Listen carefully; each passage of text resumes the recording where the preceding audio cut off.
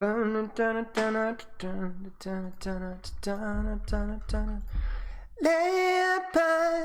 lay upon.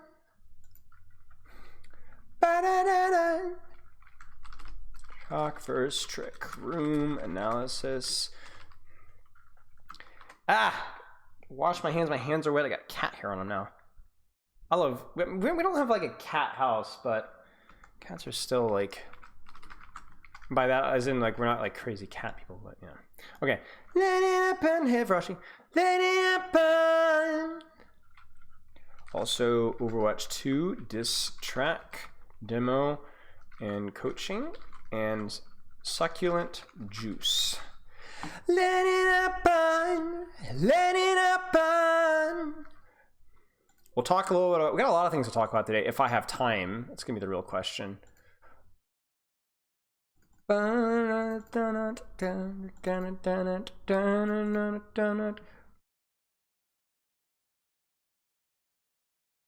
Let's see, what would be a fun picture here?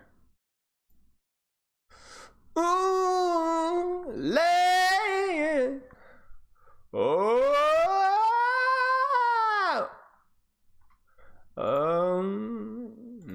No. No, that's not what I wanted.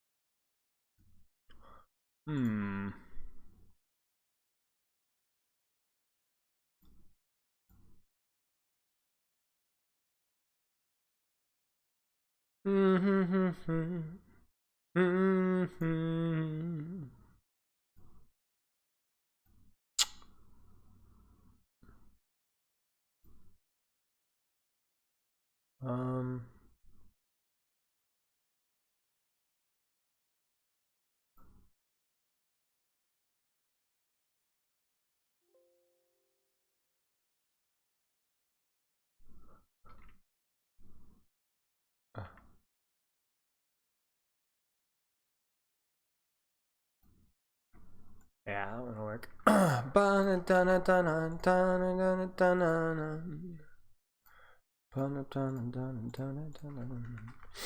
to ping the Discord. Let it happen. Let it happen. Take on me. Take on me. Take me on. I'll be on in a day or two. Okay, we have, what is that? Whoops, I didn't mean to click on that. Yeah, we have team coaching, the shock trick room, the Overwatch 2 diss track demo, all that kind of stuff. Hey, Crank. Param should be cool. Yeah, we'll take a look at it. Would be awesome if we had replay codes, but I will yell about that later. Hopefully the rap is better in tune than that. Shut up, Rashi. Going to the gym shortly. I'm going to say that I'm quite young and anxious today. I'm not going to lie. I was dying reading some of those YouTube comments, bro. Some of those were hilarious. Some of it's super funny. Ko thinks he's a brooch. That would have killed me. Bro is so young and anxious. Avi! Thanks for the sub, mate. I have no idea if I just butchered your name, but yeah. Okay, let's do this, y'all. Whoa! Whoa! All right.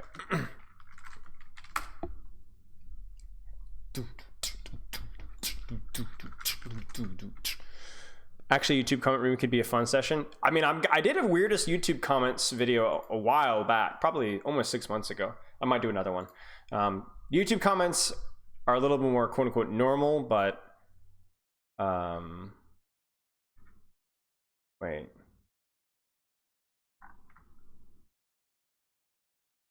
Yeah, I'm trying to make sure. I think I almost thought I missed. There must be some comedy gold. Yeah, some of them are really funny.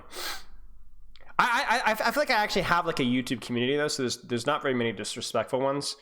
which is why I made that video a few weeks ago, right? Because I was like, come on, guys, we're better than this. But TikTok is just random people off the street, essentially. Like, yeah, I have that video YouTube TikTok, or that TikTok with Genji one with like 260K views. Like 99% of those people don't even know who I am. So that means we always get some really, really fun stuff. Hey, True Blue. Yeah, of course, mate. Appreciate you chiming in. All right, we're going to hop into this one. I think this is going to be a little bit of a different review, so y'all stay tuned.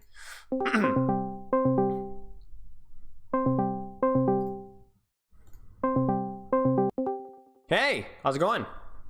Hello. How are you? Great. How are you?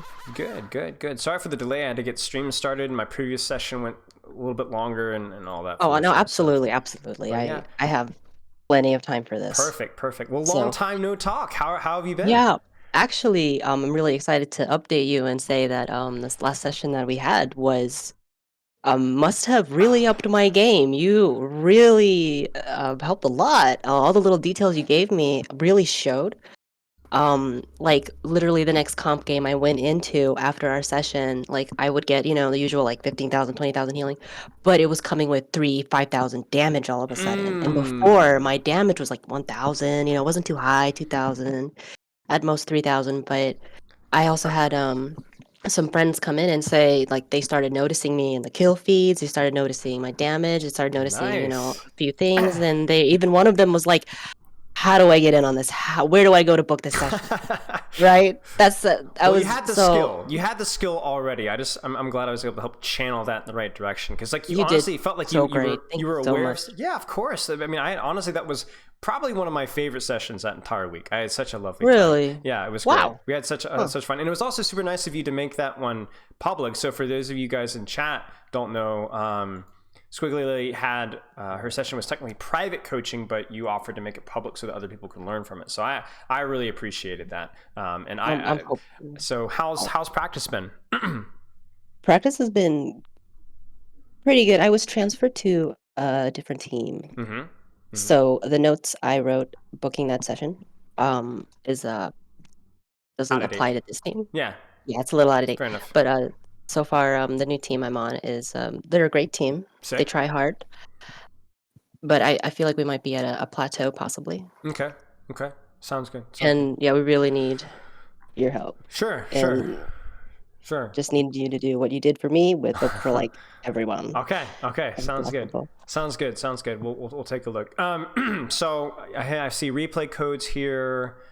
These will be very helpful. So I guess before we get into the replay codes, though, I'm gonna you're gonna be the team captain. If you weren't before, you are now, because we're gonna go through the forum. And if I was coaching a team, these are the questions that I ask the team, and you answer them as best as you can. Obviously, you can't really speak for everybody, but doing the closest that you can. So I know we spoke about this in our one-on-one session, but I want to understand, you're in a console little league and you're playing with teams. Yeah. What does that look like? How often do you guys play? Do you guys scrimmage or practice together? If you do, how often? This team actually tries to scrim as often as possible. Okay. And happens to be the team that scrims the most from what I'm aware of. Ooh, nice. So we try, and this team works really hard, and a few of them are actually kind of hard on themselves.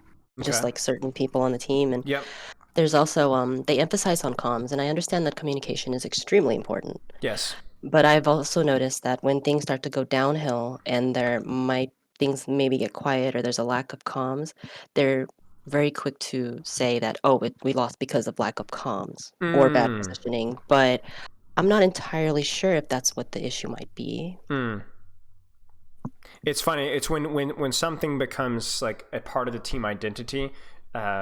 If it is fragile and shatters under like tilt or whatever, then absolutely that could be the problem. But like you said, it's probably not just that. And if it is a lack of comms, that's the reason why we lost. Why are there a lack of comms? Are we tilted? Yes, are we distracted? Are we confused as to what we're supposed to do? Because you're right, comms need to be happening, but like you were saying, it's like, why are we not communicating? What's the root issue here, right? Yeah, and if there's any advice at all pertaining to that, that would be very much appreciated with call outs and who who, when, where, whatever. Yeah, yeah, Any okay. of that. We'll talk about that. But I wanna hear you be part of this diagnosis. I'm putting you on the spot here because you're the only one Okay. here. You kind of described it as like when we get a little bit tilted or frustrated, the comms. So what do you think? Obviously, I'm sure it differs from point to point, but what do you think are some of the factors that lead to a lack of comms? Is it a weird composition you're playing versus people getting confused, tilted, distracted? What do you think are some of the factors? Um, when I'm not too entirely sure, which is Mm-hmm. part of the, reason, like because the thing is like, um, when we play our scrims, they're very communicative. They're actually really good at it. Mm-hmm. And then when we get down to playing our games, I think perhaps maybe there's some nervousness, Yeah, yeah, yeah. possibly because I noticed that it things get a little quiet sometimes, and um, advice isn't really given during the heated moments when Mm. they'll say like, "Oh, why didn't this happen?" or "Why didn't this happen?" or someone will say like, "What's the problem?" And I'm not sure if people want to say what the problem is, if there even is a problem. I'm not sure if there even really is a Welcome to problem. I'm wondering if welcome to maybe we're team over. coaching. It's like Eh, is it a lack of communication, or is it people getting tilted, or is it nerves, or is it not nerves but people are too scared to say what they think is the issue because they don't want to hurt other people's feelings? I mean, you're an adult and you've worked with these type of situations. I'm sure even outside of Overwatch, it gets messy. It gets messy. It becomes a lot of like people management. You know what I'm saying? Um, so I guess here's my question for your team. So I assume your team's going to come back and watch this. Okay. mhm. If you're on the team right now and you're listening to this, when you're discussing with your teammates, whether do you guys have like a team Discord or a group call or anything that you guys share, or like a messenger or Yes. something? Okay. So your team needs, when these things happen, is it nerves? Is it people getting frustrated and not wanting to say anything or confused? Is it the pressure? Is there something that team needs to kind of work out? Everybody in that team needs to be taking some responsibility to try and better not only themselves, but to constructively and productively bring their thoughts to the table about what's causing this to happen. And that obviously includes you, of course, about what Mhm. you think is causing this to shut down in games. You said things go fine in scrims, we get into games, people get nervous, people shut down. I'm not sure what's leading to that. Well, especially if you guys don't have a coach that's working with you day in, day out, which you probably don't, you guys need to figure that out. You guys need to figure Mhm. that out. And doesn't need to be like, fixed, but we need progress at that. Because I can sit here and break you down what are good comms and what you need to be communicating, what you don't need to be communicating. And I am good. I think that will be helpful. We'll do that. But even if you guys have perfect communication in scrims, if this keeps Uh-huh. failing in game, the issue isn't a lack of understanding. It's something Mhm. else, and we need to find out what that is. And it might be a lot of issues, but we need to find out That what. that does make like a lot of sense because some games where no one complains about the lack of comms can still result in a loss Right. sometimes. Right. Right. Right. Right. We need to find what's actually causing this here. Like why is there a lack of comms? And to me, that's like everybody Mhm. who's listening to this one, who's part of that team, needs to be thinking about that. And then ultimately, as a group, as a team, you guys need to start. Even if you guys aren't sure, you guys need to start experimenting with what's going to help that issue. Um, does that make sense? Yes. Okay. Okay. So, how often do you guys scrimmage and practice? You said that you guys are pretty dedicated. So, how often is that?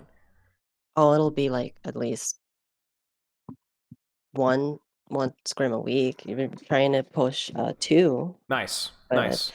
1 2 scrims a week. some of the other teams they just get a little busy. I think maybe scheduling Yeah. could be a little bit of an obstacle, and everyone Of has course. different Of times course. they're able to get on. It's hard. It's hard. Yeah. How big is your team? The team, like, how many players do you guys end up playing with? We have about, let me see, how big are the teams? Like ours, we have Yeah. at Sure. least like 8. hmm So even when you're scrimmaging, it's going to be a little bit of a hodgepodge, I We guess. get Who could show we up? have uh like half the team are support mains, so our support mains are rotated out Got it. often. Makes sense. Makes sense. So we have 1, 2, 3, 4, 5, 6, 7, 8. Yep, 8 including myself. Sure. Sure. Okay. So this is going to be maybe the most important part of the review right here. I'm going to go off like 2 minutes. Here's Okay. a hierarchy of team improvement. Number one, that you guys are actually playing together consistently. So you talk about getting 1 to 2 scrims a week.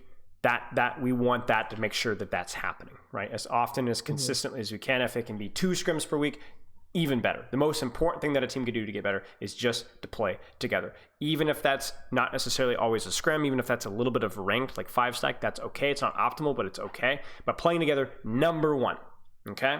Number two is that we're being productive / enjoying things.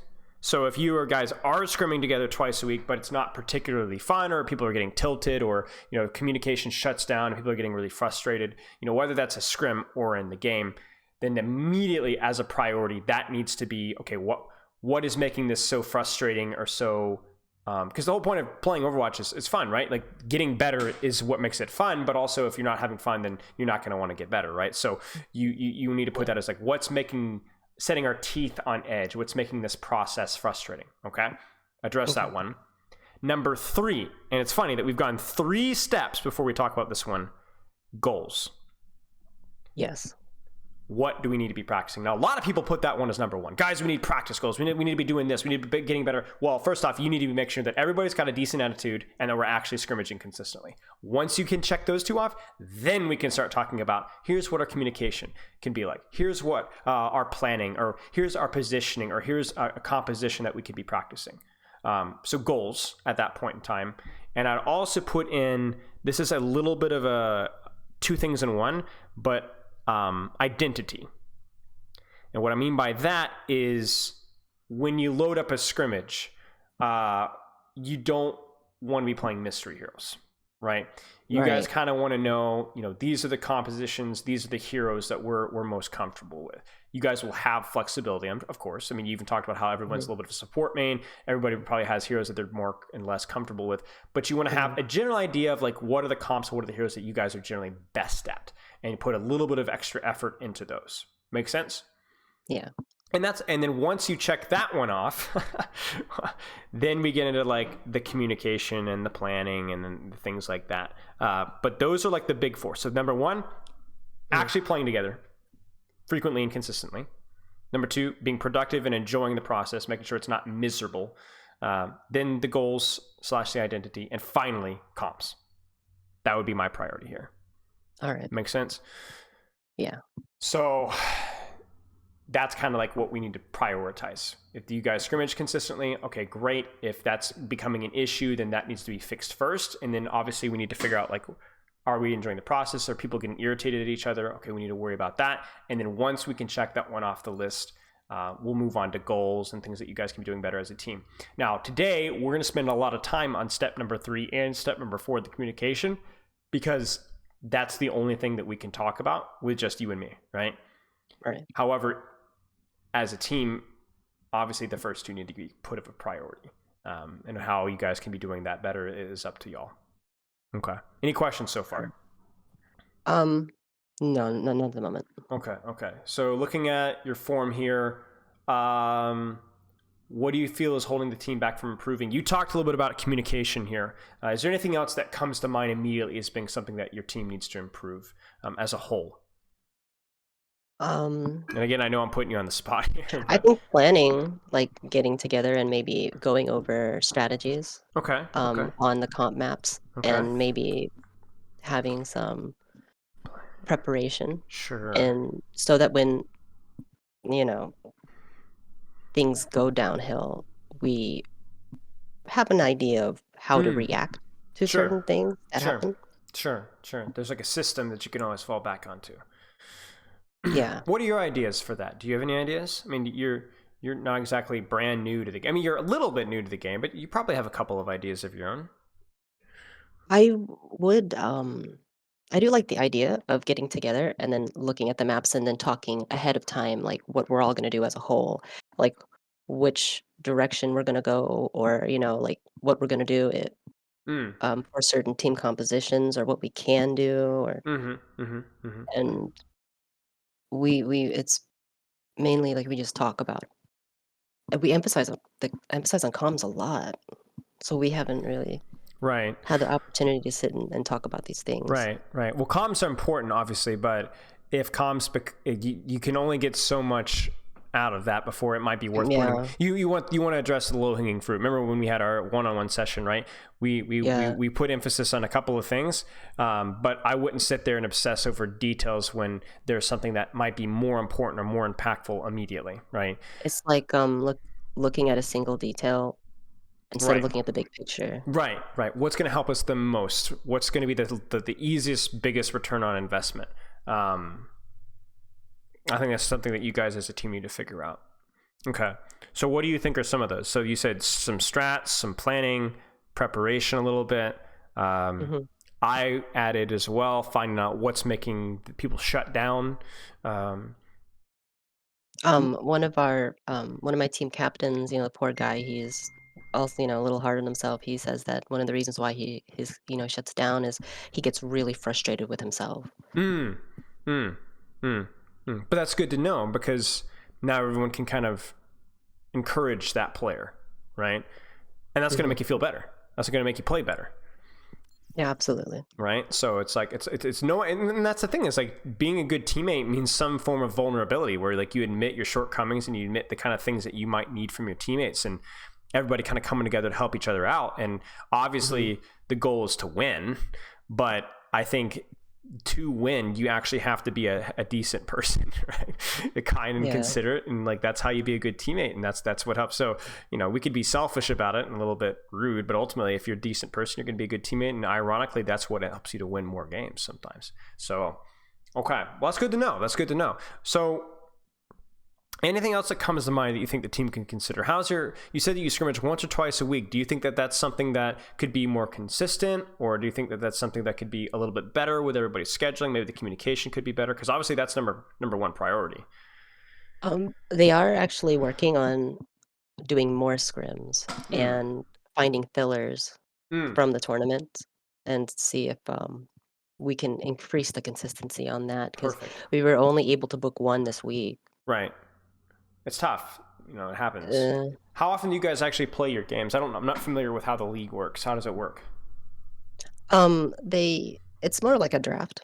Okay. So the idea of this tournament is like more of closer to a level entry tournament, and the intent is for self improvement and Right. for newer players to come in and learn. And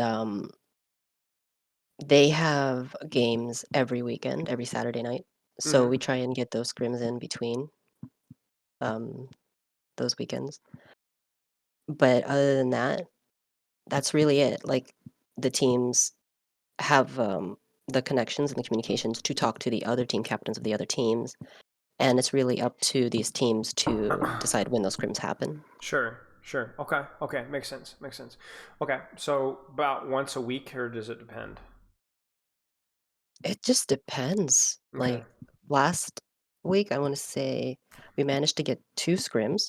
It depends. Like the first scrim I did with them, we managed to get some back-to-back scrims, and then sometimes we'll just get just one. And this week we were only able to book one, Okay. so we're actually effectively trying to work on getting more scrims in. Okay. Perfect. Okay. All right.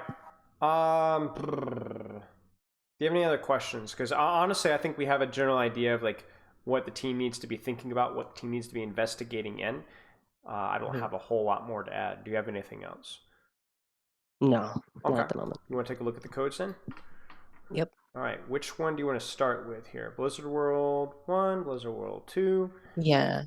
Wait, I have 4 replay codes, and Yes. 3 of them were from our last game, but one of Nice. our players wasn't able to play that night.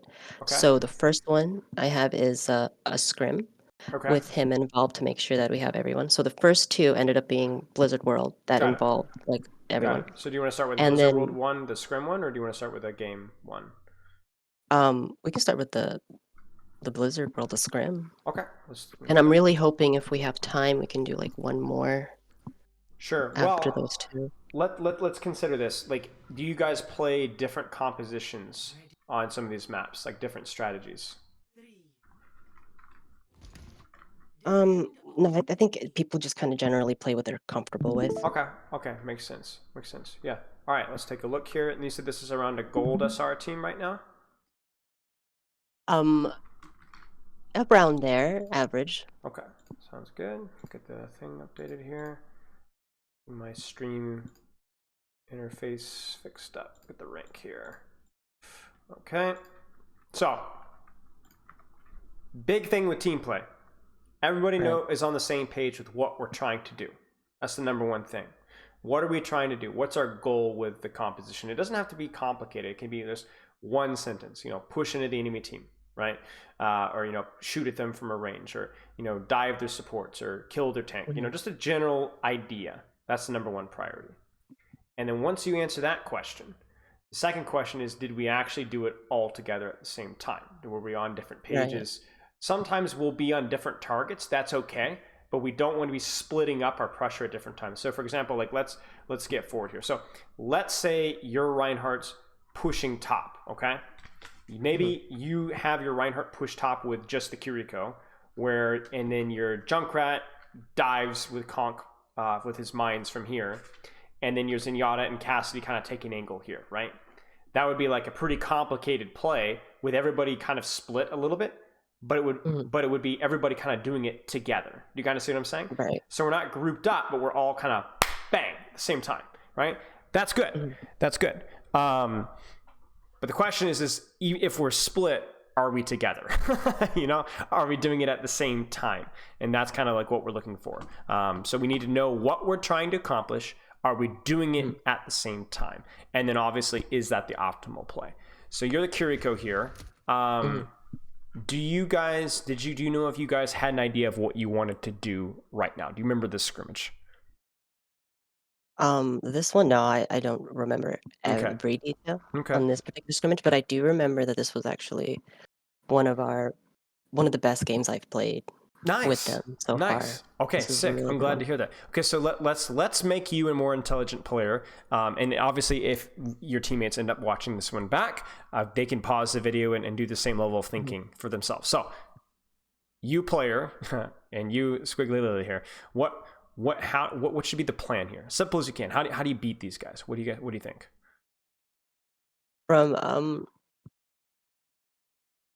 I'm pretty sure what we do is we're gonna push through to try and claim that high ground. Why would you try to do that? Look at your comp. Look at their comp. From what I remember, that's what we did, and okay. I was a little intimidated with the Sojourn, that boosted Sojourn. Right. So you're gonna clear top. What hero allows you to clear top like that? To run on top of them? Why would that be your game plan? Because actually, I think that's maybe like Doomfist, like a diving tank. Sure. What about the tank that you're on right now? Is he pretty good at running on people and beating them up? I would think so. Yeah. I think it's all right. Obviously, he has to take a little bit of time to set up because he can't just jump, right? But I think the game plan of pushing on top of them and trying to knock them off of high ground seems fine because we're on Reinhardt, right? Reinhardt helps you to do that. Now, what if you guys were on a Sigma 2? Might be a little bit harder, right? Maybe we have to shoot at them a little bit. Okay, so then what should your team do? Should everybody go with your Reinhardt? This is a tricky question.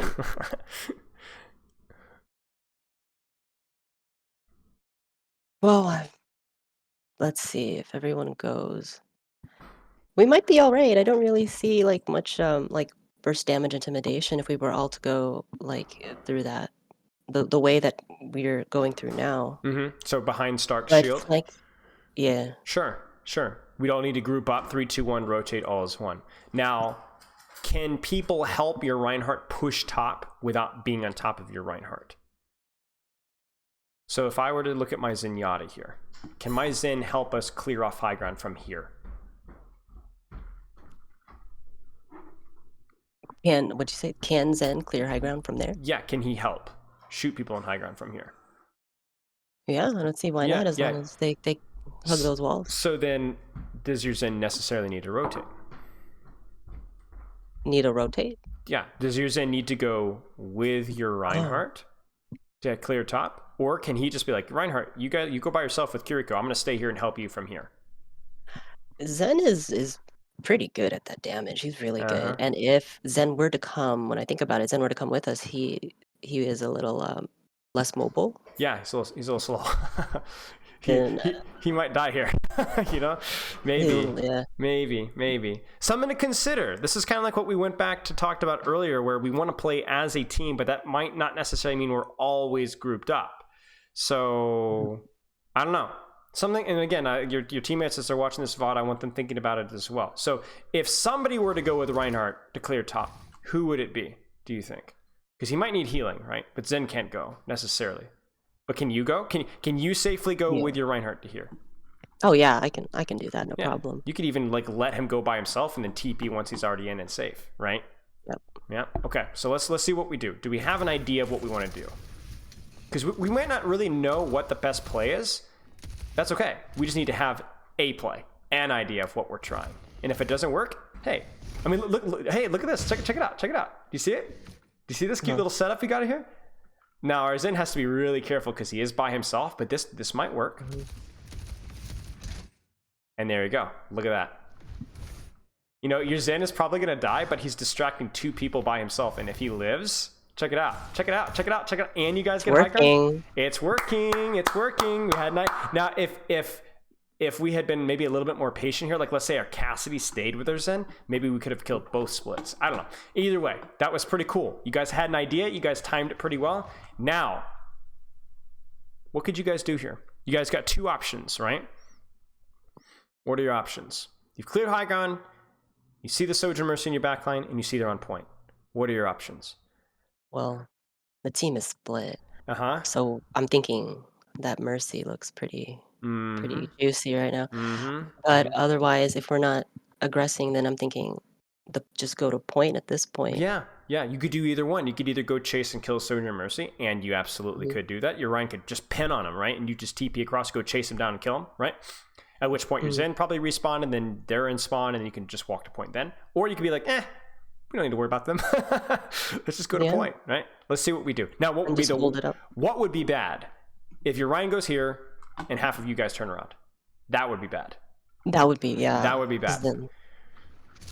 So let's see. Oh. Looks like we're going for Sojourn. But do you see what happened? Do you watch what happens? This is exactly what we were scared of. You see it? Do you see the difference? Do you see the problem here? We had like one person pushing point, and then we got that tank going back. And we already established that either one could work, but we can't do both at the same time. And I just called out 2 actions, and both of them were done at the same time, though. Exactly. Wow. Exactly. So you made the correct observation that either one of these plays works, but not at the same time. Your Junkrat should die here. Your Junkrat should probably die here, and he does. Oh. And that's why if we're gonna lose this fight, that's why right there, right there. So we had a decent game plan. We executed on it pretty well, but then mid-fight, we got 2 different ideas of what we wanted to do. Both were good ideas, but when we did 2 ideas, we did it poorly. The problem wasn't the fact that your Junkrat split. Sometimes your Junkrat might split, but the problem was that you guys had 2 different ideas of what to do, and that's where we lose this fight. Make sense? Yeah. Okay. And what you guys can do is you can look back at your maps and talk about strategy like you guys were talking about. Be like, guys, how do we play versus this composition? And then everybody discusses and brings up their ideas. And then if we see ourselves doing different things, we need to ask ourselves, whoa, guys, why were we doing that? Like we're getting split here. What happened? We need to be listening, because a lot of it is you guys talk a lot about communication. You said, right? Well, yeah. 50% of communication is listening. So what I want to know here is, was this a Junkrat not listening, or was this Junkrat calls, hey, let's push point, and we don't listen to the Junkrat? Which one? I don't know.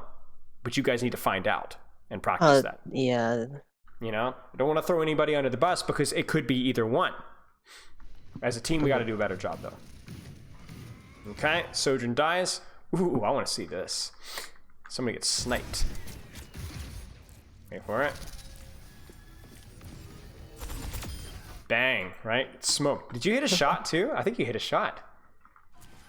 I'm not sure. I think you did. I can smell it. Ah, no. It's okay. I've been trying to sneak those kunais in the middle, though, like I'm seeing said. it. I'm seeing it. You would have hit her if she hadn't immediately died. But yeah, okay. So now... Uh-oh. You know what's kind of funny here? Look at how aggressively you play. This is pretty aggressive. Yeah, so I went up there, and then I saw, oh, see, when Sojourn died, I really wanted to get that mercy. Yeah, yeah. But in the res came in, I had to, like, say goodbye. Do you know why this? Do you know why you actually end up surviving this though? Watch this. Your guy comes in to help. You see that? Nice. Yeah, you got covering fire here, you know? And this is what I'm talking about, you know? Like you guys gotta work together as a team, you know? That's why that kind of play works, right? It's a perfect job. They lose the high ground. So even though like nobody dies there, doesn't matter. We cleared the high ground, you know? So that was really good. That was really good. Let's keep going. So now, what's the game plan you thinking? Simple as you can. Here? No ults yet. We could farm our Kirikou ult maybe, then push maybe. Or we could just push, right? I'm thinking I do end up using that Kitsune to kind of help. I think it's probably the good call. Yeah. Play slow. You could be like, wait guys, wait. I want to get my Kitsune rush here. I'm at 90%. Okay, now let's push. Kitsune rush. They won't even have an ultimate yet. We win the fight. Let's see. It's a good plan. Your Junkrat's got a little flank here. Everybody's, you know, do you see how your Junkrat's split from your team? But you guys are doing it at the same time on the same, you know, same idea, right? This is good. This is really cute. Love it. All right. There's the, oh, this is great. Look at the angles that you guys have here. It's like you guys got the whole map, picking all the flanks away. This is beautiful. Like, look at this poor bat. Like, where does this bat play where he's safe? You know, he's like, all right, I got some cover here, right? I got a shield in front of me. Oh shoot. There's a Junkrat right behind me, right? Like, there's just, he's totally surrounded, right? It's like the Coliseum. There's a Kitsune. Love to see it. That's going to be a fight win right there. Nice job. Yeah, I'm not holding on to them anymore. So. I was very impressed. Win the fight. I'm trying not to. You did a great job there. Trying not to. You did a great job there. Nice job. Okay, now, let's look at another fight here. And this is where you're going to have to really get fancy as a team. What should be the fight plan right here? I'll probably go up and get a few, kind of flank a little bit to push enemy team back while the Reinhardt goes in. Sure. Should but you see? Oh, there's a payload. Yes. Right. So we if we push here, our Zen's going to be lagging way behind. 4v5. Right? So do we want to push right now? Can we push right now? Well, not too far, I don't think. Right. We gotta be really until the payload comes up where we have. Right. That's it right there. That's it right there. And here's the other thing. They just use this. You see this? Oh yeah. What would happen if you guys literally just turned around and walked away? That ult would cry. Yeah, exactly. Wouldn't do anything, and you just push cart, and then when cart would get closer, which is exactly what you just said, then we use our ultimates. Let's see what happens. Hey! Now your Junkrat's got to back up, but yeah, we back up, and then now it's done. Now, I think I know what's gonna happen. Do you see your Cassidy on the high ground? He's looking. He's looking for. He's getting ready. Now, if we're gonna do this, how do we make sure that this high noon actually works? What does our Reinhardt need to do to help our Cassidy out? Put in pressure. Right. Oh yes. He doesn't even need to shield it. He can just be like, all right, Cassidy's high nooning. I'm gonna push in. Cause a lot of chaos. That's great. Right. And then our Junkrat, and then you're healing your Reinhardt, and maybe my Zenyatta's walking forward and spamming. Let's see what happens. Because I love this. You guys got all the flanks going on here. This is super tight. Bang! Go Rein. But see, the problem here, well, you tell me what the problem is here. Why does this high noon fail? Is this a bad play? No, it's not a bad play. No. Why does this fail? Hello? didn't support. Where's my Zen? Oh, can you hear me? Yeah. Oh, It was more you of weren't a, able to support. philosophical hello. My bad. I apologize. I thought it was my mic. No, But yeah, I you're get good. it now. Um, You see it, right? I think he needed a little bit more support with the pressure so that he's not Right. like an obvious target. Right. There's nobody pushing in to help. There's nobody. Obviously, Ryan Shield would be helpful here, but your Ryan can't get there. It doesn't matter. Your Ryan could be pinning in now, right? Your Junkrat could be walking forward. You could be walking forward. Your Zenyatta could be at least shooting. Your Zenyatta's not even peeking to do damage at all, right? So this isn't going to work. And this is the fundamentals of team play. There are a lot of good ideas. There are a lot of bad ideas, but you're never going to find out which ones are good or which ones are bad if this is what we're doing. Is this a Zenyatta is in the back too far at this Well, moment? are we? Here's the question: is your Cassidy doing something right now? Yes. Yes, Is the absolutely. Zenyatta doing something right now? No. Then we need to fix that. Now, what Alright. your Zenyatta can or should be doing, I don't know. Could a Zenyatta be playing with her Cassidy? Maybe. Could a Zenyatta be spamming the Orisa? Yeah. Could a Zenyatta even be flanking here? I mean, I don't know if that's something I want my Zenyatta to do, but yeah, even that would be better than what we're doing right now. So we never want people doing things and other people not doing things, because their Symmetra's doing something, their Orisa's doing something, their BAP's doing something, their Sojourn's doing something, their Mercy's doing something, but half of us aren't. So how on earth is this supposed to work? No, it's somebody in my chat difficult. says maybe even you could TP to your Cassidy and pocket your Cassidy here. I mean, maybe that's not a bad play. It would be a little bit more risky, but maybe it's worth it, right? But as a whole, we have to do something. So by the promise is by the time we actually do something, we're rip tiring or Ryan's walking forward. It doesn't matter. I mean, even the rip tire, right? Like, why is this Sojourn allowed to focus the rip tire? What else is there to look at right now? Nothing.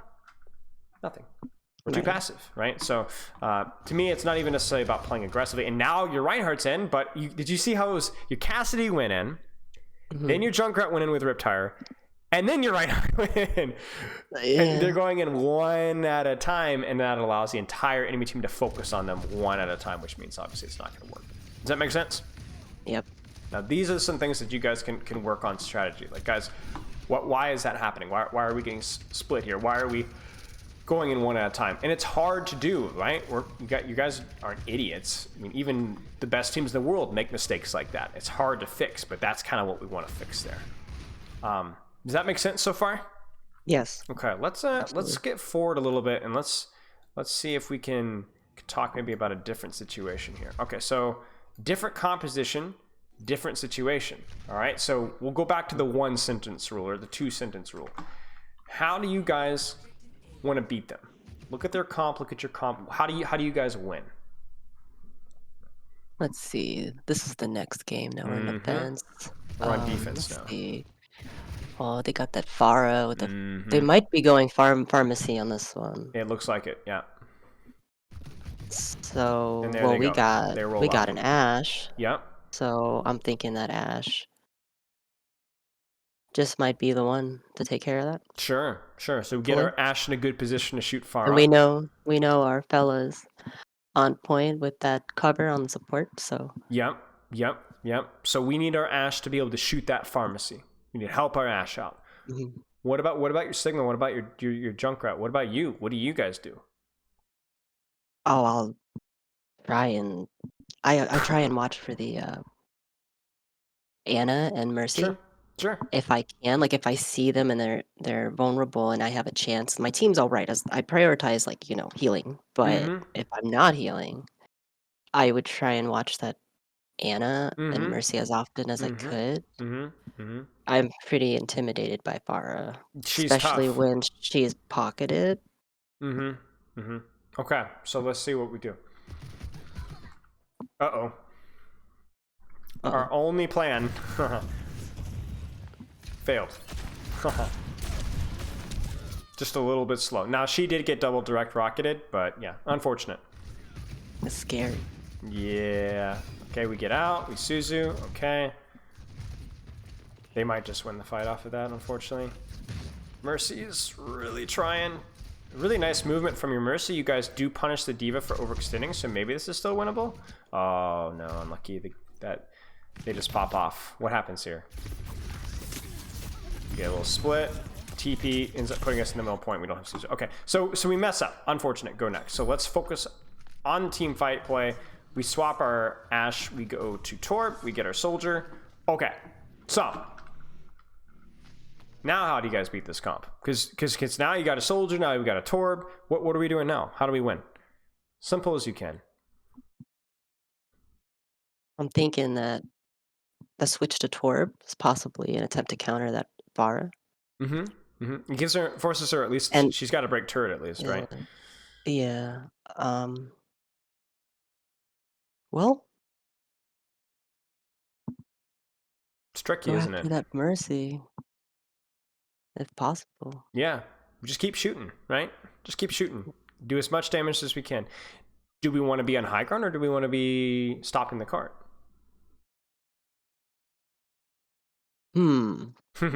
Tough question, isn't it? Well, what we want to do? I'd say we want to do both, but yeah, sure. Now, why do we want to be on high ground? Why? What does the high ground allow us to do? It feels like there's an advantage for cover. A little more cover. And but that pharmacy. Yeah, you would be a little closer too. Sure, because if she's on high ground and you're on the floor, that's scary. So if we take high ground, it at least makes it a little bit harder for her, right? Certainly my soldier wants to be on high ground to stop the pharmacy. Maybe you too.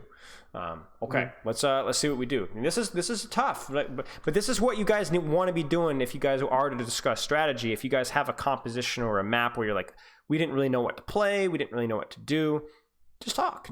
Bring up some ideas. You know, you probably have a lot of really intelligent players who just need to come up with some ideas, and everyone kind of comes up with an idea that they want to try, right? Okay. You got it pocketed. Because I see this here, and I'm like, okay, well,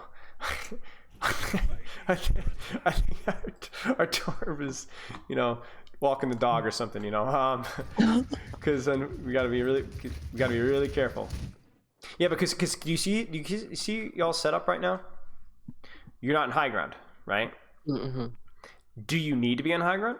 Maybe not. But but this would be at least something that you guys would want to talk about. Do we want to go high ground? No. I don't think we want to go high ground. I want to play the flank here instead. You know what? This flank is pretty darn good. I'm okay with that.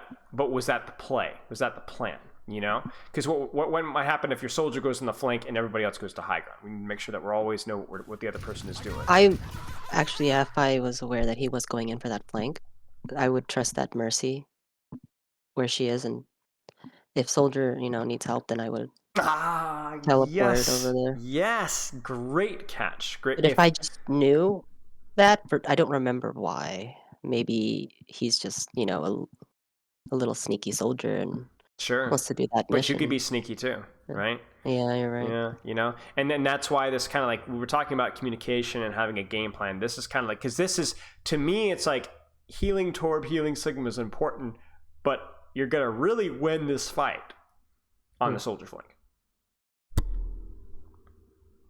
right? If this soldier kills this Ana and then keeps flanking, you guys are gonna win this fight. Oh yeah. So, but if you're here, maybe we win. Okay, huge. And he runs off. Right now, got that picked right away. The tank tried to chase him. Yeah. Now this. You guys respond pretty well. Like he backs off when the entire enemy team chases him. Right. That was really smart. But I don't know. I'm just thinking as a team, we got to be on the same page here. All right. Yeah. Hey, nice. You catch the Mercy. And then now look at your ults. You see this? This is when it gets really, really fun. You guys got Valkyrie. Are we Valking this fight? Are we gonna flux this fight? What's the plan? What do you think? What do you think? Remember what we even did at this point? Right. I'm right. So what do you think? If you're coaching this team, what do you think? Well, I would say like their Mercy is down, if I'm correct. Looking at, so this is a great time, I think, to push on that freaking Vara while she's not boosted. Yes. Or anyone else. This is a great time to push, I think. Absolutely. And if things get messy, we can Valk. Or if things get messy, we can Flux. Just put these guys in the coffin, right? Go from there. Absolutely. All right. But I wonder, I mean, this is why ults are so important, because I wonder if we even knew what ults we were going to use here. Did we even know? Like, because they're going to nano blade here, you know? So you guys need to have an idea of what we're trying to do. Because if we're getting really complicated, you guys could even say, hey guys, we're going to lose to nano blade. Let's just lose this fight and focus on next fight, you know, and win the next fight. Don't use any ultimates, right? Just make them use nano blade. We'll wipe. Okay. Oh no, something just terrible happened. Oh no. Oh no. I think I just saw something. Uh-oh. Oh no, look.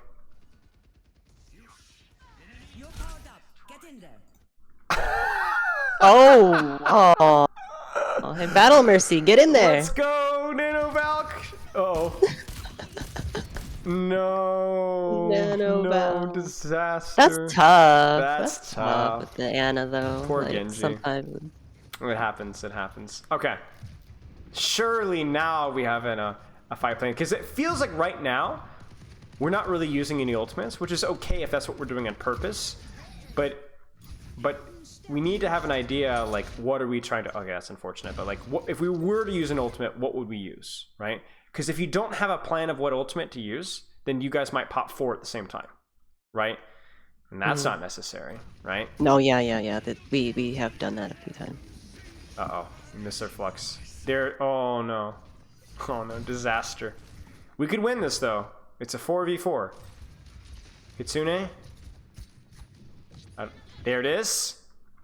Love to see it. Forces Valk. Diva's low.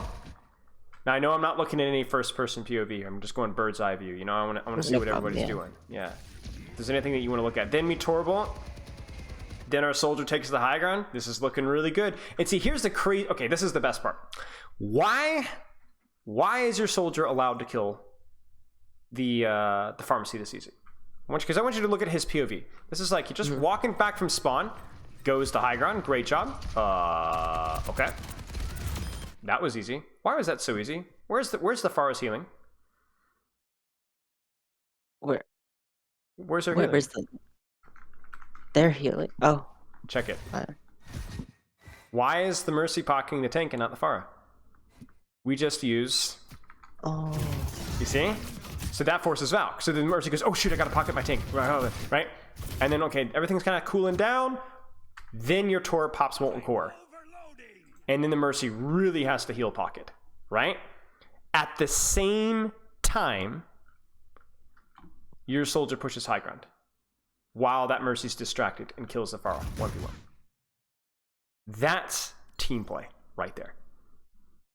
Where you do one thing, and at the same time, you do thing number 2, which works because of what thing number 1 happened. Because you could look at this and be like, oh no, you wasted your Kiriko ult, right? No. Your Kiriko ult forced Valk. And it forced the Mercy to pay attention to her tank, which then let your soldier at the same time take a flank and kill the Pharah. You see that? I see. This is team play right here. It's Kitsune, so Kitsune is good for putting pressure on the enemy ult. In that sense. All right. And setting up somebody entire, not even in the Kitsune. You win this fight because of the Kitsune, because of what the Kitsune allows something else to happen elsewhere. You see that? All right. That was really, really good. That was really, really good. And that's why this whole timing thing is so important, right? Like making sure that everybody's on the same page, we know what we're doing, and we're doing it at the same time. Because what would suck is if you use Kiriko Ultimate ends, 3, 2, 1, we're all done, and then your soldier goes on a flank by himself. But by then the Mercy's like, oh, okay, well, I guess I go back to pocketing my Pharah, and then the soldier dies. You see that? It's all at the same time. It's all about time. It's all about timing. Everything with Overwatch comes back to having a plan and timing it together. Like even right now, your soldier is taking a very aggressive flank, but at the same time, look at my Sigma pushing up aggressively. Look at my Kiriko pushing up aggressively. Look at my Mercy pushing up aggressively, right? So theoretically, this flank won't get punished because this Genji is going to be distracted a little bit. Theoretically. And there it is, right? He survives.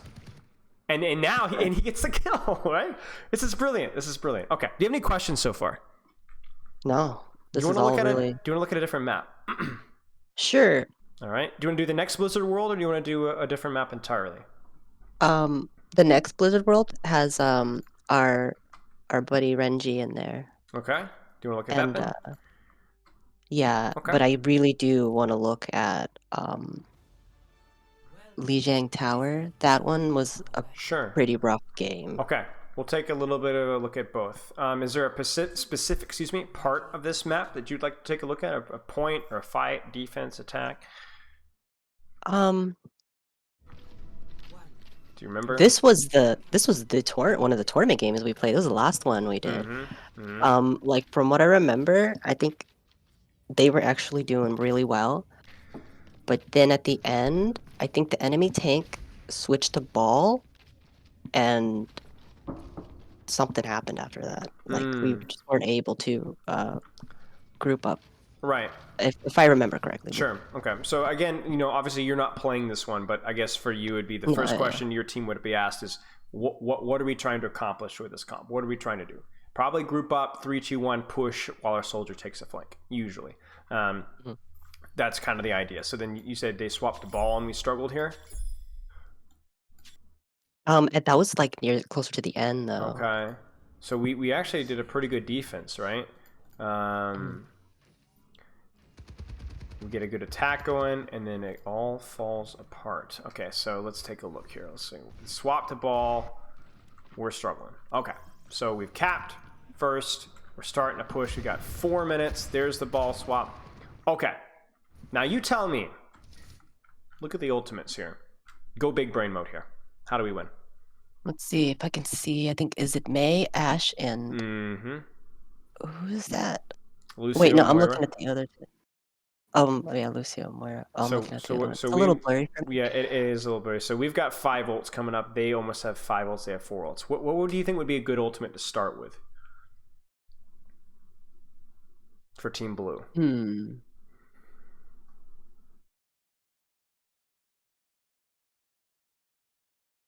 I'm not really too sure. I mean, those are all pretty good ults. Yeah, they are. They are. Give me an example of one. I'm thinking maybe Reinhardt. Sure. So open with a shatter, maybe. Okay. And that would let the Cassidy ult come in if they're distracted. I mean, you got the right idea though, right? Because you're thinking about 1 sets up 2, which sets up 3, and so on, right? It's about back to ult. Now, my question is going to be, are we synchronizing our pressure, or are we off all in La La Land? So here's Legendary on the flank. What's the problem with what Legendary is doing? Is going high ground bad? No. No, yeah. But it's not high ground. What do I not see on my screen at all? Where's Team Blue? Oh, behind? We're not even out of spawn yet. Oh, I see. You see, my Reinhardt could come up here. Is he too aggressive? Well, it's too early. It's not too aggressive. It's too early. Oh, too early. All right. Because my Reinhardt could come high ground with these guys and help shield them off and force the Ashe to drop, right? Yeah. Or my Reinhardt could be walking on the floor and pushing here and distracting the supports, distracting the Ashe to shoot at him, and then we push high ground while the Ashe is distracted. Right. You see that? The problem here is that this is a 1-2 people when there's 1, 2, 3, 4 people for the enemy team. Of course it's not going to work. So then now your Cassidy has to drop. Oh crap. He almost died there. Yeah. And then now he's running away while your Reinhardt is running in. You see? This is a mess. And your Moira's not even there. Your Moira's not even there. So when we look at team play, a lot of people you've heard of the Overwatch League, I assume, right? Oh, yeah. Okay. So Overwatch League, big brain strategies, big brain compositions.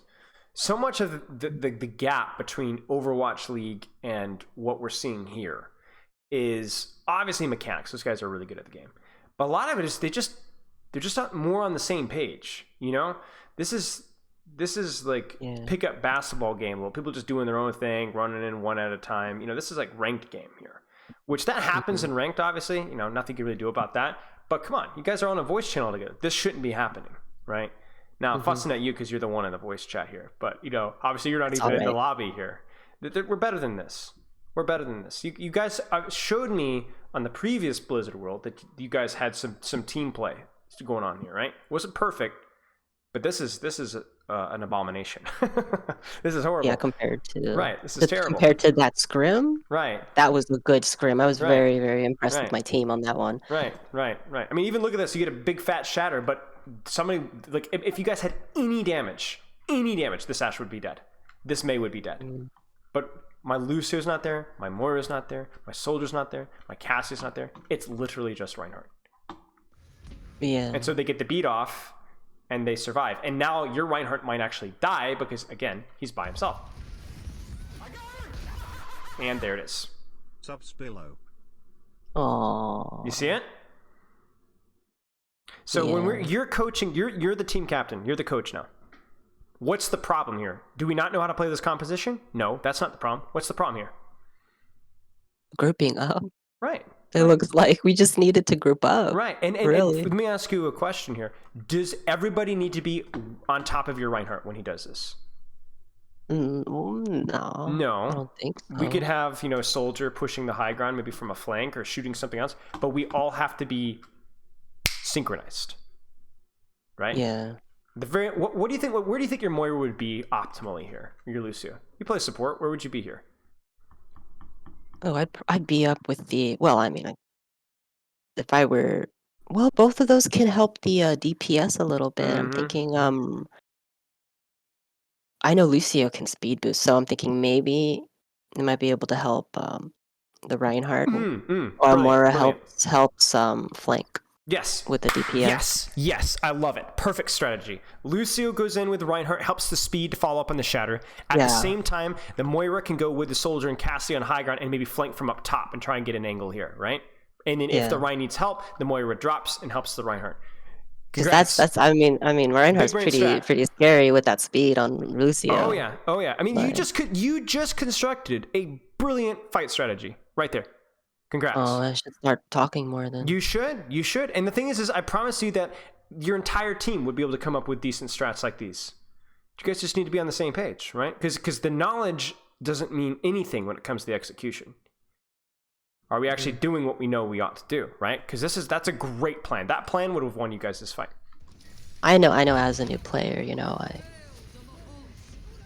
definitely want to come in and get to know everyone and right. Well, that's the thing is you don't want to go in here and flex and be like, this is how we're going to do things. But I definitely think that you guys as a team can see that this fight wasn't necessarily that your comp was bad. It wasn't even necessarily that the initial plan of opening with Shadow. That's a fine thing to do, right? That's even what you suggested, right? But we're not playing as a team, and so why are we not playing as a team?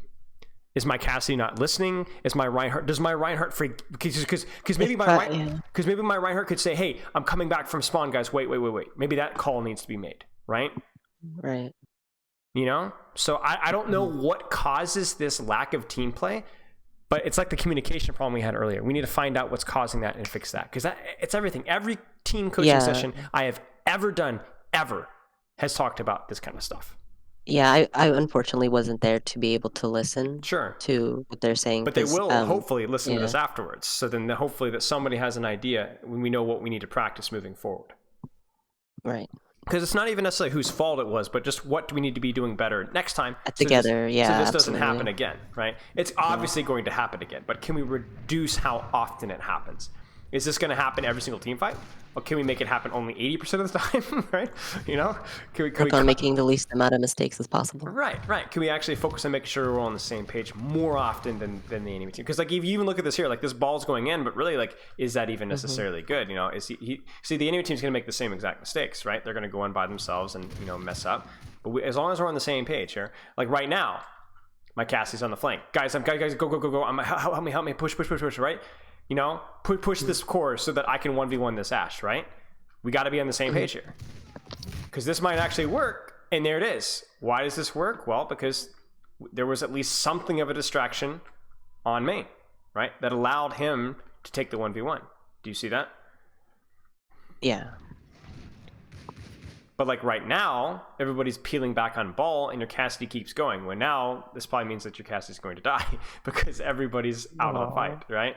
So it's a good play by your Cassidy, but if he had just played slow, we're chasing ball, I'm not going to hide, I'm going to run away and wait for you guys, then we would have gotten the kill on ball and our Cassidy would have lived.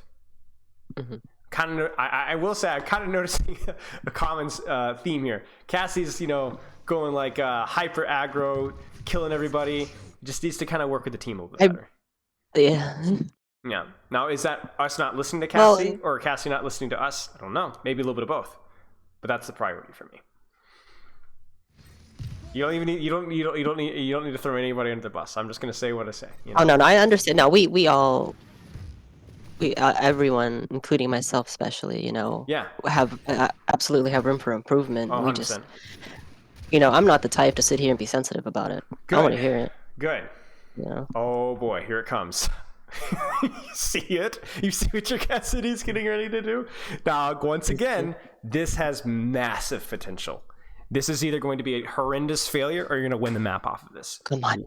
What do you need? What does you need from your team for this high noon to work? You need some pressure so you can Right. sneak it in. Right. I love when you said pressure earlier. That's exactly the word I would use. Right. So 100%. Let's get in there. Ryan, get in there. Soldier, get in there. Lucy, get in there. Maybe your Moira has to say cart, but let's go. Let's go. Distract. Pressure. Oh no. Help the guy. Help the poor guy out. Even if we're like, guys, we're gonna go for a high noon, so maybe we can I don't know, can we get to high ground? Because you can get to high ground from here, right? Maybe your Ryan could leave cart and go up top to help him out. But this is it. Like, this guy might die now. And if he doesn't die, he's going to lose the ult. We didn't kill anybody with it, right? And that's it. Disaster. I do like Legendary's aggression.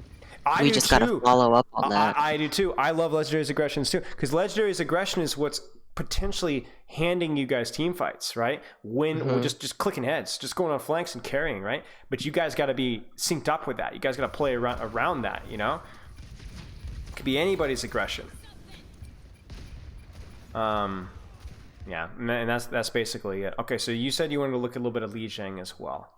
Oh yeah, that one was pretty tough. I think that one was the game before this game, and people really started a few like our poor tank was really hard on himself. He was legendary in this one. Had to fill in as a tank. So he is a DPS main. So I think he just hard on himself. I don't really think he did bad. Well, they've got a composition that's really good versus you guys. Yeah.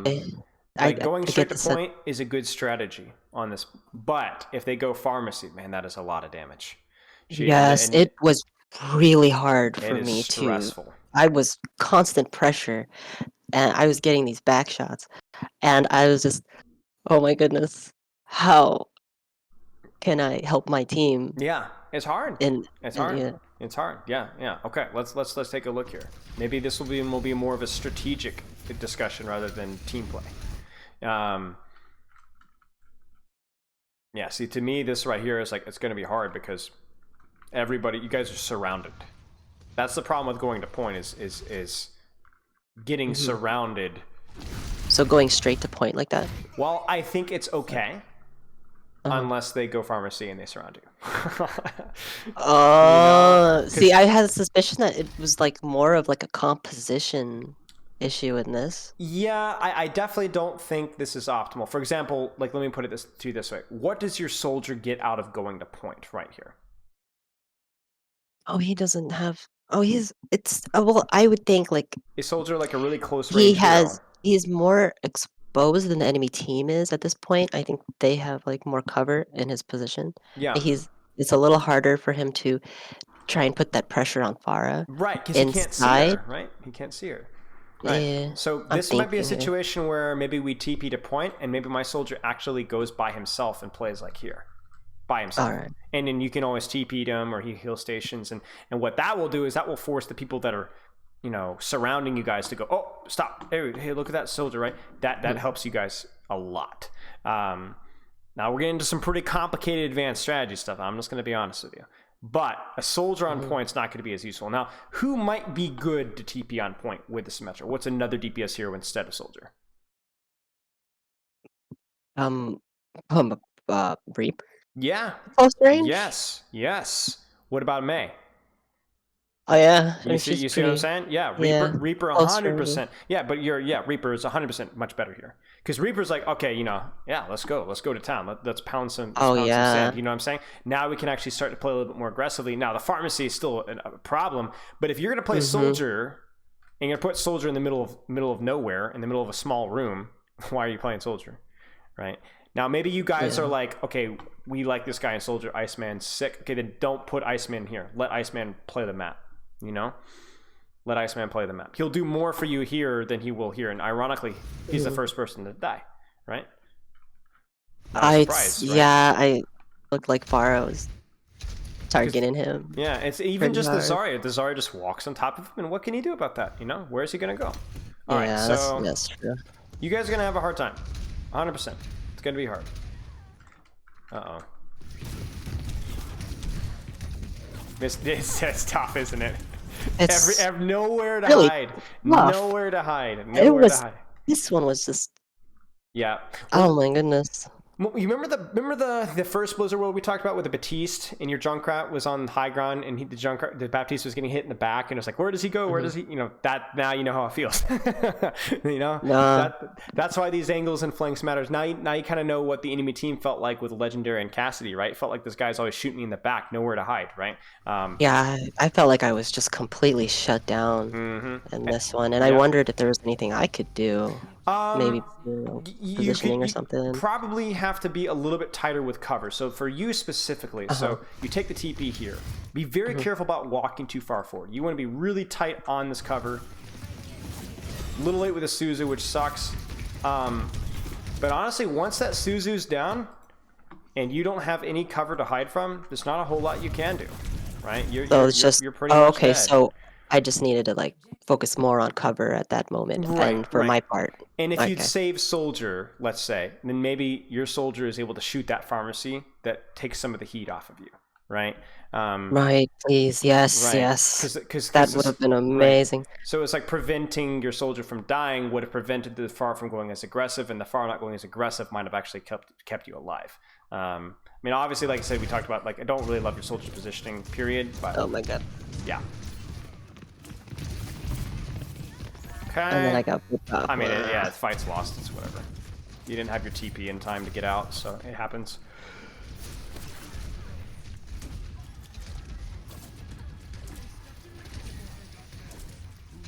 Okay, so your Sim goes in. Sim goes in. And there's the team play, right? Sim goes in by herself.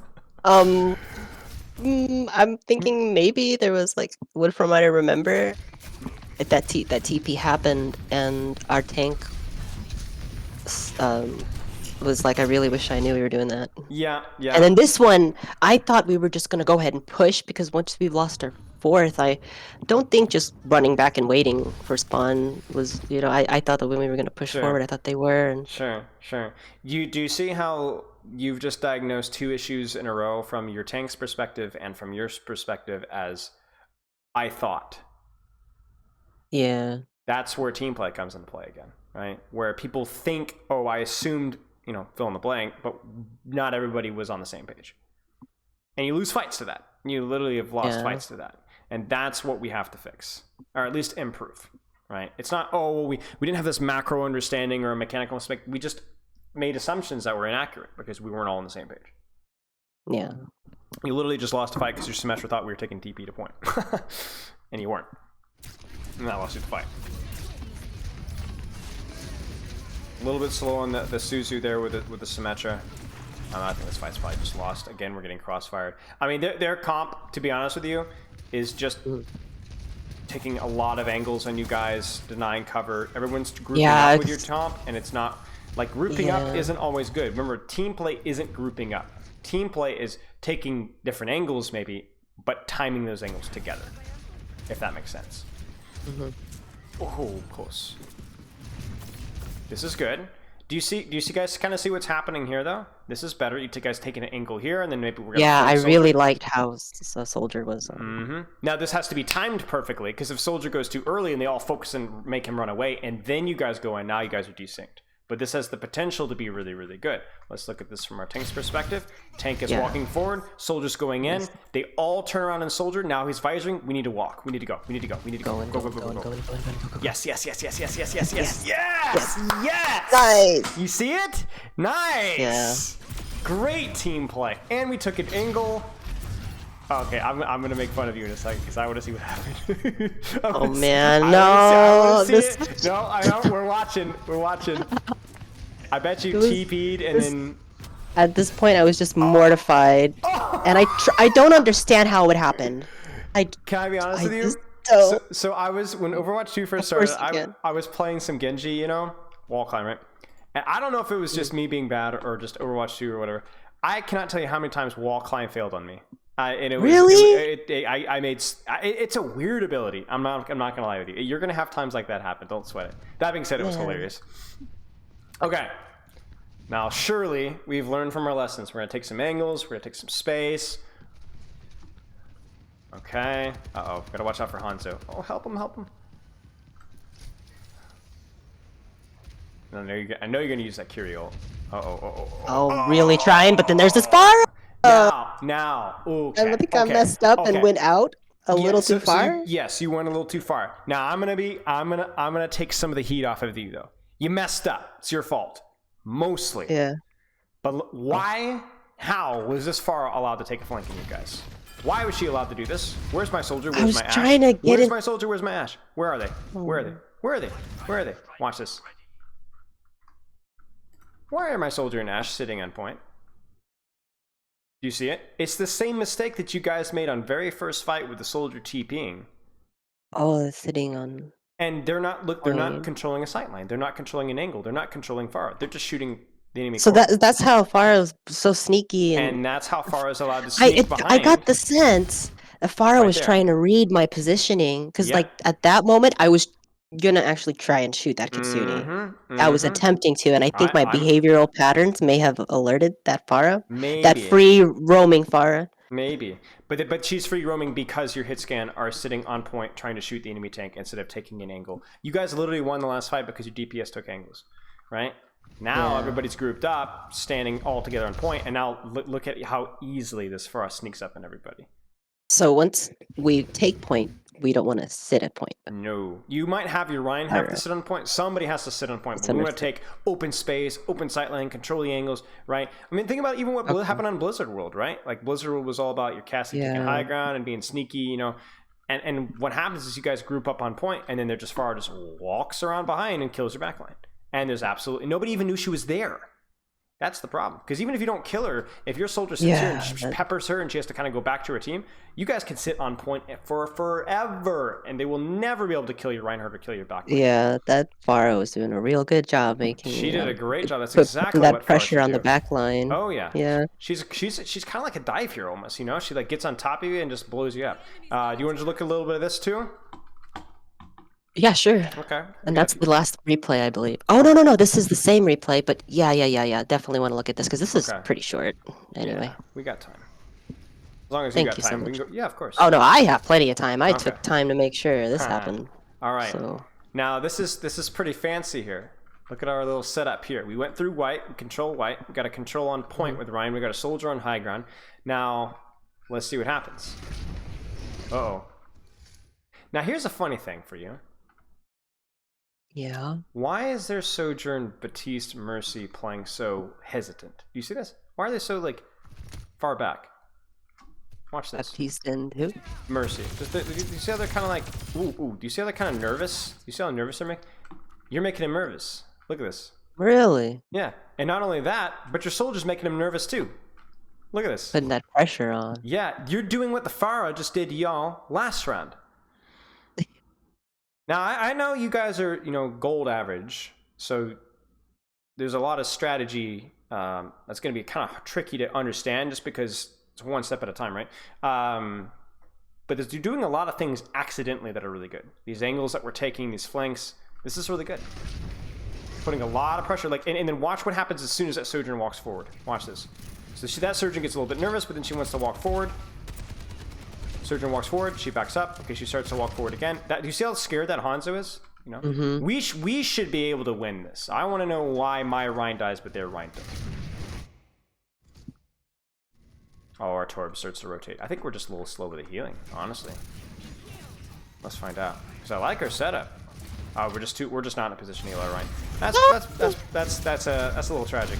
You're gonna die for it. I tried. Unlucky. Poor buddy. Unlucky. I mean, the positions were okay. We just need to actually be shooting people, right? We just need to be actually shooting, and we actually need to be healing people.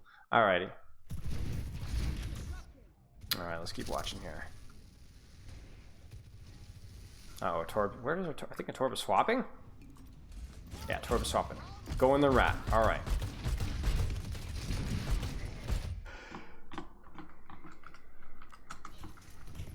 Why is my Reinhardt and why is my Kiriko so low? Oh, I'm not sure actually. You're I think healing we're your Brig taking because your some Brig's time. walking forward.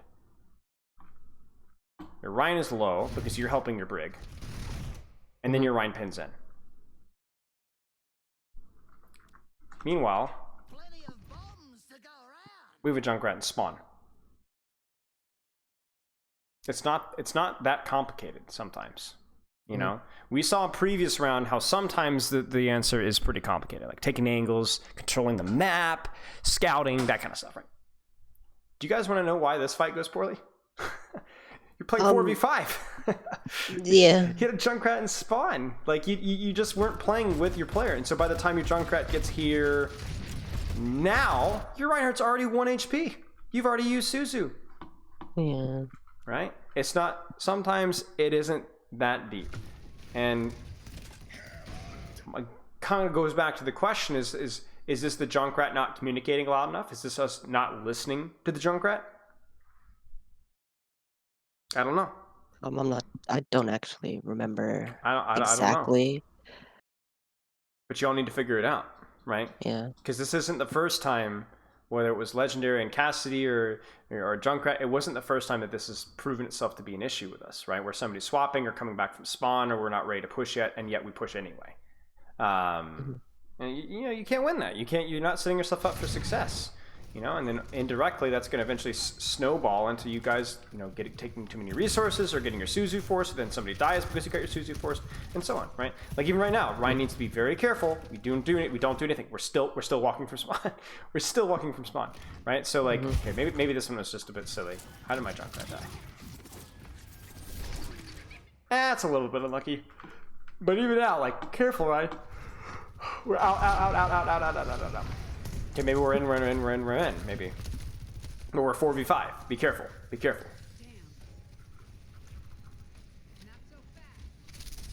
Okay. Oh no, we're still fighting. It keeps happening. Our Junkrat's going from spawn. And somebody dies again. Oh no. This is disastrous. I don't think we've had a 5v5 past first point, or first fight.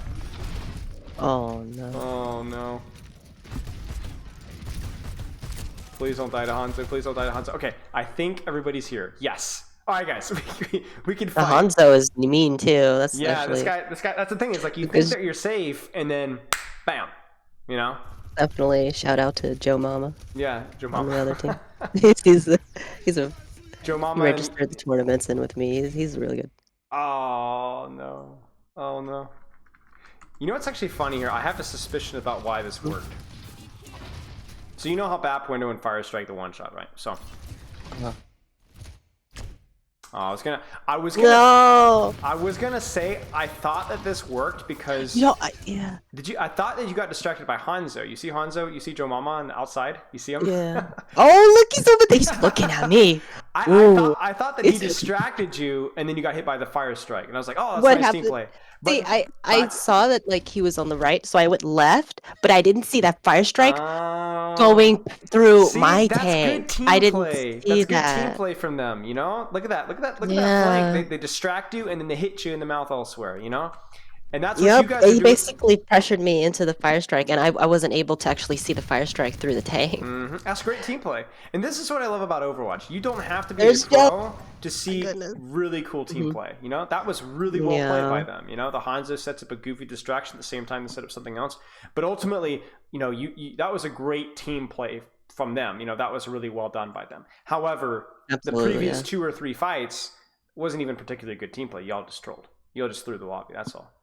You guys didn't even have. That was the only quote unquote good team play that they demonstrated. You guys just handed them free team fights by staggering one after the other, after the other, after the other, while you had somebody in spawn. So Right. I don't know. We talked about a lot of things. We talked about map control. We talked about having a 1 or 2 sentence plan of what you guys are trying to do. We talked about having a plan with ults. We talked about timing things together.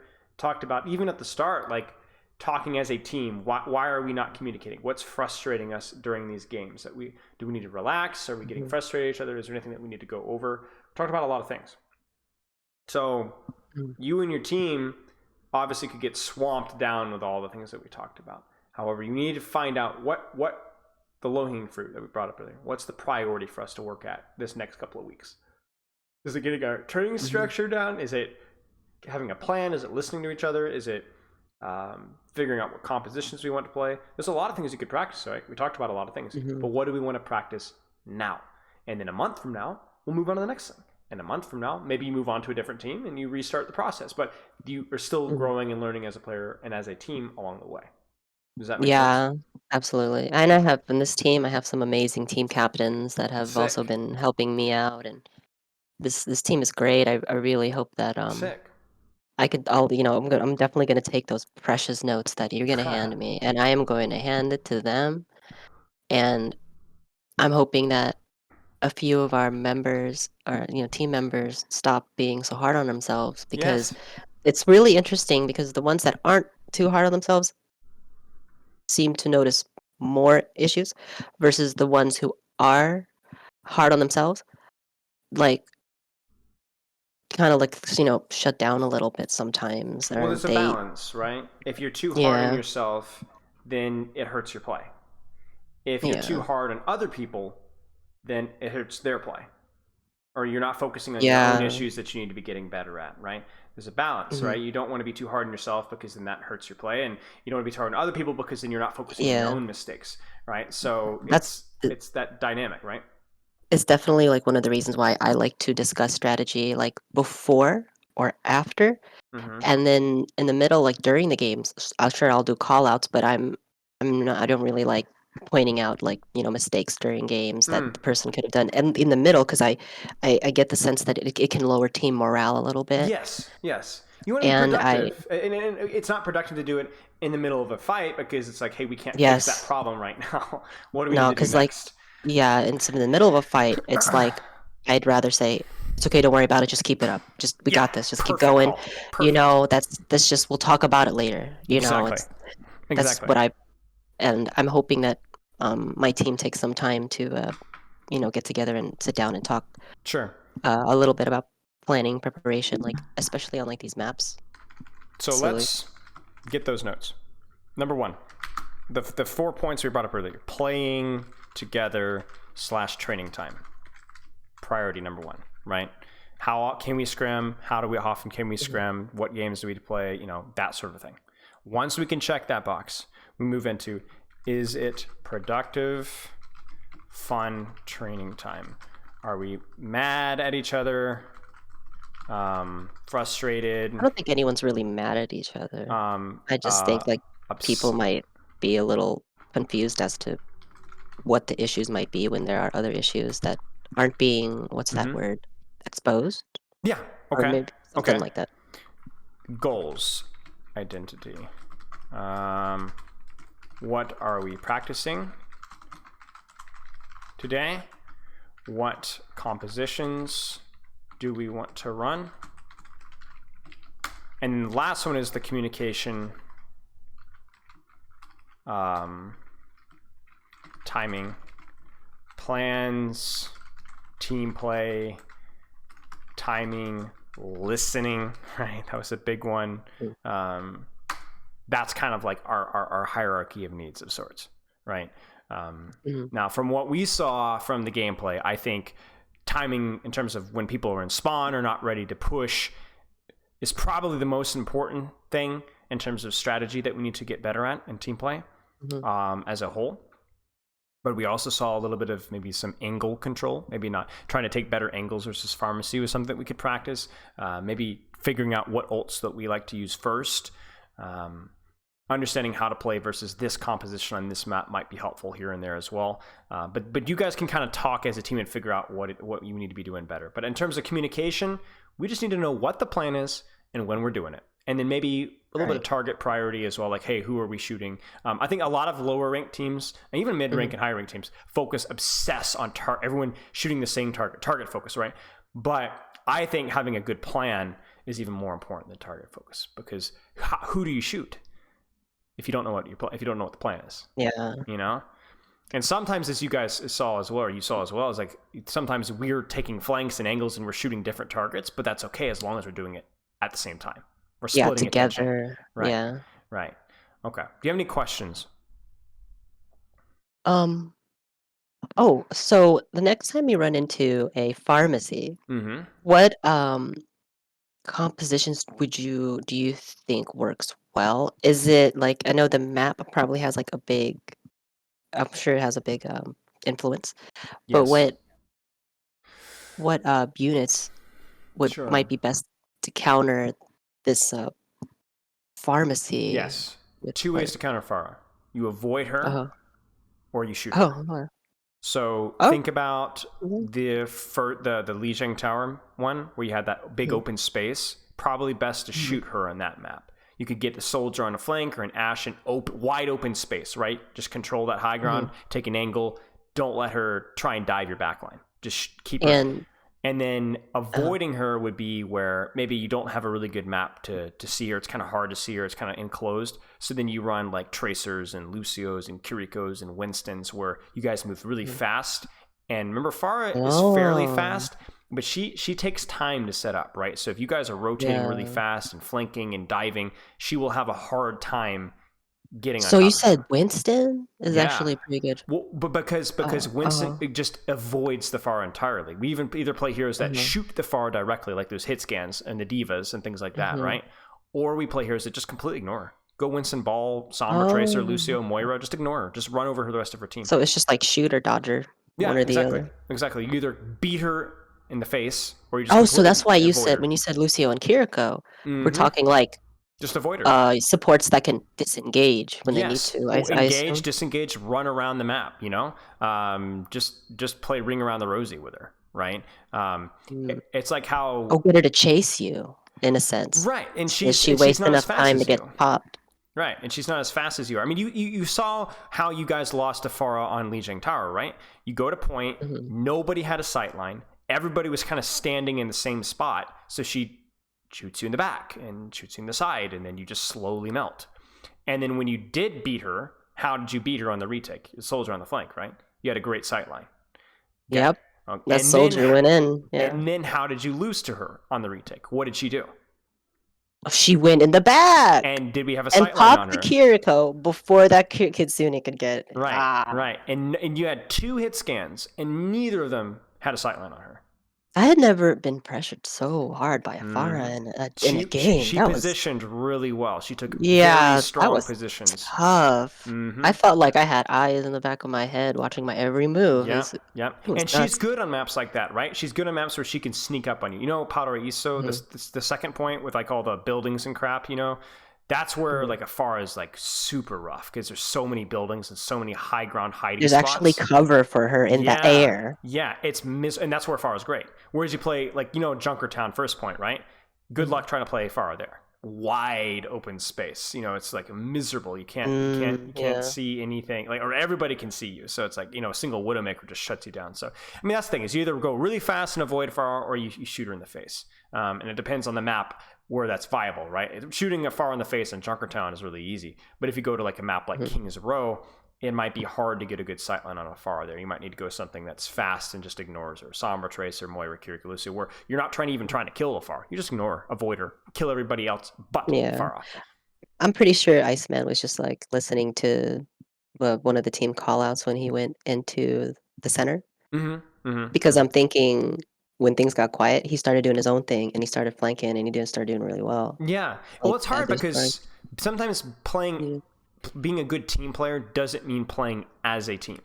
because its soldier isn't very effective standing behind his Rhine shield, right? That's not what his Yeah, heroes are good at. no. So you try to be a good team player and listen and group up, but then you end up playing to your hero's weakness, not to your hero's strength. Yeah, You some know? units aren't Yeah. really, they're Right, not really made exactly. for that. That's like taking a widow and saying, "I'm here," like, no. Yeah, exactly. What are you doing behind Reinhardt? Right, exactly. Help us by doing something a little bit selfish, almost. She said, "I got this machine gun." Yeah, Okay, she'll Venomine the enemy Zarya. That's what she'll do. Yeah, 75 damage. All right.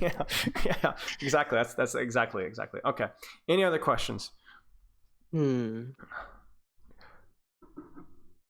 I'm really trying to think. I really don't think so. If I have Okay. any other questions, I'll definitely run them by you. Yeah, please. Once again, I think you've done like an incredible job in I appreciate helping it. us reflect some things. Yeah, of course. And thank you so much for taking the time to go through enough of these replays. Yeah, I don't mind. Really I don't mind. appreciate that. I really enjoyed it. As always, it was a pleasure working with you.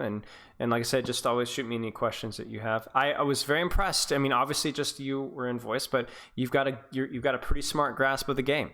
I'm still gonna have like flashbacks like the next week of like, what should we be doing? And you're like, pressure. I'm like, yes, that's it. Because I'm trying. You got it.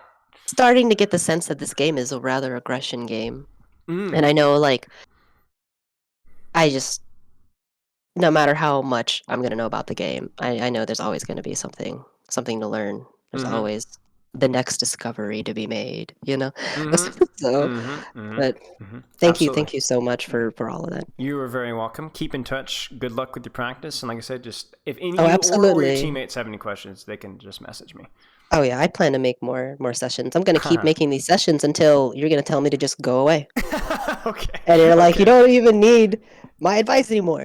Go. You have to try to be a little bit more boring in conversation before I do that one, though. So, all right, Lily, I appreciate it. Really nice session. Keep in touch and good luck with your practice. Absolutely. Thank you so much, Spilo. You are very welcome. Have a good rest of your week. You too. All right, see you. Bye-bye. Bye-bye. All right, that was Squiggly Lily, the Kiriko Extraordinaire, and it was a little bit of a unique review. So a team VOD review, but only one other players was able to make it. So yeah, I've worked with Lily. That was her second session. First session was we worked on her Kiriko. Yeah. So yeah. All right, let's sorry.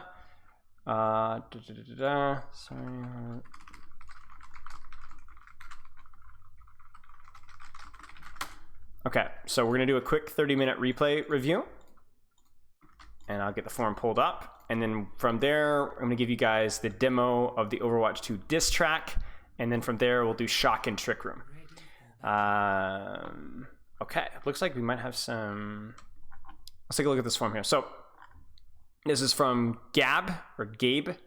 Masters. Looks like this is going to be Echo. Mostly Echo.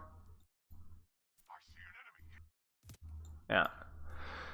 Diss track? Yeah, well, you guys saw the charity thing last week, right? We like almost hit like 7 times our initial... What is going on here? Why is this not working? What? I'll find my own path. Why are my hotkeys not working? My hotkeys aren't working, chat. What is happening? Overwatch is freaking on me, y'all. What? Hang on, I might have to restart. That's weird. I've never had that happen before. Yeah, you all saw the charity thing, right? So, like, one of the donation goals was an Overwatch 2 diss track. We were trying to think of ideas of donation goals. And so, we came up with Overwatch 2 diss track. And then we obviously killed that goal, so there's an Overwatch 2 diss track that I finished. Yeah, there's also more than that as well. We have the karaoke thing that is kind of work in progress, the cosplay thing, the day in the life of Spilo thing, and so on. So yeah. Okay, let's take a look at this form here while we're getting Overwatch started. What do you hope you get out of the session? I hope you gain an overall better understanding of the game and a way to consistently improve over time. Perfect. Sounds good. What is your long-term, short-term goals in Overwatch 1? Or Overwatch, I want to be able to reach GM1 and want to eventually reach top 10. Okay, sounds good. So then for top 10, the goal for training... oh, hey, Toopy, thanks for the sub, mate. What's a diss track? Just a rap. Just like an aggressive, like, trashing on certain Overwatch players. I mean, it's actually all Overwatch players, so don't worry. Myself included. I was especially hard in Zenyatta mains. Anyway... long story short, if you want to get to top 500, whatever, with Overwatch 2, training schedule is very important. I've made a lot of videos on it, but the basic short TLDR is essentially you need to be training around 2 to 3 hours every single day for solo queue ranked with specific goals in mind. You need to have a good, consistent warm-up routine. Okay, now our hotkeys are working. Weird. You need to be having a tighter hero pool that can adapt, obviously, depending on the meta and whatever your team needs. Now, I'm going to point out that this is a scrimmage, I believe, so that your team is going to have different demands for you. You have an Echo Tracer Widow Sojourn hero pool, which is very unique. First off, Gabe, are you in chat? Are you in chat? Because I might have some questions for you. So, you're going to need to kind of adapt what you're playing basically based off of what your team needs and what you're trying to focus on. You don't want to be playing too many heroes, especially if you're not playing a lot of time. Okay, perfect. Hey, thank you so much, mate. But yeah, so it's going to be all about being consistent with your training schedule, consistent with your training structure. If you have any specific questions about training schedule or structure, just put them in chat and I'll answer them. But yeah, reaching GM1 is going to take at least 3 hours a day, I would say, of practice. You don't have to do that immediately. Maybe you're like, let's get to GM5, so let's focus on getting just a little bit better than where I'm at right now, and then one step at a time, slowly step up until you're like, oh, actually, I don't want to get that anymore. Cheers, Jonah. Or Yona. Okay. Sleep is very much a little bit of a problem for you. So 5 to 6 on the weekdays. I understand everybody has different work demands and different things that they have to worry about, but it's definitely on the very, very low end, especially for somebody who's playing a lot of Hitscan and Echo, very mechanically demanding heroes. So I would, if you can at all bump that up, I would definitely try to get that up to, even if it's just 6 to 7. 8 to 9 in weekends looks good, but I know it's like, it's definitely something to consider. Okay. And then what do you feel is holding you back from improving? I feel that my mechanics and understanding could be better, as well as my positioning. So for mechanics, is your warm-up consistent and concise? I would recommend things like try hard deathmatch if you can. For hit-scan heroes like Widowmaker, I think, or Sojourn even, I think Vax is pretty decent. For Tracer and Echo, there really isn't anything that replaces deathmatch and just ranked, because Vaxta and other aim trainers just aren't very good. The heroes are too unique. You need to actually just 1v1 people. So that would, the first thing, if you want to get your mechanics a little bit better, take a look at your hero pool, take a look at your training schedule in ranked. That's the number one thing that you can be fixing when it comes to mechanics. Is my training schedule in ranked consistent and efficient? And then from there, sleep. And then after that, mentality. Those are the 3 order of things that I would look at when you're trying to improve your mechanics. Are you unconfident? Do you beat yourself up when you're performing poorly? Because if you have a bad mechanical day, the worst thing you can do is get all up in your head and get upset over it. Just play the game, right? It happens. Everybody plays better mechanically. Some people actually play better mechanically. Chat, you guys might have noticed this. It's ironic that sleep is the most important thing for mechanics, or the second most important thing for mechanics, because you guys might have noticed that when you're very tired, that you occasionally have cracked mechanics. Have you guys ever noticed that? Where you're really tired, you're up late, and you actually have cracked mechanics. The reason why that is your brain is off. You're too tired to think, and so you just click. So even though being tired is bad for mechanics, having confidence is so important that it actually it compensates for the fact that you're tired, but you're just like, well, whatever, and you're just flow stating it, right? So confidence and rest is important. Head empty, no thoughts, right? So what we want to do is we want to be practicing having head empty, no thoughts, flow state, good confidence, and well rested at the same time. Best of both worlds. Exactly, Varashi. Exactly, all. So what we want to do is we want to have a cake and eat it too. You know what I'm saying? Because you can't consistently rely, because you guys have probably also had days where you were really, really tired and you played horribly, or you got tilted, right? You're in a very tenuous state when you're tired, and you don't want to rely on that. There was an Overwatch League player that I worked with who was actually much better when they were a little bit tipsy. And I did not I told this player, you need to stop doing this, because you're using that as a crutch. Like you're like, I need to just, because that person struggled with confidence a lot, and that was a habit that they had to break. you know, because you can't rely on that. It's not healthy or good. That's not a good long-term. You can't rely on that. So anyway, sleep is number 2. Number 3 is going to be your confidence, and number 1 is obviously like having a consistent rank schedule. Okay, liquid courage, Pog, yeah. And then mechanics and understanding could be better, as well as my positioning. I also feel that the way I choose to practice isn't very efficient. Okay, so Gabe, again, if you do have any questions about the way you practice, I gave you some good advice. I think some basic structure there, but if you have more specific questions, you can either drop them in chat or you can put them in my DMs afterwards, and I'll get back to you. You played QP drunk once and translocate out of the map, so some people play better with that. Some you can't fix stupid though. Sorry, I couldn't help it. Okay, so let's fix this ranking up here. This is Echo. I believe this is Scrimmage as well, because I see a custom game, and these comps make way too much sense to be a ranked game. My mouse is double clicking, y'all. I've been dealing with this for weeks. I really just need to get a new mouse. It's an OD match. Okay. All right, let's take a look. Echo. Positioning is very important as Echo. Offing those in high ground, consistent pressure, cooldown timings, and so on. I had the fortunate opportunity to study Speedily play Echo not long ago in World Cup trials, so obviously this is going to be some amazing Echo coaching.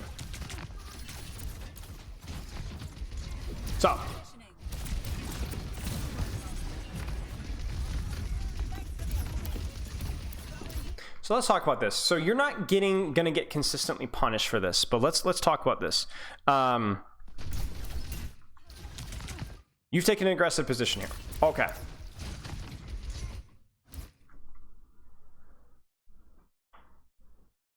This is the nuance of Echo. What do you guys see on your screen right now? What should we be doing right now?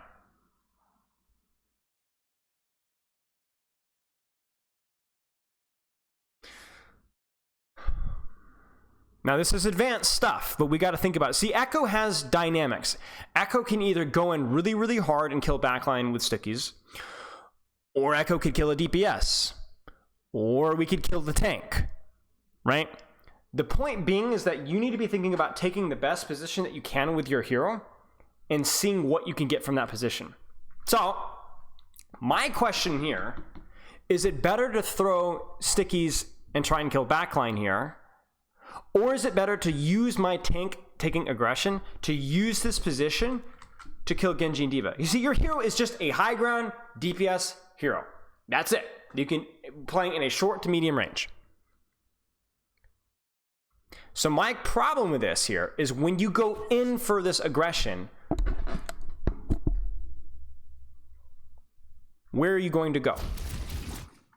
So you get a lot of value to stickies. You get a lot of value to beam. Now what?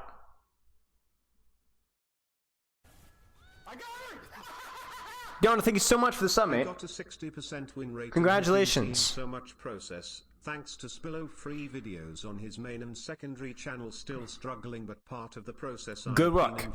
Good work. I appreciate the message, mate. Glad to help. That's on you though. You know, I actually have a video planned about why coaching doesn't work for some people, but if coaching is working for you, then that's on you. Good job. So my point here is that we've put out good pressure, but now what? Now what? Now what do we do? Would it have been better at this point in time? Okay, let's put it this way. What are the advantages of going for the Genji over going over backline?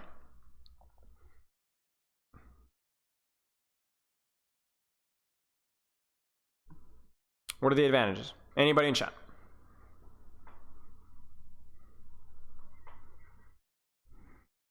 Because there's advantages and disadvantages, right? This is the nature of Echo. Genji's heals are blocked by bubble, right?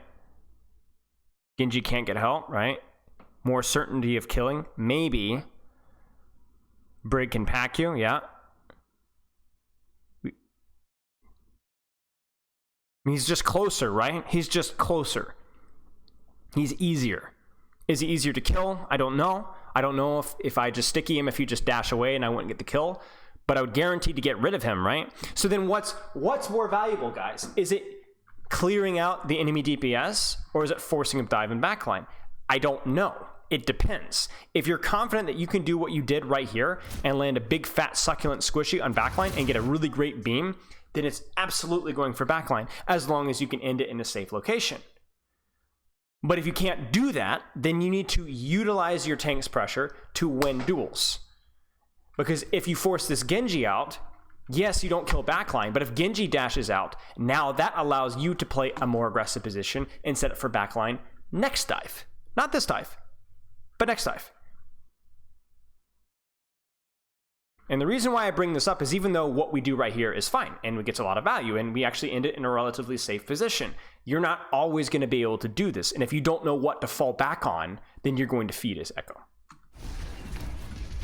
And by the way, what I just described for Echo also applies to Tracer, and it applies to Genji, and it applies to Sombra, and it applies to Cass. It applies to literally every DPS hero where I can't follow up on the dive. It's too far. So I'm going to take the dive as an opportunity to win a duel here, force them out, then take their position, and then next dive I'm ready to go.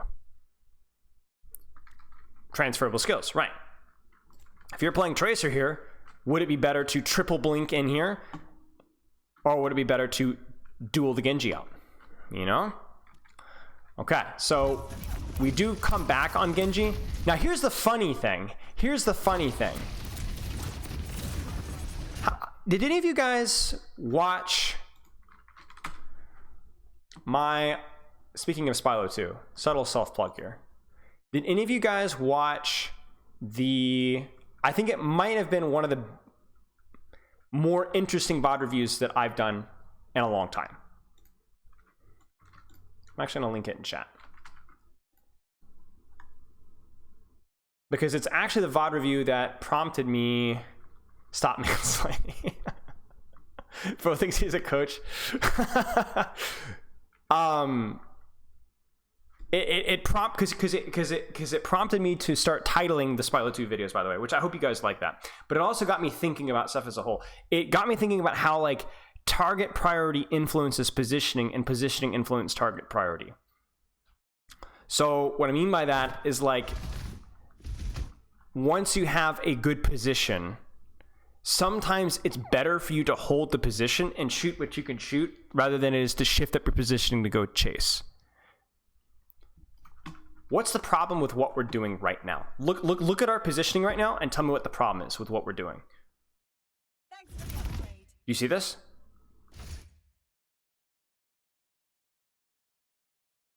It's not just, oh, we wasted time by chasing the Genji, but look at our positioning right now. Do you see this? We were here with cover near elevator, and now we're not. We dove in, we continued to dive, take the angle, and then we could have taken elevator and, you know, kind of play from here. But now we're turning around and chasing up. And now we're in the middle of nowhere.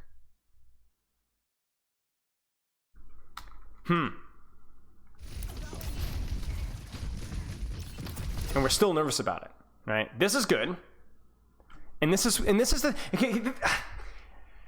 is what's great about Echo. We want to talk about Echo specifically instead of this philosophical, you know, bowl. This is what Echo is amazing at. Echo doesn't have a target priority, guys. Echo can shoot anybody. You can burn tanks, you can burn Tracer, you can burn snipers. You're one of the most dynamic heroes in the game when it comes, shut up, Rashi, when it comes to your target priority.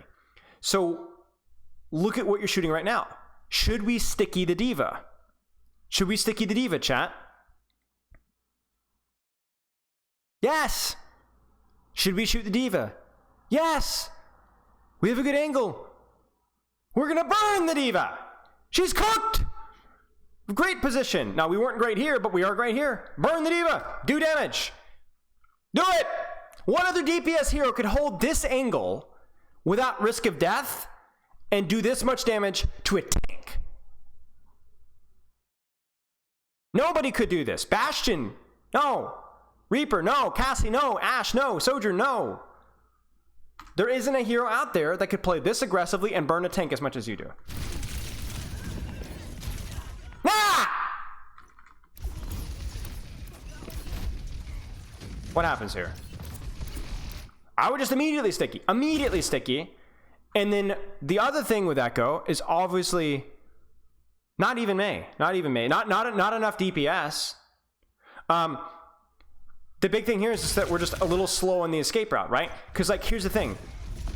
You have a really aggressive position. You're slow to use your stickies, maybe because you're thinking about saving them. There's a ton of value right here. Don't even worry about saving them. And then 3, 2, 1, shift. I beg. You're a full second late. Now, I think you guys lose this fight either way. But, you know. Oh, by the way, chat, remember when we were talking about the Genji focus? Watch.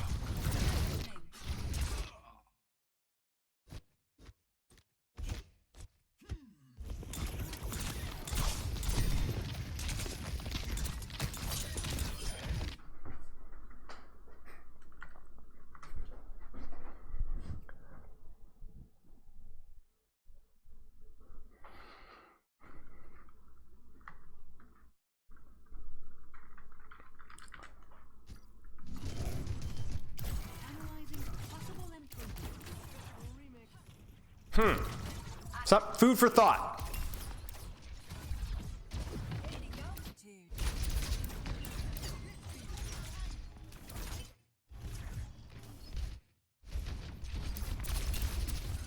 Now, I promise you, we're gonna take this big and just slowly condense it. You guys have to bear with me because I haven't coached enough Echo to make. I understand Echo, I understand how to play Echo, but I haven't coached enough Echo to make this whole process streamlined, you know? So it's gonna be a little bit messy, bear with me.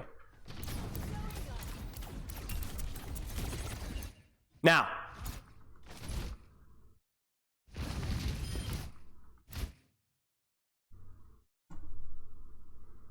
my first question is, are we safe right now? Or are we reaching? My next question is there anything that's easier for us to shoot right now? My spidey senses say there's something on my, I almost said something on my posterior. Something on my port side, left side. No, that's just Genji, right? Oh, there's Tracer, right? But this is why it's important, right? We don't have to reach here. We could turn around and shoot Tracer from this high ground position. We could finish off the kill on Genji. We want to take a good position and then decide what we want to do. This is okay. Beam the sucker. Yeah. Run.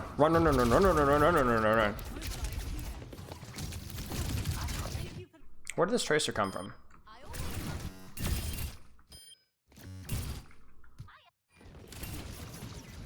Did you come from the flank? You know, and this is the thing. This is why... This is hindsight coaching, so I don't want to like say this is a mistake.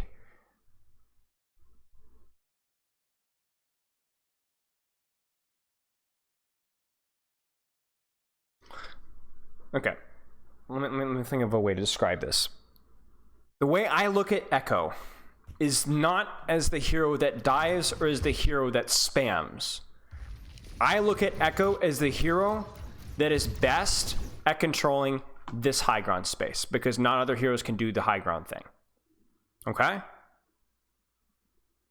And what you do from here is up to you. If you want to hold this high ground and spam or mark their DPS, or if you want to use this high ground to then stage a dive deep, that's up to you. But once you take this position, you need to make a decision what's the best value out of this. Okay? And the reason why I'm scratching my chin here like a moron is I wonder if the better play here would have been to take this position and spam and then mark Tracer from this position instead of coasting in. Because if you actually look at it, as you coast in, you actually don't do anything. I don't know. Let's keep watching. Again, I know this is a little messy, but I want you, I want to like not just, I want us to really understand this hero, right? I really want us to understand this hero. So like again, here it's happening again. This Tracer's taking the flank and we're reaching. Now we do in the safe spot, but once again, this Tracer's allowed to stage from high ground and we don't do anything. And you're dead. From the Tracer. That was on high ground.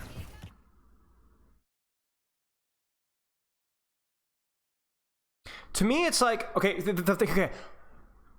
You wouldn't normally mark Tracer as Echo, but if she's playing in your playground, you're really good at marking Tracer because you're Echo. You can do anything, right? Do you guys kind of see what I'm saying? When you take the right positioning as Echo, opportunities present themselves. When you're here, the Tracer's just there. If the Tracer's in the backline, then you use that position to go for backline.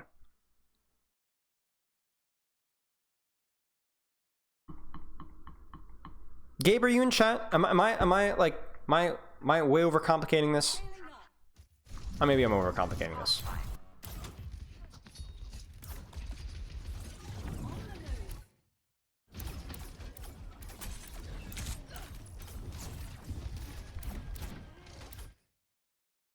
Okay. I want to keep watching them because we need to like actually. Okay, so now you're high ground. Now you're high ground. Now you're high ground. Now, do we want to spam, mark, or dive from here? Well, I see everything, so now we're just going to spam. We take this position. Keep spamming. Keep spamming. Keep spamming. Go back to high. Go back to high. Go back to high. Go back to high. Go back to high. Ah, because you could see it again. Go back to high, and then what do we do from here? From here, I think. Okay. Okay, Gabe. Here you go. When you take high now with perfect scouting information, what do you do from here? Let's say you were on high ground and that you played cover better, or maybe you had better support from your backline, whatever, and that you started here. What do you do now? In chat, you guys can throw your 2 cents in here. So what's the best thing to do from this position given the circumstances? What we can see. This is what we can see. Right? We're not seeing through walls here. What do you guys do? Does this correlate with what you said earlier about keeping the positional advantage? Yes. I think I would shoot Genji here, I think. Because backline is not as accessible as they were in the first dive. So I think it's actually better now to actually just shoot the Genji.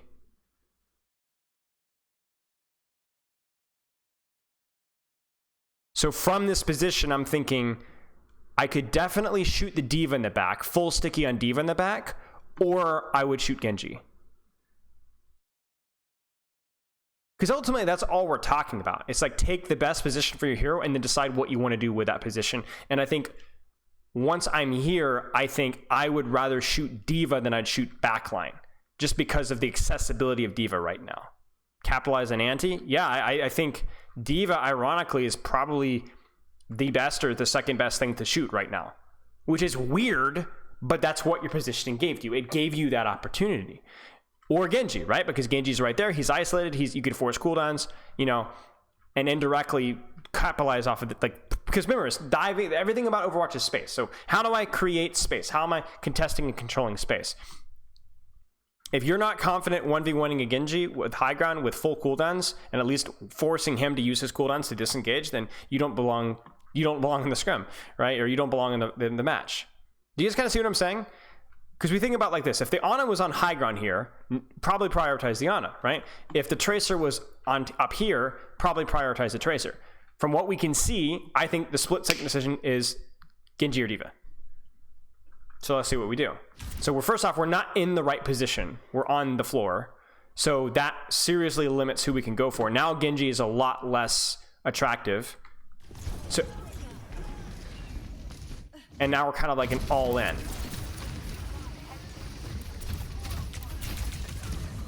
So, I mean, I think the play is okay.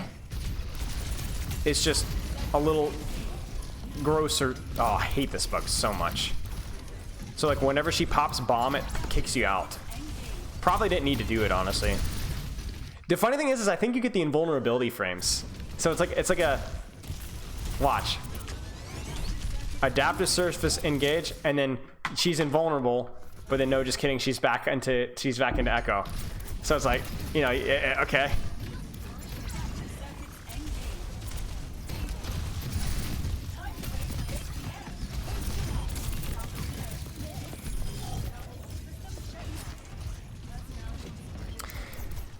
The reason why I'm obsessive with this, if you guys go, did you guys saw the leaked replay codes?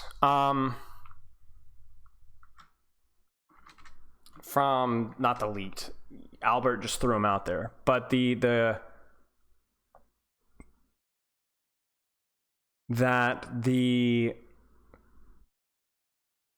replay codes from the US Team USA trials. I want you, Gabe, to watch. I'm literally gonna post it in chat. Watch this. Speedily plays Echo. Yeah. Watch Ilios. Watch Ilios. Watch how Speedily plays it and how he literally is only obsessed with his positioning and then just shooting whatever's available. Like, he positions really well. Really well. Great cover usage, great use of high ground, and then a lot of what he shoots just depends entirely on how he positions. You know, actually, let's do that right now. Let's do that right now. You either lucked out or you're in serious trouble, Gabe, because we're going on a magical journey. So depending on which way you look at it. No, but she has spread, yeah. So like right here, okay, so he's taking this position. He's just shooting what's available. Shooting Ana because there's nothing else. There's a prediction. Shoots Tracer, controlling this high ground, going back to spamming.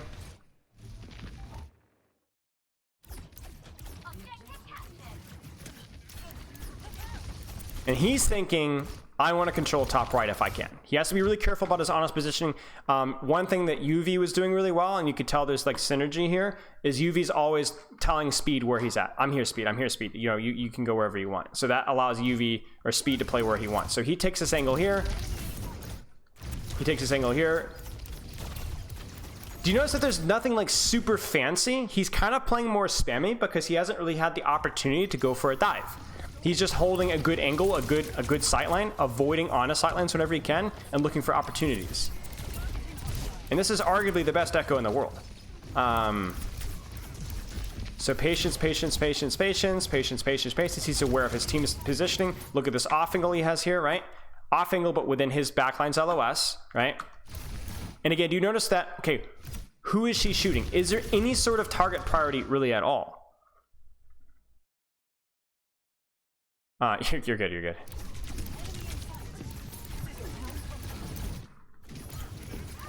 Not really, no. I mean, would he have gone for backline there? Yeah, but backline wasn't available, so he goes for Echo. And then even here, there's like a timer, like, okay, how far can I be out in the open? Okay, that's it. Now, this is where it gets really interesting. Watch this, y'all.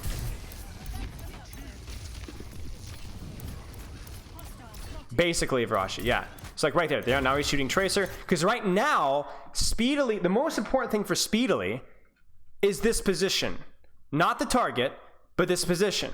So whatever presents itself from here, whether that's Tracer or Monkey or whatever, is the most important thing. Watch, watch. Why are we shooting Echo right now? You know? I mean, look at Echo. Look at this. You could actually make a pretty good argument here that he could also be shooting Tracer here, but I think Echo's probably the best target. So he's waiting for Nano. There he goes. Oh shoot, I'm split. I'm gonna keep spamming, I'm gonna keep spamming. Goes in for the stick. And even this play is a reaction to, oh, I have copy. And look at the positioning. Look at the positioning. Look at this, guys. Oh, this is so good. Look at how disciplined he is with cover.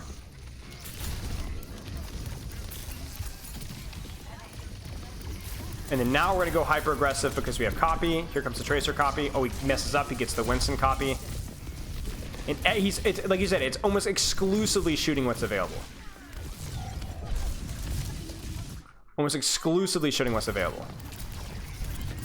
Takes the angle, spam, spam, spam, spam, spam, spam, spam, spam, spam, spam, spam. Spam, spam, spam, spam, spam, spam. Now we prioritize Tracer, right? Because of her position, right? Oh shoot, I'm getting shot, I need to back up. UV can see me, UV can see me. I actually give up a little bit of space. Again, do you notice how like almost frantically our target priority is changing? Now, we give up a lot of space here. This is what I'm not so sure about. I don't know if that Speedily should have pursued in here, or if Speedily should have stayed here and continued to spam, instead of giving up the space that he had to go inside. Don't think it matters that much, but that's where I think I question, right?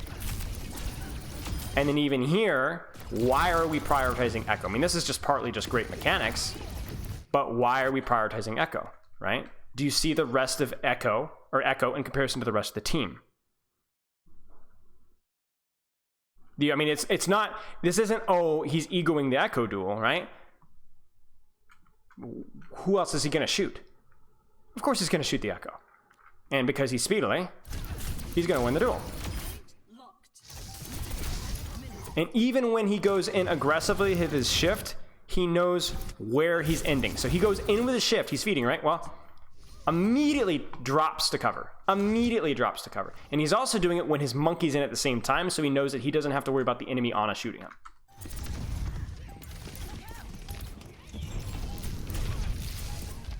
And now he knows that Clue just isolated doesn't have Primal, so he can do whatever he wants.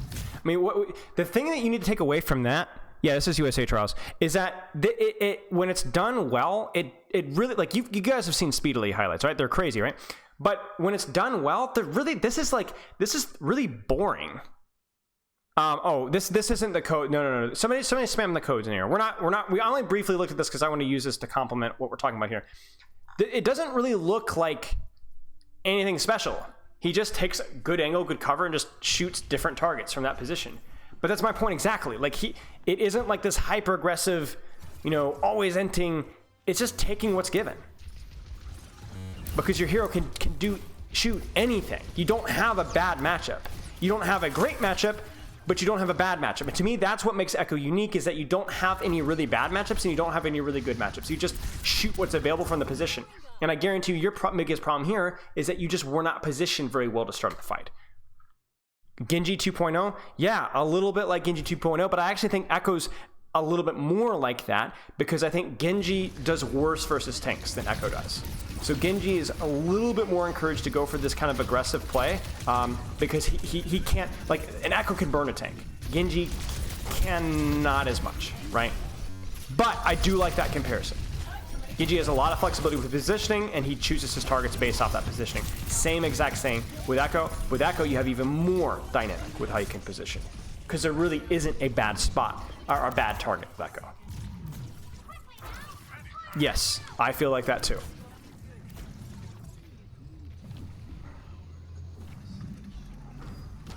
Well, easier said than done, Perry. It's like we've broken down the quote-unquote philosophical way of playing Echo, but now we need to know what to do with it. So, like, right now, your number one priority right now is to be, what's the best position for you?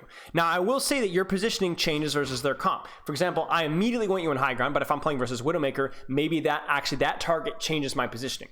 Usually the positioning dictates the target. Sometimes it's the other way around, though, okay? So I want you here on high ground, and then what do you do from here? It's a trick question, right? I don't know. Right now, you just spam. You would just spam.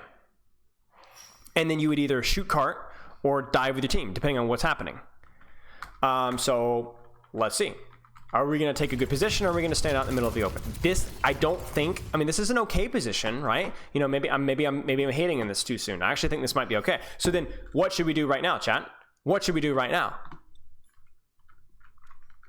Here's your Echo dynamics. Gabe, what should you do right now? Anybody in chat as well?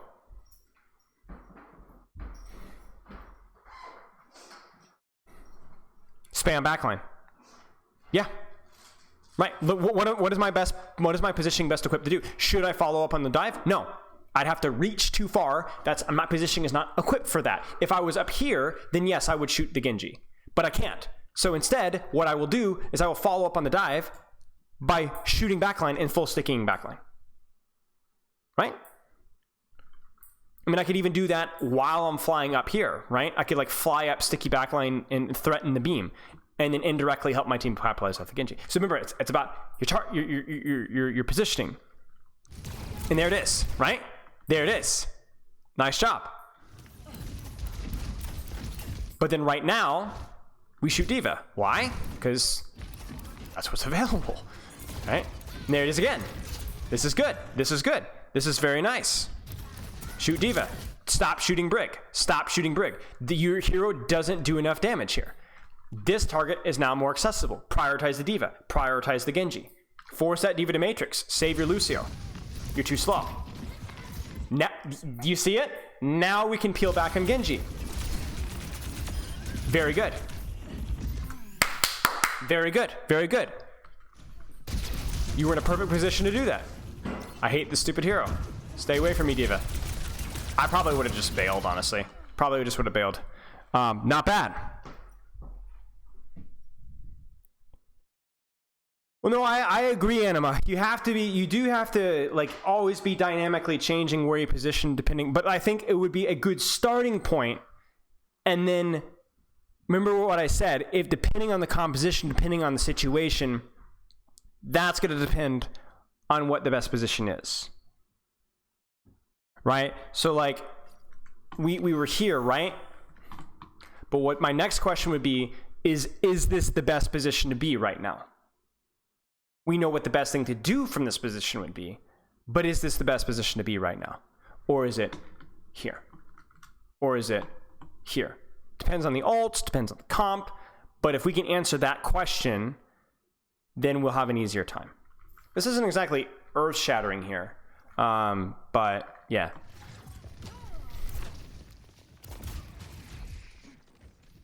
Like if I had copy, I might want to be positioned more aggressively, because I could do more with it, right? And then shooting whatever from that position. It doesn't matter if I copy Genji, D.Va, or Ana from that position, I'll get value out of it. Okay.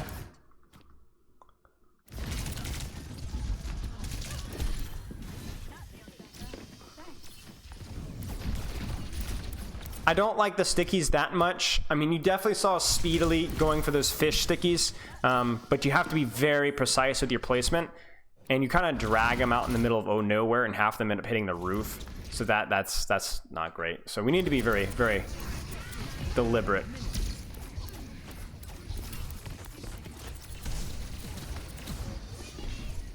I mean, this is kind of what we talked about, right? Like I think we could have been better mechanically here. But this is value, right? This means that he can't walk forward. He has to back off. Now who do we shoot? You know? That's where it's weird, you know? Like I don't like even here we're shooting Tracer. This is reasonable. There you go, right? Honestly, this is you can kind of see why things are working the way that they're working. We're shooting what's successful. We're not forcing dives. We're not forcing spam. We're just seeing what's presenting itself and capitalizing off of that. Like right now, you should be shooting Tracer. You should be shooting Tracer. Absolutely. Highest return on investment from your positioning. This positioning is good. Shoot Tracer. No. Do not peel. Take what your position gives you. Shoot Tracer or peel or shoot Ana or pressure backline. Yeah, dynamic, right? I feel like we're gonna peel this off, are we? No, we're gonna dive. Okay, that's good. But we should have been doing that, you know, ages ago. Ages ago. Now shoot D.Va. But don't give up the position. See, you gave up the position, and now you're gonna die for it. See, I mean, obviously, I think this fight's lost, and you were thinking like, oh, I might C9 cart, you know, whatever. But then as soon as you lose the positioning, not only are you more fragile, but you're also not in a position to actually do anything. You see this? What can you do from here? What can you do? You can get surrounded, you know? I mean, this fight is basically lost, but I don't know. I mean, this is rough, you know? We were even close to our ult there. Hold the position. Look for an opportunity from there. Tragic. I agree. Let's keep watching.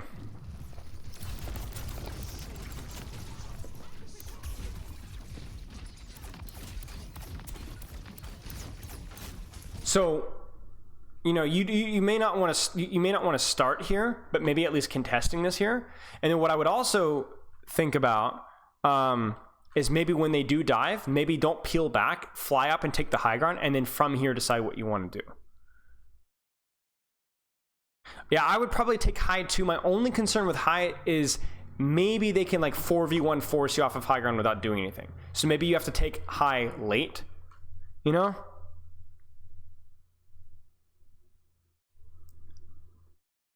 I don't know. I don't think you can start here. I think it's too easy for them to spam you off of high.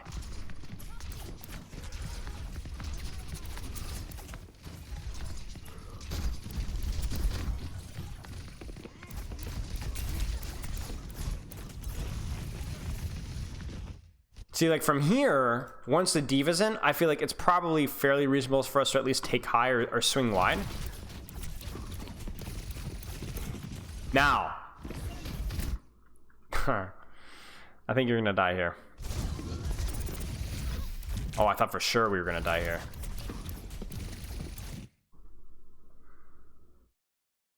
No, we're starting soon-ish.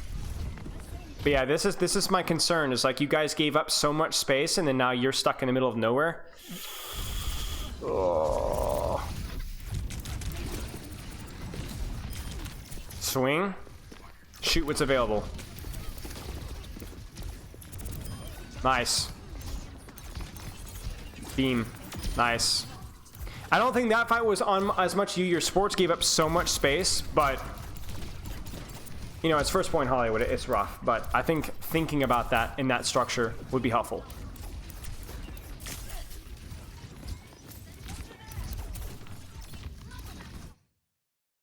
You know, even like positioning here and spamming, and then when you see this,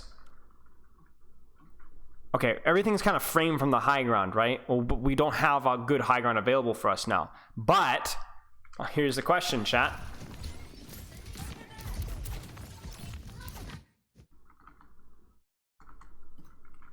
What should we do? Hydrate, thank you. What should we do?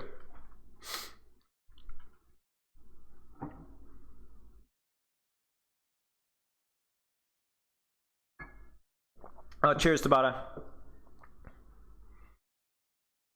I mean, look at our positioning, right? So, we're here, right?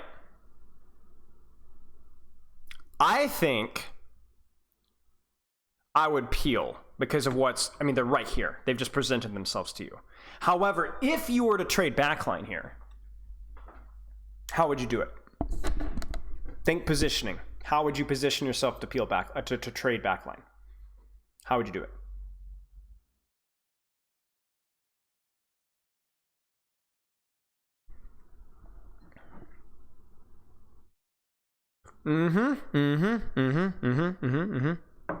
Yep, 100%, all of y'all. Fly top, sticky, zone, backline. Control space. Do not let them walk forward. Do not let them walk forward. And then if you can force them back, you could even turn around and start spamming the DPS from this position here. Let's see what we do. You see, the idea is there, just the execution isn't very good. This is not a safe enough position for us to do that. This is too scary for us. Now, I'm not going to lie to you. I think your backline is having a hard time. I don't think a Genji Diva flying across the map should not be able to do this. Your backline is definitely struggling here. But focusing on what you can be practicing and what you can be doing better, taking those positions, thinking about what does my position allow me to do, would help a lot.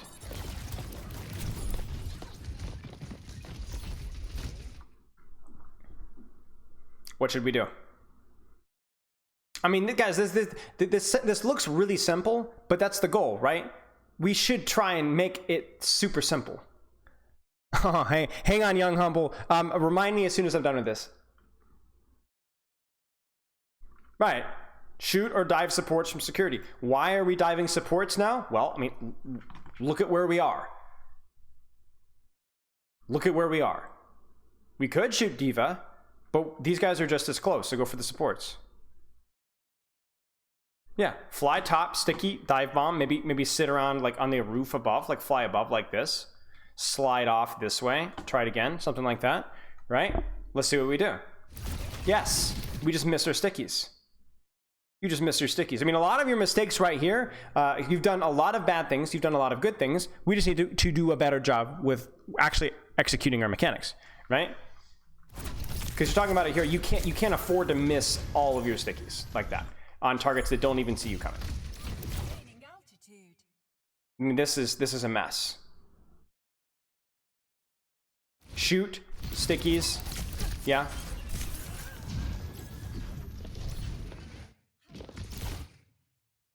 Now what? Shoot tracer, right? Shoot tracer. Nice. So when we're on defense, it's feeling like we're doing generally a better job of positioning and setting ourselves up for success. Whereas on offense, we were forcing more of the all-in diving with my tank. All-in diving with my tank. Rather than taking what was given to us. That being said, on both attack and defense, mechanics have been a problem.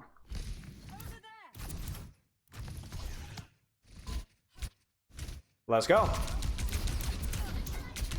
Let's go. Let's go.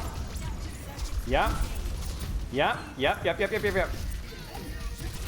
I mean, this fight was probably lost because, you know, Nano Blade. But I mean, this Genji is completely naked. Like, he is getting no help whatsoever. I don't know why your Winston peels. I don't know why your Tracer peels either. But either way, like, you basically solo contested 3 people. You know? Great positioning. Great positioning. This is, I don't know that I would have used copy, you know, I think, but, you know, that was well done. Yes, you are an idiot, but that's okay.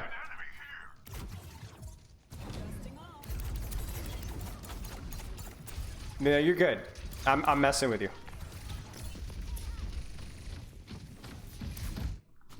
Okay.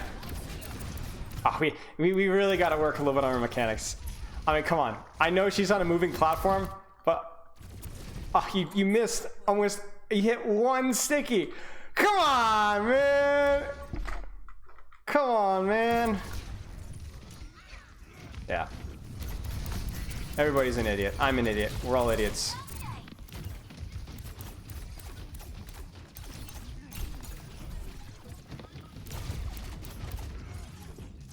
Okay, what's the best positioning? We start from here. Do we shoot from here? Do we shoot into cart? Do we shoot the divers? I don't know. Take this position, see what happens.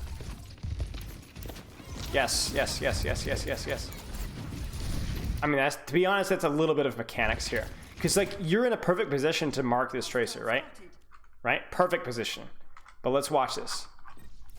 1, 2, 3, 4, 5, 6, 7, 8. 8 shots.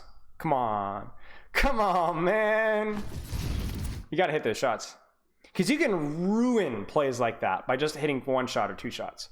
Completely waste your time.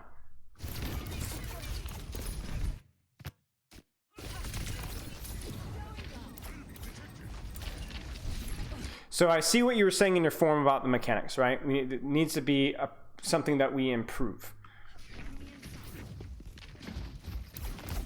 Good. Shoot. I would be checking the angle here, right? I would be checking the angle there. I would be checking the angle there. I don't know that I like this that much. You need to be very careful because the reason why don't I like this? What's the problem with this, guys?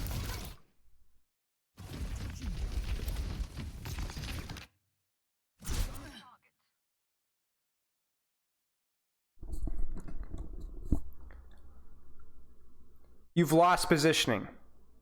Well, it's just you, but also it kind of goes back to what we talked about, where we're using a good position to dictate target, but you have given up a position to chase a kill that really had no chance of happening, and then now you have lost the positioning that you actually needed to get kills, right? So now it's like, now I don't know who you shoot, right? Now you're out. And you've lost your positioning. That ends up not really getting you punished, but something to consider.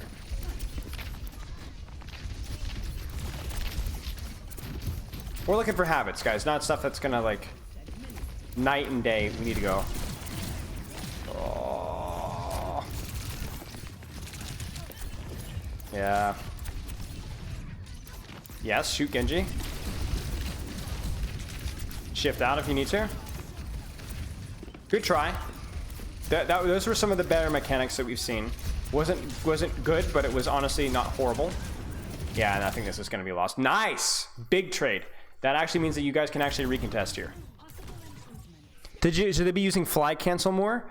Yeah, that's a good point, Quack Like a Duck. So I think, Gabe, you know, that's something that you're going to kind of keep an eye on. I have honestly been focusing more on the big picture stuff, but that's 100%. So for those of you guys who don't know, if you cancel your shift with jump, if you double tap your shift and cancel with jump, you can launch yourself up and get the same amount of verticality, but you put the jump on cooldown faster so you can get it back sooner. And you can still control your descent with spacebar. But yeah.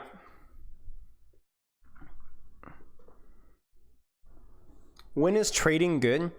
Yeah, I mean, trading I think is good. Like, I would play more for backline trades if your positioning allows it, as we saw earlier, or if they have something like Nanoblade where like you're not going to be killing anything else anyway.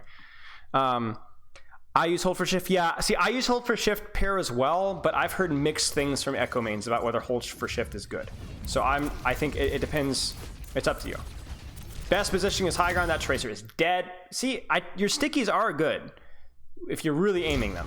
I think most of your stickies just kind of just like bleh, you know? Nice. When you're actually turned on, like, your mechanics are pretty good. That matrix duration is so stupid. I'm sorry, guys. Like, I know D.Va's not exactly broken, but just tell me that this isn't broken. Like, what? That is just so stupid. They ruined D.Va. They ruined D.Va. Spillo peasant. They ruined D.Va. Thank you so much for the sub, Penguin. I appreciate it, mate. Like, this hero is like not even good and still has 3-second matrix. Knowing Blizzard dev team, they're probably gonna be like, "Ah, we saw that D.Va was being picked enough, so we've increased her matrix to 4 seconds." That's just so dumb, guys. The hero's overtuned. They're overtuned, but weak. She has too much going for her, but she doesn't have an identity. That's the thing. You can have a hero that has too much, but doesn't perform. It's like being a jack of all trades, but a master of none, right? When would you pick a D.Va? To counter Monkey? You know, she's overtuned, but under directed. I don't know how to exactly put that last word, but does it make any sense?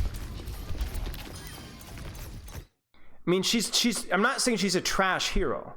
She's not. She's not a trash hero. You can one-trick D.Va to top 500 easily.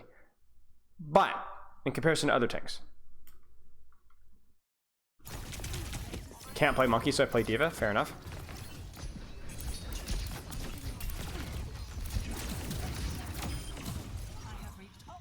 I don't know if D.Va's good in ranked, honestly.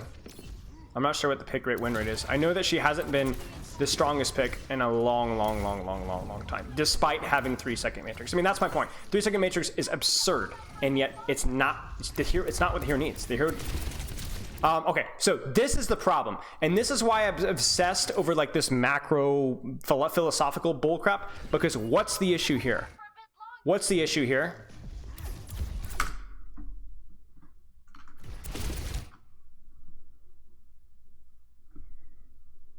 Your positioning sucks. No high ground, no cover, no nothing. How on earth are you supposed to prioritize your targets here? There's nothing to do here. So from here, what would you do? Would you shoot D.Va? Would you spam Tracer? Would you dive backline? I don't know. Probably spam Tracer and D.Va right now and then look for opportunities to go for backline. But you're giving yourself no options right now. Who cares about cart? Cart will take care of itself. It's like the classic overtime of oh, it's overtime, therefore I will start doing weird things. This is probably fine.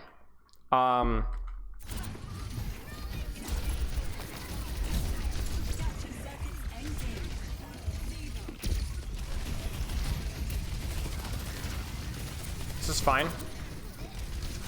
Surely we win. I mean, this is it. Yeah, okay, reasonable job. Gabe, in chat, what does Gabe need to practice? Before we get into our trick room and shock analysis, what does Gabe, what do you need to practice? What are some skill sets? I have a few ideas. I want to hear what you guys think. This was a much longer VOD review than anticipated because there's a lot of other things to kind of consider, but yeah. What are skills that you need to practice? Positioning. What about positioning? Let's be specific. What about the positioning that you guys saw is lacking? Using my positioning to select targets. Using my positioning to select targets. But firstly, when it comes to that very positioning that gives options. High ground, cover, considering enemy comp, etc. And then once we choose that position, we then use that position to select the targets that present themselves. Because here's what we're thinking, guys. Like, we're thinking they're playing Widowmaker. The P-Brain coach would say, dive the Widow, right? How about this?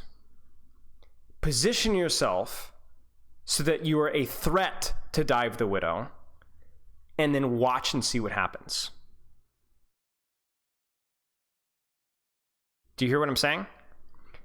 If they're on Widowmaker, position yourself in a way to that you are a threat to dive the Widowmaker and see what happens. Chances are either they're going to turn their brains off and you're going to dive the Widow and kill the Widow. Or, oh my gosh, you guys are idiots.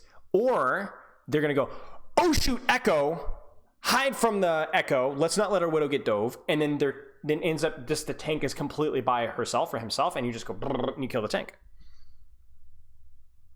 Remember? So what?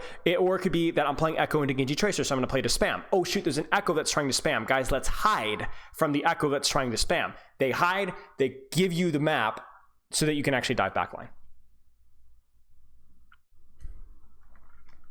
And then mechanical focus. I agree. I think mechanical focus, your mechanics with stickies especially, but a little bit of M1 could use practice. Could use, you know what, not even practice, just focus. Definitely practice, but also focus.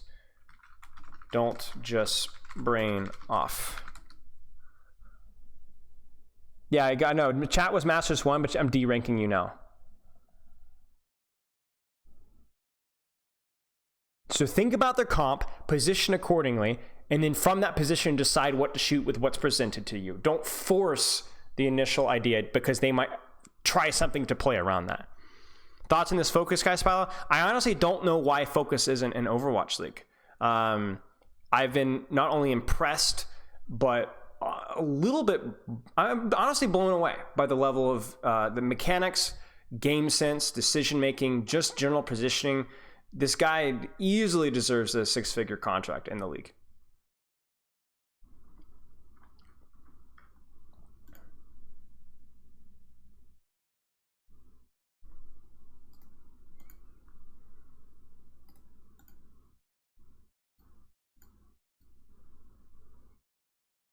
Mm-hmm.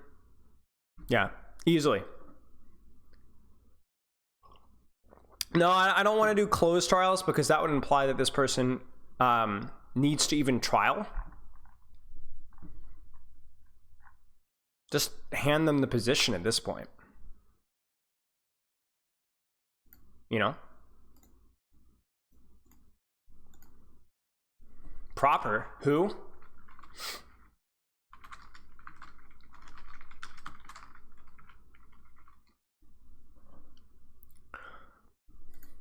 Who?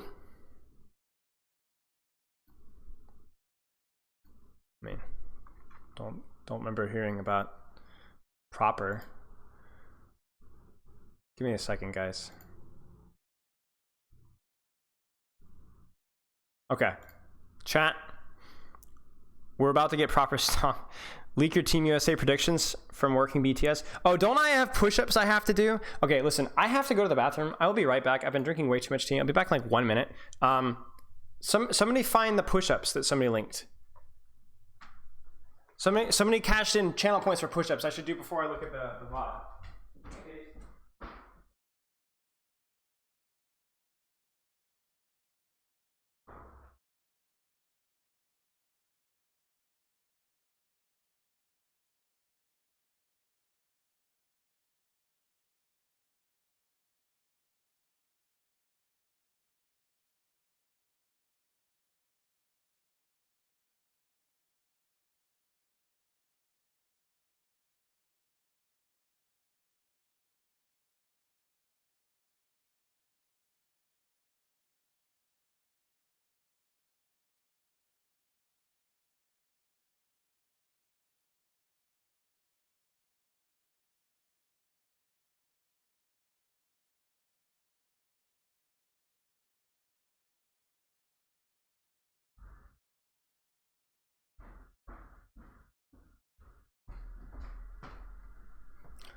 Oh, yo, there he is. Young Humble. All right. Push-ups.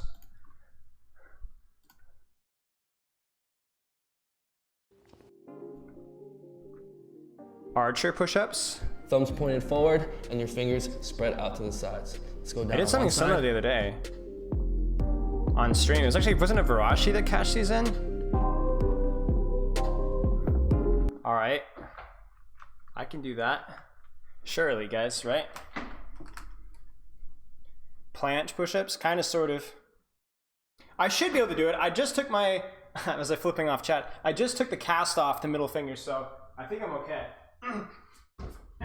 So, like, here, what just happened? I don't know what just happened, but I'll check it in a second. So, like, here, like so, kind of. I'm gonna do like one or two more because I think I'm getting close now. And the other side, yeah.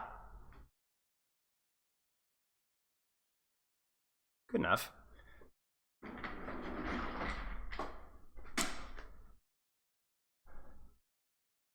Bro, I got baby calves, but they do the job, I guess. What just happened? Activity feed.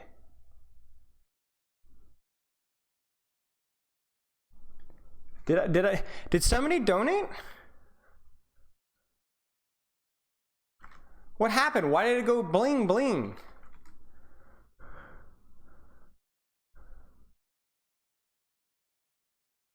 Oh, hello, no. I'm gonna check Streamlabs. Why did it go the ding dong noise?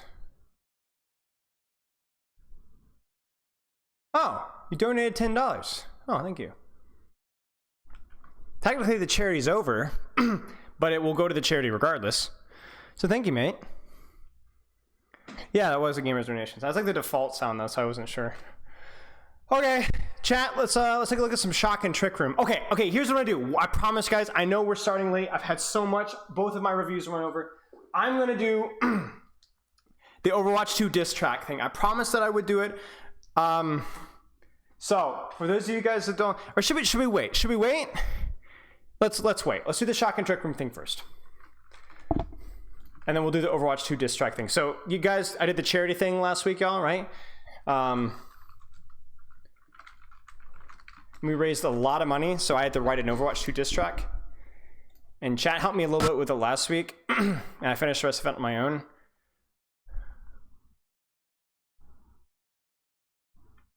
Yeah. Okay, I think we're good here. You talk about RAM being really bad and the Rhine, but send the Al teams a lot of success to the RAM to Rhine. I don't think, okay, let me be very clear. I don't think RAM is bad into Rhine. I just think, I think Rhine is a little bit better. But I also think it depends on the map. If you're able to find, if you play, like, let's put it this way.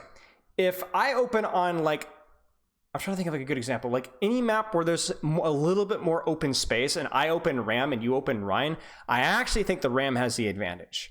If you're able to get just a little bit of shield pressure with your gun, I do think that RAM is a little bit better versus Rhine. The reason why I don't like the RAM is I think in more short, tight rooms, Crank, thanks for the sub, mate. I don't think RAM is as good as Rhine. And I think RAM is a lot worse versus other comps. I think Rhine has a little bit more dynamic with how you can play him. And I think you can play Rhine into less than favorable matchups more often. That's my take anyway. Now that is a mostly ignorant gut reaction take. But I don't think anybody has a better take right now because we don't have enough information. So everybody's takes are going to be a little bit just kind of somewhat uninformed. And it's also, the other thing too is we don't have a lot of good Rhines in the league. I'm just going to be honest with you. Not a lot of teams are willing to put the time into Rhine. RAM was meta for a little while, off league. Also, it's more likely that a lot of the tanks that are currently active right now have more time on RAM recently than the Rhine.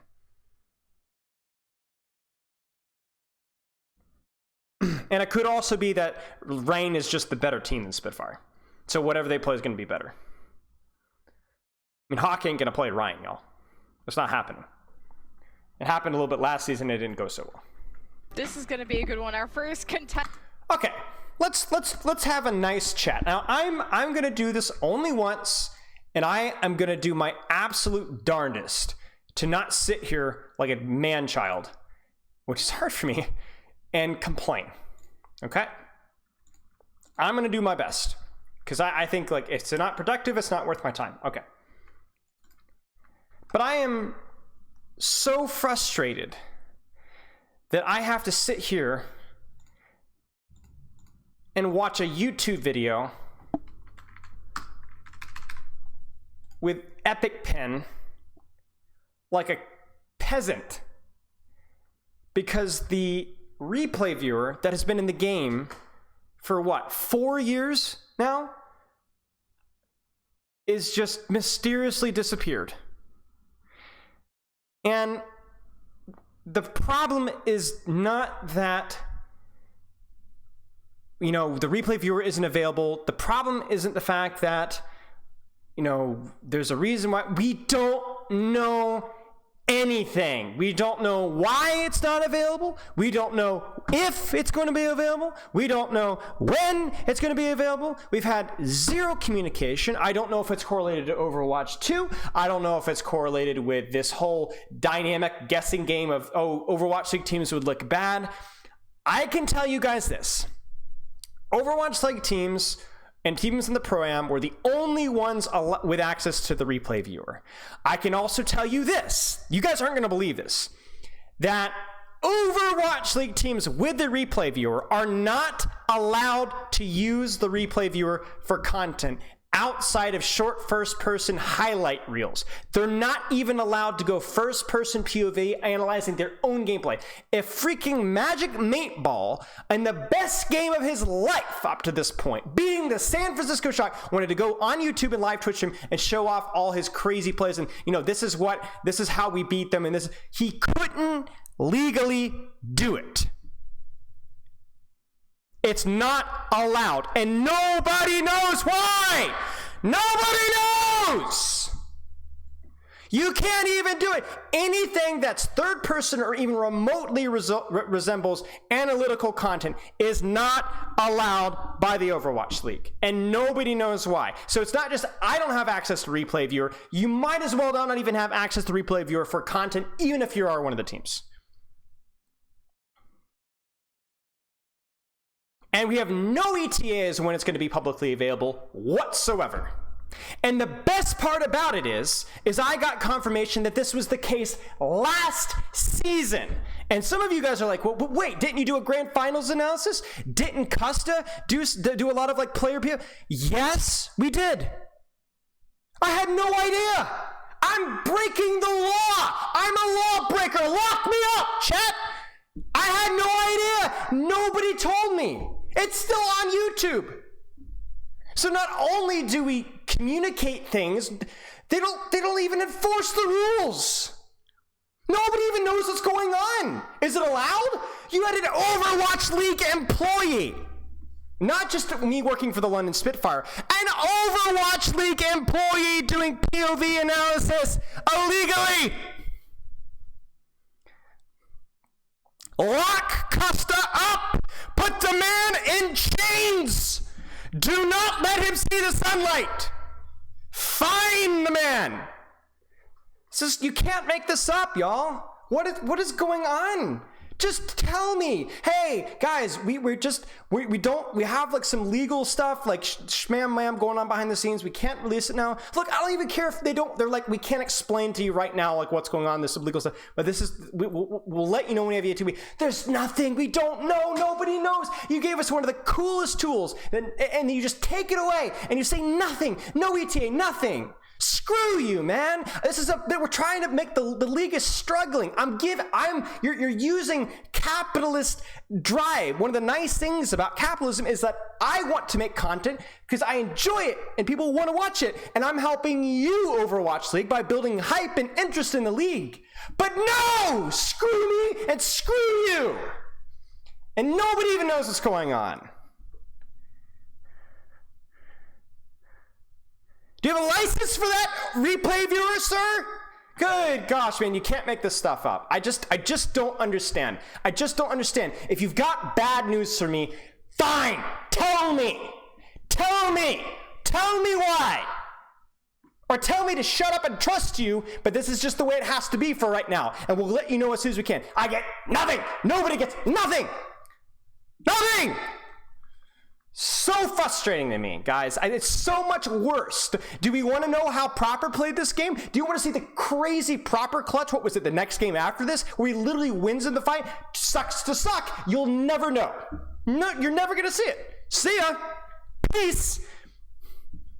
Go watch CDL. Or whatever the stupid Call of Duty. This isn't even shooting yourself in the foot.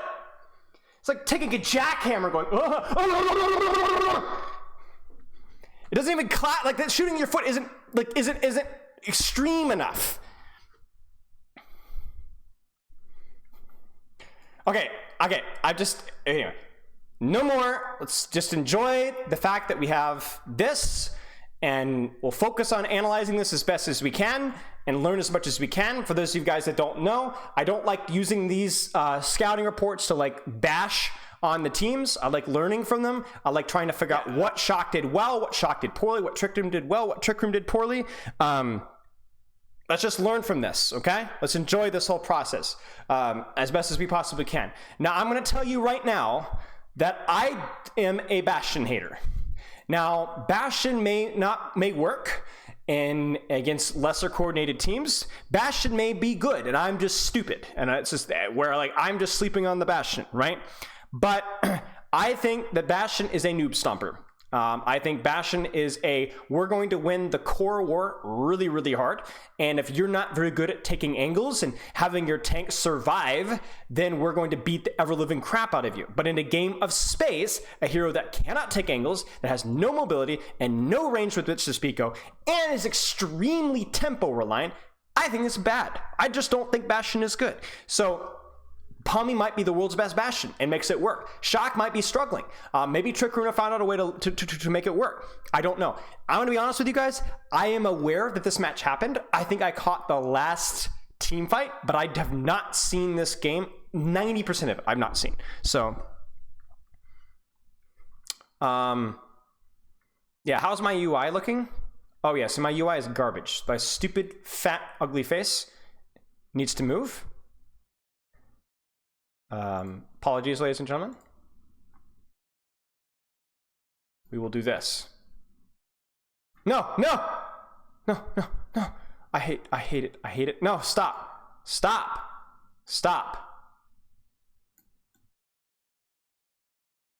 There. No. Why? No.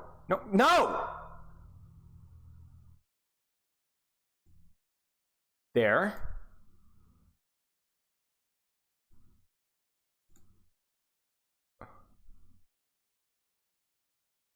Face cam. Yeah. Now I'm going to cover over health bars. Dang it. How about like here?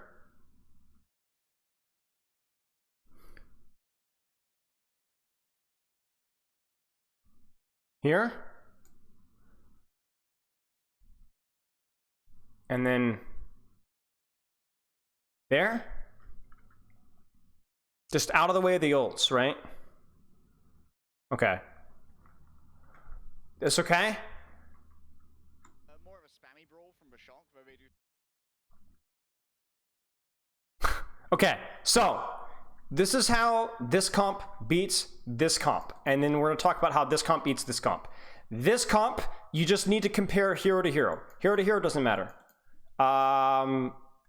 Ram to Rhine, I'm going to be a little bit spicy and just say it doesn't matter. It does matter. Ram is a little bit more tempo oriented in terms of Ram has cycles where he's strong, cycles when he's weak. Rhine's a little bit more consistent. But just for this discussion, let's say that this doesn't matter as much. This doesn't matter as much. This also does not matter as much. It definitely does matter, but they're not as extreme examples, okay?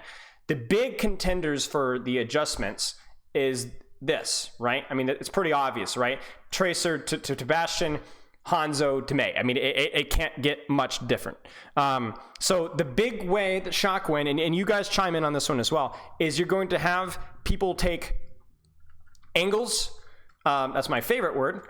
Take angles when you're playing Hanzo Tracer, longer sightlines, deeper flanks, and try to synchronize your pressure at around the same time. So you will lose the short, tight sightline brawl in one little area 10 out of 10 times versus this comp. There just isn't a better comp in the entire game. You couldn't there's not a single hero better at the short range brawl and a burst than there is. You could even Reaper, not as good as Bastion with the turret. All right, so you have to take angles. And the other thing you have to do as well is, if we're talking about tempo, this composition is going to be hyper strong in the first during a very brief window. It doesn't mean immediately, it doesn't mean that they have to play fast, but when they do commit with wall or turret form, they are so strong. This comp is a little bit tempo oriented as well. Nemesis form, nade, but less so than this comp. So the big thing for Shock, to keep it simple, is you're going to need to try and bait turret form and wall, survive it with your Nemesis form, shield, E, blocking, nade, sleep dart, whatever, and then be putting up constant and consistent pressure from your offense, because if this play doesn't get a lot of value, a kill, space, angles, whatever, if it doesn't get a lot of value, this cooldown trade right here, this comp will win. Okay? So take angles, don't immediately die to Bastion form, and you win. Assuming nothing else happens. There's obviously other factors. You could hit an icicle, you could hit a fire strike, stuff happens, but that's the general consensus. So what I imagine is on this map, you guys probably don't recognize the map, but you will briefly, is this comp will 100% control this space, because they're going to get there fast, and they're going to wall, and they're going to control the space here. So what this comp needs to do is you need to take angles, maybe your Ram here, BAP here, Hanzo probably kind of look for opportunities to swing wide here. Tracer probably controlling from this space here. Just taking small off angles. I'm going to have the comms on the background, but I don't want two people talking at once, so I'm going to keep it quiet. So there you can see it. Already the angles being taken. Poking with Ram, poking with Tracer, poking with Hanzo. Now, the first thing I will say is I don't love Proper's positioning on Hanzo. I know that there is a concern about going too aggressively, but I want to see Proper to try and take a more aggressive position if he can. I would not even be mad if Proper actually swung out. Let's get a better overhead here because of replay viewer. Proper swung out towards coast where there's a nice light open sightline here, and look for a sightline down here with his Tracer. He's not rushable from that position. He's not wallable from that position. On these flanks, if not, he's going to get easy access to Hanbei, and it's going to be over. So there's a huge amount of weight on this young player's shoulders. Tracer positioning is good though. Ram positioning is good. Backline positioning is good. We're telling me that Trick Room's brawl is also equally as strong. And there's Trick Room on point. Now, as soon as Trick Room goes to point, the problem with this composition here is the fact that, do you see the problem here? You see the problem here? By being on point, they have now forfeited the off angles. Now, they can do one play. They can wall up and then rush these guys, which is what I'm a little bit concerned about. The other problem here for Shock is I don't like Proper rotating. I want Proper sitting right here with Ana, holding this corner here, and Lucio with Max here, Tracer deepening this way. I don't like Proper rotating with his team. Proper needs to establish an off angle. He needs to sit in main and then create a crossfire from this direction here. Significantly increase his pressure and keep him safe. You can also see that he doesn't have a sightline from his positioning. Do you see this? This is a problem. One of the most difficult tanks to master. It's a quick tap. Surprised that Shock didn't want to have maybe. They rotate out. There's the turret form. They keep wall though, so that's really important from Trick Room. They only use the turret form. There's the aggression. They're trying to push at the same time. But again, I do not like Proper's positioning because Proper once again then rotates back to top instead of sitting on main and peppering. I'm trying to get you guys a good, coming across this way while Ramatra's pushing this way, and even Tracer coming from this way. That would be a better setup. But They do a great job playing around Bastion form. I don't think we needed to force Nemesis immediately, though. So the only time you should use Nemesis is if you're actually closing the distance, and Max is not closing the distance. Max is just spamming. So like right here, we just need to walk and spam. We should not be popping Nemesis form. We're not in a position, nor do we need to commit. So just shooting here would have been fine.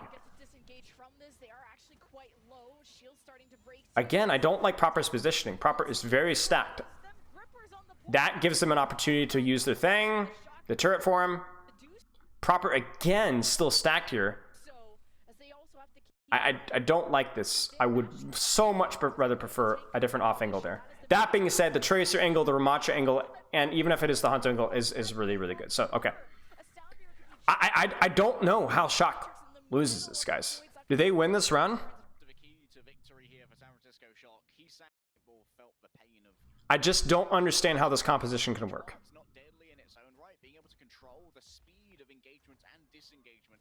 Even though, like, Shock just doesn't play it that well, even then, it's still, like... So, we get a little greedy. There's a really... Okay, so you guys can see Proper's angle here. Check it out. So, Max is too greedy. But, do you see the Hanzo fire from here? This is delightful right here. The Ram is just trying to put out pressure and not get run over. That is one, I guess, small benefit out of the Ram, is I could see a Ram surviving a Bastion cycle easier than a Reinhardt. Because Ram has his power block, and unless you get pinned, then your power block is going to defend better than a Rein Shield for longer. But this is a decent setup from Shock. The Tracer setup is good. The Hanzo setup is good. The Ram is a little bit too aggressive. But this is still pretty decent here. Yeah, I mean, yeah, it's just... They force them in so... They have to chase so hard. How do Shock... How? Somebody tell me. Because look. Even though Max positions a little bit aggressively... Look at how much damage Palmy is taking as they're walking. Oh, the lamp, the lamp and beat are forced just to get on top of Max, who just blocks. Meanwhile, Tracer and Hanzo have every off angle, and it's just murder. Like there's actually not a lot to analyze here, guys. Like they just rush down an off angle and they get destroyed. Now, what Trick Room could have done better here? Why didn't Trick Room engage from far side to avoid Hanzo crossfire? That's an interesting idea, and I was about to propose something similar to that. So you're asking, why don't they just kind of come here and come in this way to avoid crossfire? Not a bad idea. If you were to play a composition like this, this is exactly what you would need to do. What you need to do is you'd either stop here, shoot Tracer, force Heesang out, then push. Now that might mean that you miss the opportunity to push on Max, but you know, that happens. Or you would need to rotate in a way to avoid the Hanzo crossfire or avoid the crossfire entirely. So what you do is you do the exact same thing, but you rotate from here. And then you could even clear high ground, and then you reduce the number of angles that Shock could take. Now, Shock could then just rotate and take a different angle, but it forced them to be dynamic and adjust, whereas Trick Room just run it down mid. Shock is already set up for this push ahead of time. You see this? Yeah, going after the Ram when they're already set up for it is almost impossible. Like it just doesn't work very, very well. So what Trick Room needed to do is rotate from a different position or clear Tracer, then push. But again, you're limited with options of clearing space and angles when you're running Bastion.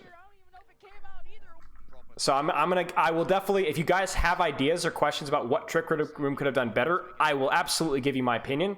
But we're working with I just don't think the comp is that good. I just think that's why this comp isn't very good, is because there's limited options with what you can do. So Pame goes Cass.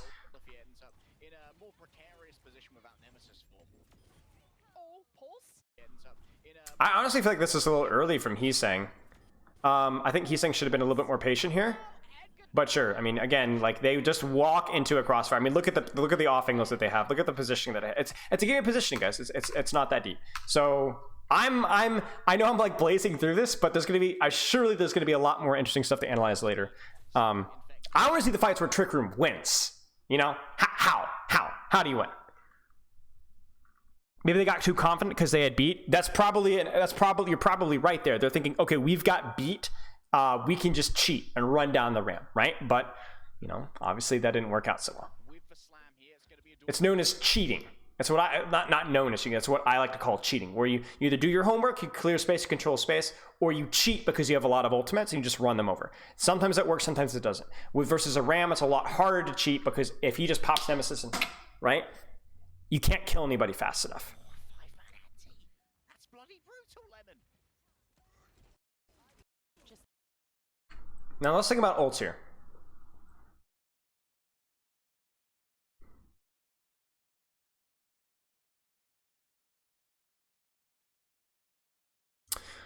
So they're probably going to end up on point, and they're probably going to do something similar that they've already done, is probably just Shatter may beat whatever, or beat, back window, the Ram, and just try and run over the Ram. Because I don't know what else you can reach with your comp. I think Hanzo, Tracer, too far away. Maybe you could catch the Ana, but that would take a pretty sick, sexy rotate that I don't know if you have time to do with 90%. Kind of like what we were talking about earlier, rotate like that. I don't know if you have time to do that. So you're probably going to try and throw the kitchen sink at max. But the problem is that Shock should be equipped to deal with that with Sleep, Nade, Nano, and Beat. And then meanwhile, you have no sustain from the Hanzo angle, from the Tracer angle, right? Cheers, Saber. So you're probably going to go force point for Blizzard, but even then, I don't know if you're going to be able to get the kill with a defensive Nano and a Beat. And even if you do get the kill, like let's say they just choose to Nano Heesang instead. I mean, heck, even Nano Hanzo, right? You might just die, even though you get the kill on max. Ah, jeez.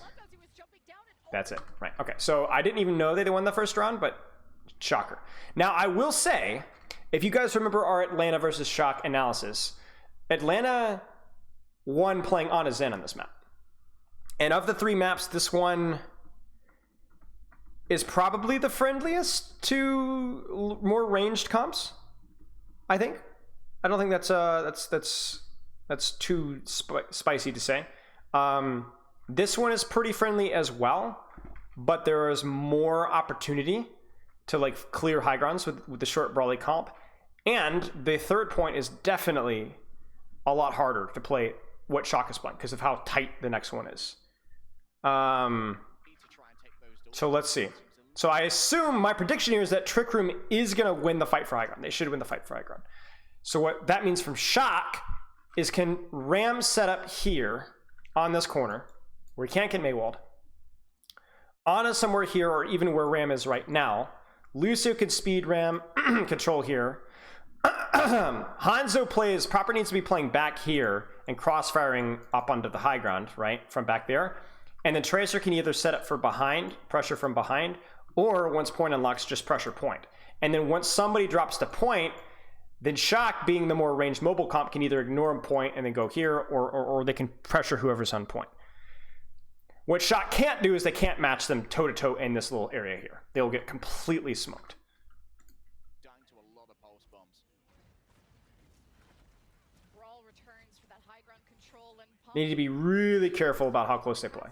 This is good. I don't see where proper is, but I want proper. Now, okay, let's actually talk about this. What could Trick Room do?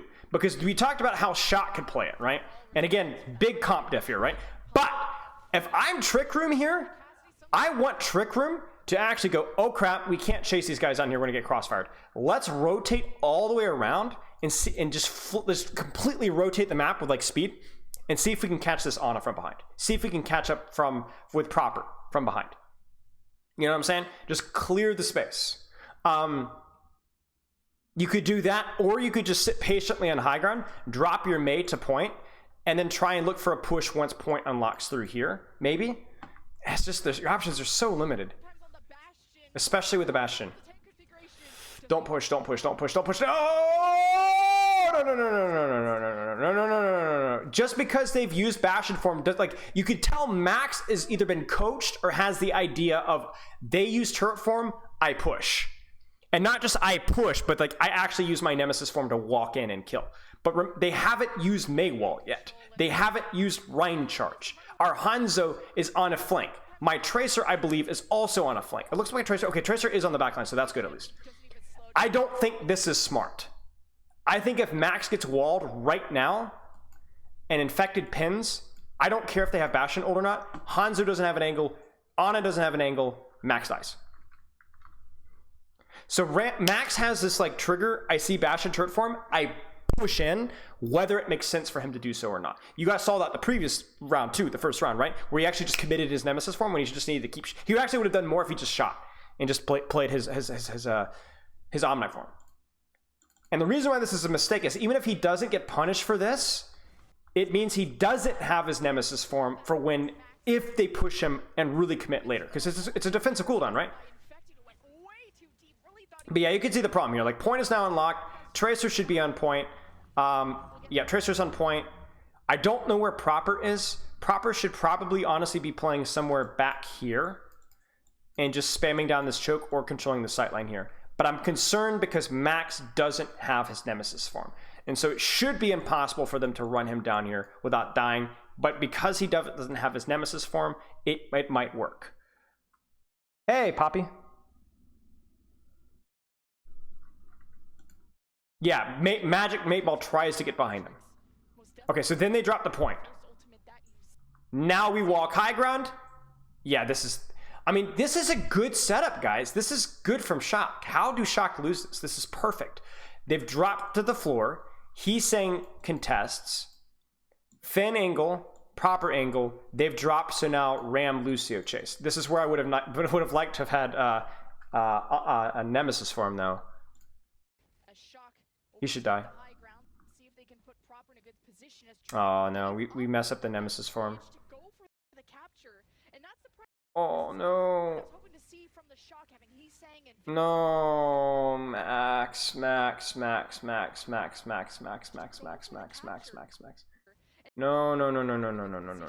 Okay. First off, it really sucks that Heesang gets his recall forced here. I don't know whether we blame ping or what, but he gets hit by a fire strike. That's going to force an early recall. So that really limits his ability to stall point. So that sucks. Okay. He also needs to stop peeking. Like, Heesang keeps peeking here. Like, after his recall gets forced to try and do damage, but he's still half HP. He needs to chill. Okay? So that sucks. Second thing that sucks. Vindame drops. Doesn't really do a whole lot. I don't know what Vindame is doing. I don't know why he's here. Vindame should be on high ground. The major problem here is Max drops to stall when we should be trusting Heesang. Max needs to stand right here with his staff and with Lucio pocket and just burn and shoot and burn and shoot and burn. He does not have his Nemesis form. He cannot get into melee range into this composition. He got booped? No way. Really?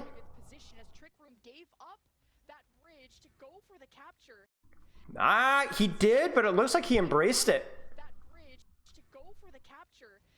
He kind of like rode with it. Or am I smoking something, chat? The other thing too is this is why Vindame needs to be with him, so that you can counter boop the boop. You get your Ramatra and Lucio here, and you just spam where your Tracer stalls, where Proper stalls with your Ana angle. Shock win this fight. Good catch, though. You can't do this. Max doesn't have his Nemesis form. He wasted it because he almost got the kill on BAP. Unfortunate. Go next. Hold the high ground and just spam. Take angles. Spam. Tracer controls point. Lucio controls point. Shoot the backline. These guys die. They do not have lamp. The nade just forced lamp. These guys die. Or they have to play so far back that then Infected actually dies to Tracer on a Hanzo because he can't do anything.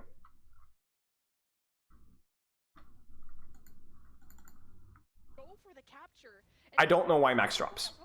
The advantages of their composition have completely evaporated when you give up. You actually won the map and then literally just gave it away. allows Trick Room to create a brawl scenario without high ground. Right. And no angles too, right? Because now Proper doesn't even have an angle anymore, right? Like we don't even have an angle anymore. Everybody's all kind of humped up in this, just like we could draw a giant breadstick around the entirety of Shock's comp, right? There's nobody here, there's nobody up here, there's nobody over here. They're just that's it. Freaking pommies! Your Bastion's on the flank! Your Bastion's on the flank. If your Bastion's on the flank, you've done something wrong. I'm not gonna lie to you. Max should die for this. Sayonara. And even then he still gets a kill on boat. That's crazy. You should be never, ever. That's a great stick. Holy crap, Pummy. Leave some for the rest of us, son. Look at this, y'all. Look at that stick. Woo! That's actually really well done. I mean, that's a great job by Trick Room, y'all. That's a great job by punting to take this flank. Great recognition of Max's mistake, and it's a punish. But if you're losing map control to a Bastion, you messed up. Proper, not done fighting just yet though. There's still enough healing from Vindam to take these Proper, not done fighting just yet though. There's still enough healing from Vindam to take these. That's wild. Look at the surrounds. Infected can't shield everything himself. And so San Francisco Shock, this is literally Proper's doing his absolute best to compensate for Max's strollage. the MVP. And they went through angles. The roll star, baby. San Francisco Shock say we refuse to yield. Wild. Contenders, Trick Room, people that can be. Here comes the retake. So, how would you retake this as Trick Room, y'all? Think about it. How would you make this work? Because you know what they're gonna do setup wise. It's gonna be something similar to last time. Max assumedly is not gonna troll like he did last time. So how do you bait it? And again, I know we're operating at a disadvantage here. Like I just don't think realistically, if both comps play correctly, that Trick Room's gonna win it. But I'm not doing Vegas anymore, guys. I'm not reviewing Vegas. It's just there's just nothing to learn. Vegas needs to get their crap together. I'm not beating up on somebody who's already done. I've been in that position before. It's push high ground and speed in the backline, right? So the reason why we push high ground isn't just we can get on the backline, but also if we clear high ground, we get rid of the high ground off angles that were a problem for us, or could have been, or should have been a problem for us earlier, right? So if you go here, Max will have to run away, Vindam will have to run away, maybe they'll have to drop, you know, and then from there we can force our brawl scenario on point easier without having to worry about getting shot in the back immediately, right? So what I don't want to see is this. I do want to see this, and then maybe deeper, right, depending on the situation. Vegas versus London. No, I don't, like, honestly, guys, I'm not gonna lie to you. London played horrible. Vegas definitely played better, but London looked just absolutely awful. I'd be sitting half the VOD making grunting noises and just chortling, and there's just nothing to learn from that. I don't, like, toilet bowls are fun to watch, but it's not fun analysis. We don't learn a lot. There's not a lot of interesting discussion. This one is definitely more toilet bowl-y, but this is like the extreme version. And also, I haven't beat up on Shock yet, so yeah. Who keeps ceasing in check here? May, Lucio. Usually Lucio. May can pre-fire on him a lot. The Tracer Hanzo is just amazing at taking space. Like, you could take any, like, the Hanzo just plays on, and any position is basically untouchable on a map that's this open sightlined, and Tracer can take all the flanks. This comp should never be able to take any angle or split ever without getting murdered by the Tracer Hanzo. Pretty much, Greg. Pretty much, Greg, yeah. And I feel at this point in time, we've already hammered on Vegas. I've already hammered a little bit on London as well, whose Brawl Mirror did not look good. But I don't want to know. I mean, London's a fine team. They just have had a slow start, that's all. And they looked a lot better versus Saints. They looked a lot better. But versus Vegas, it was ugly. It was ugly Overwatch. Really ugly Overwatch. They're better than that. They looked okay, this is a mistake. Now, I think they should have grouped up, dropped window, rotated, and then done what they just did. But I want you guys to tell me, what's the plan here from Trick Room? What's the plan? They're doing this on purpose. It's not a great plan, but the idea is respectable. Because map controls everything, right? They all go to point, they die. Force point, and They want Shock to drop on May Ryan, maybe. Bait Max. Yes. Yes. So they are trying to bait Max or bait, even just use infected boat as bait. Boat as bait. And then this guy's going to back window. Set up a crossfire. You see it? Now the reason why I don't think this should work is that these guys still have high ground. And this guy still has an off angle, right? And Proper's still somewhere down here, you know? So I don't think this is going to work too well. But yeah. No, I don't think that they're not trying to cheat. Cheating to me is trying to force a brawl without clearing space. They're not trying to force a brawl. They're trying to bait somebody on point and then set up a crossfire sneaky, you know? I just don't think it would work so well.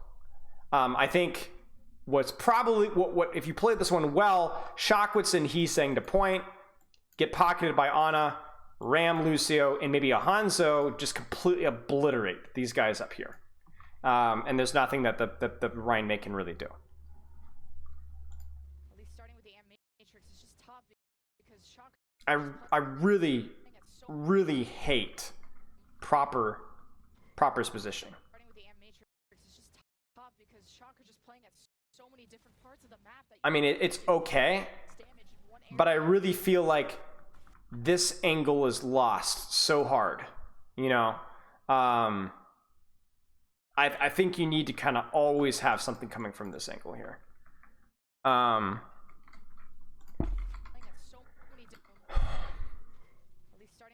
Obviously, chat, my takes here are going to be like 85% efficacy because it's hard to see what's going on, but so Trick Room does a really good job avoiding the Max pressure, which we predicted. Max is on point now. He does have his Nemesis. He needs to get out of dodge. He's taking too much damage.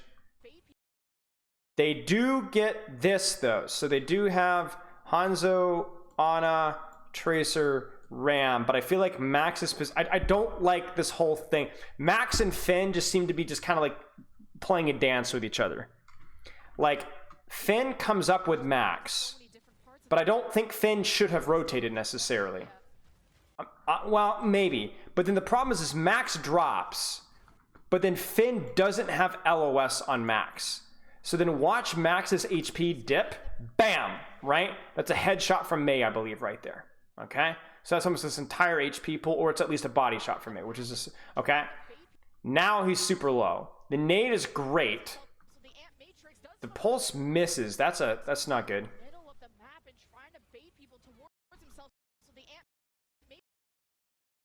I don't know if that would have killed Pummy. Oh, jeez.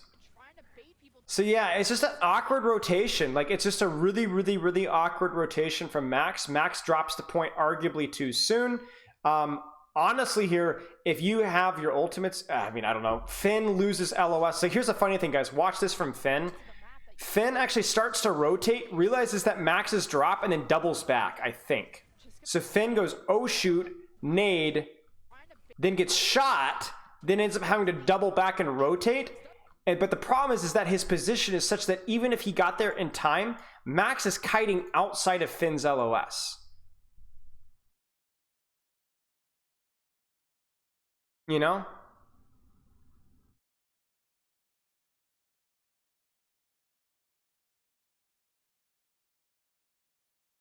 Hits the nade on the backline is what I meant. Not on Max. Like, Max and Finn are just playing Ring Around the Rosie with each other. Ring Around the Rosie with each other. Again, I don't love Proper's angle. I would want Proper to be more greedy from this sightline or even rotating deeper this way. This has been a consistent theme. I think Proper's angle, as always, could be a lot more aggressive. Like, there's just nothing on the enemy comp that can touch a Hanzo. There just isn't anything that could reach him or touch him or do. I think Proper could be playing way more aggressively. And then obviously, like, it just, Max is just, I think, just dying for point too often. And then this is crazy.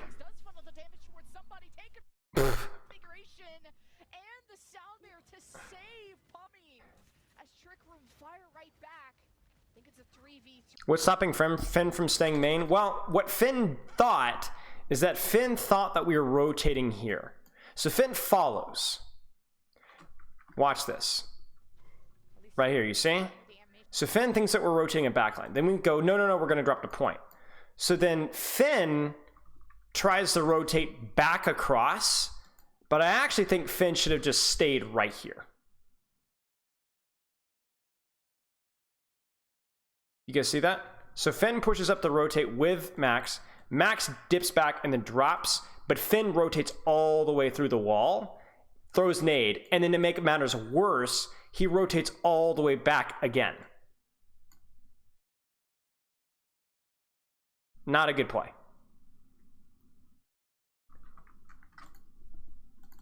Matrix is just tough because Shock are just playing at so many different parts of the map that you can't really funnel this damage. And then in addition to that, I don't think Proper's angle was aggressive enough. Just gonna be in the middle of the map and trying to And so this really reduces the amount of damage that Trick Room was taking pre-fight. configuration and the sound barrier. Does that make sense, y'all? So honestly, it just feels like Trick Room fire right back. Shock just were not taking the best angles that they possibly can. I think Finn, Managed to flip the Proper, Finn and Max on different angles would have helped. I mean, a different wavelengths is not helping, and Proper is not playing aggressively enough. Pummy and tank form. Right. Like the thing is like you don't need, like, if you're Trick Room or Shock, once BAP or once Ryan May drop the point, there is nothing that can touch you on this high ground. There, you could fall asleep and nobody's touching you here. I don't even think you can actually wall up and rush. I think this is too high. So it's like, there's really no reason to do all these crazy rotations. Just stay here and shoot. Just shoot. Do whatever you want. Take any flank, Proper to go around the back line, for crying out loud. So yeah, I don't want to overanalyze that, but although that's kind of my modus operandi, but yeah.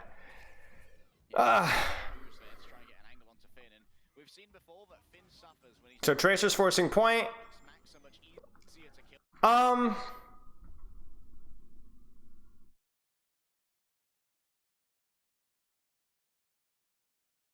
Okay, so you guys remember my Bastion rant ages ago on Dorado, right? The one that had the TikTok about it? Airdromar or whatever it did. And I talked about how pre-fight Bastion ults suck, because there's too many resources, too much attention available to give attention to just dodging the bullets, and so it never does anything. Do you need to be worried about Lucio Boop, though? Yes, you do. So what Pami is doing right now could be argued a pre-fight Bastion ult. However, before I rant and rage about it, I wonder if the pre-fight Bastion ult is something that's a little bit more considerable when there's a Tracer on the battlefield. Because the Tracer can hunt you down and murder you if it's mid-fight. My other thing is if maybe you use it pre-fight and actually like set up something with it. Maybe we could set up a push, like clear as Fen, right? So maybe we could do something with it. That being said, I don't like it that much. I'm trying to give him the benefit of the doubt, but I don't like it that much. I would rather see him look for an opportunity, because you know Tracer's nowhere near you and can't get to you because she's on point. So surely there has to be a better use for Bastion ult. Surely. I feel like it has to be. Maybe Kiwi. Maybe, did he use the shift early? Did he? Oh yeah, you're right, he did. Maybe that's it. Maybe he's buying time for his shift. That might be it. Yeah, that's. I mean, he has it now though. Yeah, I don't know. I'm just not as much of a fan. I think it's too easy for Shock to be able to survive this and disengage this.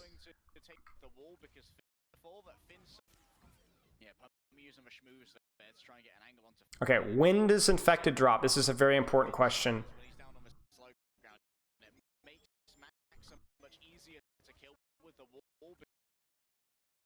Okay.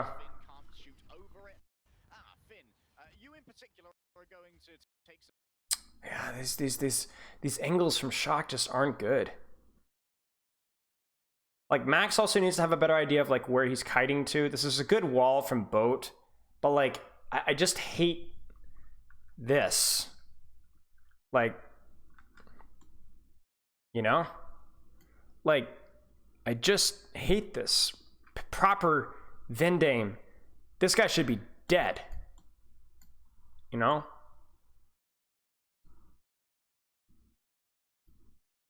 This implies death, you know? Like, he just should die. Like, there's no way that once Ryan drops, and May, that this guy isn't just immediately dead. And we can sell Max. Like, if Max dies because he kites the wrong way or isn't aware of Maywall, whatever. But this is just really passive play from Proper. Heesing's positioning is pretty good. I like Heesing to force point. I like Heesing to crossfire and point as long as he's aware of May Icicle. That's going to be tough on ping. But this is just not good from Proper. And it's not good from Vendame. He's like, and still, Proper is still shooting Rhine Shield. No, no, no, no, no, no, no, Proper, no, no, no, no, no, no, no, no, no, no. The GOAT has to know better. No, you must take a better angle. You're setting up on the same angle as the rest of your team. There's a freaking Bastion on the high ground. There's no way that Pummy should be allowed to hold this position. No way.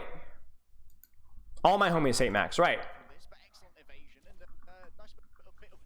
Because, like, Max actually plays it really well. Like, look at this. Max survives Maywall, uses his E, gets to cover. He's doing a really nice job. I actually don't even know why he Nemesis forms this. I don't agree with this Nemesis form. Oh, it's the Blizzard. It was Blizzard.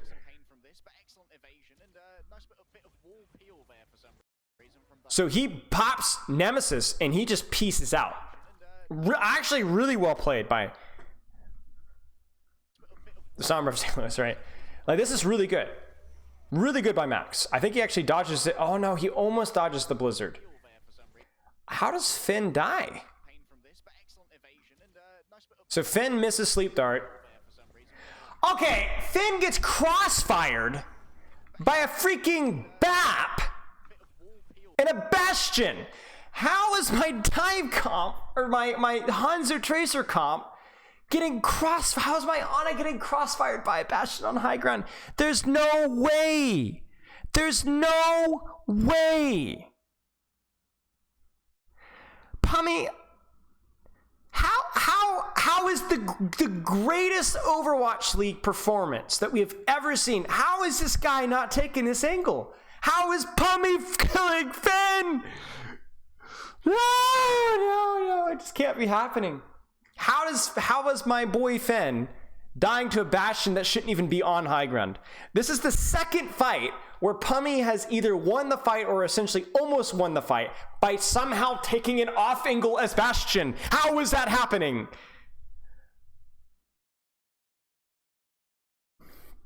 Yeah.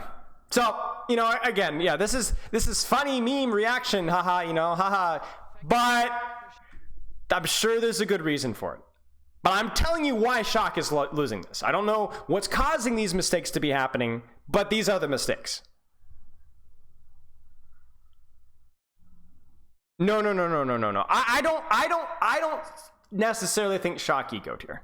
No, I don't think so. I think Shock might have just been tired. Shock might be out of practice. Shock is generally not very good early in the season in scrims. Who knows? Also, this is a weird comp, right? I mean, I'm telling you, what Max is doing right now is totally fine. He just took Blizzard, he took Shatter, he took Pen, he's still surviving, he's still putting out pressure.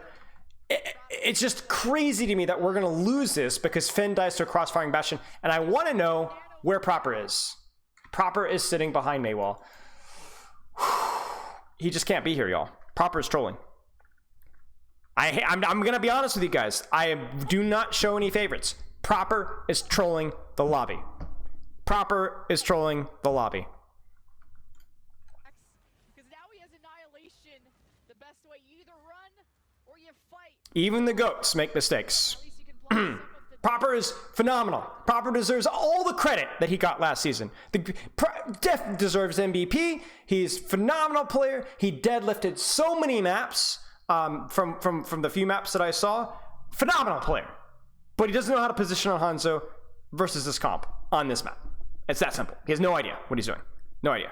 For that, protects the rest of his team, and Tricker managed to also keep a point this entire time and deny the flip.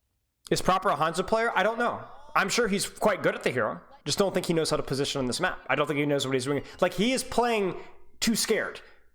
Bastion May. And this is where you get things like Trick Room coming in here and slapping people around, because some people don't adjust properly. It's a Bastion May. They're thinking, oh, you know, Proper's like, well, I don't want a hard flank because, you know, their Cass or their Hanzo might... There's nobody there. There's nobody there. There's no Tracer, there's no Hanzo, there's no... This entire area, it's a freaking Bastion. Sombra of St. Louis intimidated Proper? Yes. Yeah, so I'm beating on Proper, y'all, but you know, is a phenomenal player. And again, it's just like, do you see the pressure that he sings under? It just, and Proper shooting rain shield. Proper shooting rain shield. Proper still shooting rain shield. Proper still shooting rain shield. I'm losing to an off-angle Batiste. I'm losing to an off-angle Bastion. The Bastion May composition are controlling the map better than a Hanzo Tracer composition. No way! No way! This isn't happening! Oh. Look at this guy! It's freaking on me on the flank! He's on the flank! This keeps happening. That's crazy. I mean, this is really smart too, because if you think about it, if Proper doesn't take perfect position, they can off angle underneath this overhang, and it's hard to shoot whoever's off angling, right? So what that means Proper's gonna have to do is he's gonna have to get really, really deep, right? So this is ironically really well played, not ironically, it is really well played by Trick Room. They're doing a phenomenal job of using this flank underneath the high ground where it's harder for them to get value. But Proper hasn't moved from this spot this entire map. I mean, the Proper can literally shoot nothing but Rain Shield. He literally can shoot nothing but Rain Shield. Yeah, as long as Shock stay on this point, it's gonna generate. Trying to push Max off, we'll get the flip there for... It's not the best from Pummy there, but oof. I'm pretty sure Boat just saved Proper here. Check this out.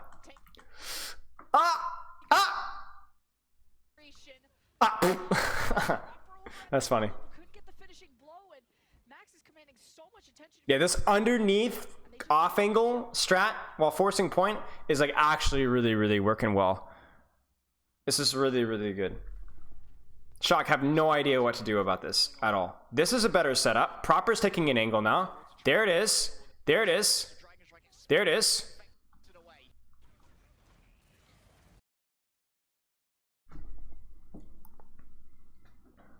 I don't know if you guys can read the pixels on the screen, but I want you guys to tell me what the problem here is.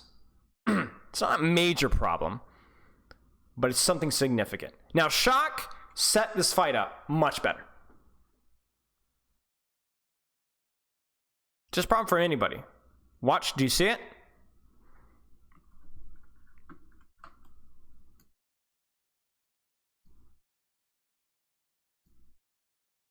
Do you see it? Now, this is a tricky part for Vindame. I think when there's no May, Bastion, Orion, Beat, Vindame needs to be here with this guy, right?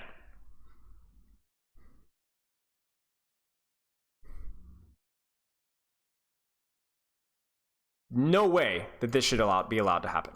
No way. Hanzo Lucio should always beat Bastion Lucio. Always. It's not even mechanical then. You just can't. You can't win that 1v1 as Bastion. You just can't. Right? So that means Bastion has to drop. Lucio has to drop. Then Proper easily rotates. And then once Proper is established, then maybe Magic Mayball can drop. Or Magic Mayball. Vindame. This is silly. Now, Proper is probably going to be okay. I mean, I don't think Proper should die here. He might even be able to hit a shot, maybe force Magic Mayball out, and then Proper will retake that angle. But I don't know why Vindame is here. I have not. Can you shoot me a DM in Discord? I'll try and check it out when I get a chance. Appreciate the comment. But Lucio should not be playing with Ram unless Ram needs speed. Ram does not need speed when he has Nemesis form and when there's no ults like May ult to need pounce speed. Who? Full name?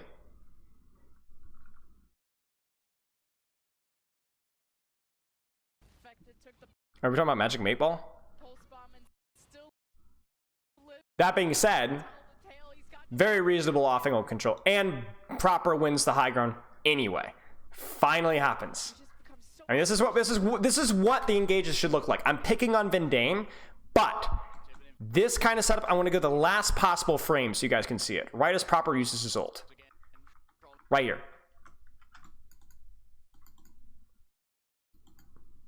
This is what we need to see. I gotta show respect to the man. His mama blessed him with that name. He blessed himself with the skill. I'm going to give him respect by calling him what he calls it. This is amazing. This is really well done. Even if you were to establish your own Bastion off angle here that Proper can't deal with, Proper doesn't have to shoot the Bastion off angle. Proper can shoot whatever he wants. And if Bastion tries to take the off angle from him, Proper should win that duel.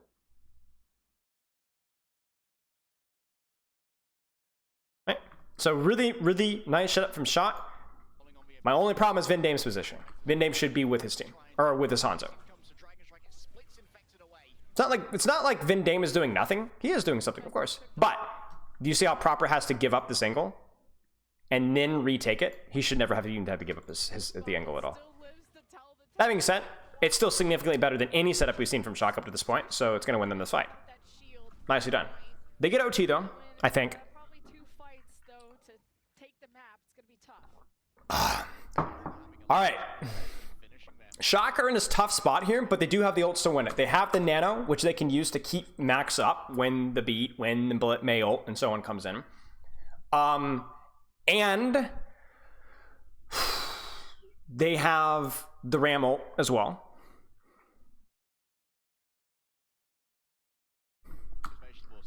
So as long as Shock plays it well, I don't know who wins this round. I know it's a 2-0 for Trick Room, right? Hummy's looking for Finn. Yeah, I don't know. I really just don't know. I will say that that's a terrible, terrible habit for ranked. But if it's coordinated in a scrim environment, if it zones the Ana, will that give you an advantage elsewhere? I feel like you zone the Ana, but you also miss your Bastion, so I'm not so sure. I feel like there has to be a better way to use it, though. Maybe you go for a turret cycle, force point, then go for it, like, go it really quickly. I feel like is Tracer that much of a problem?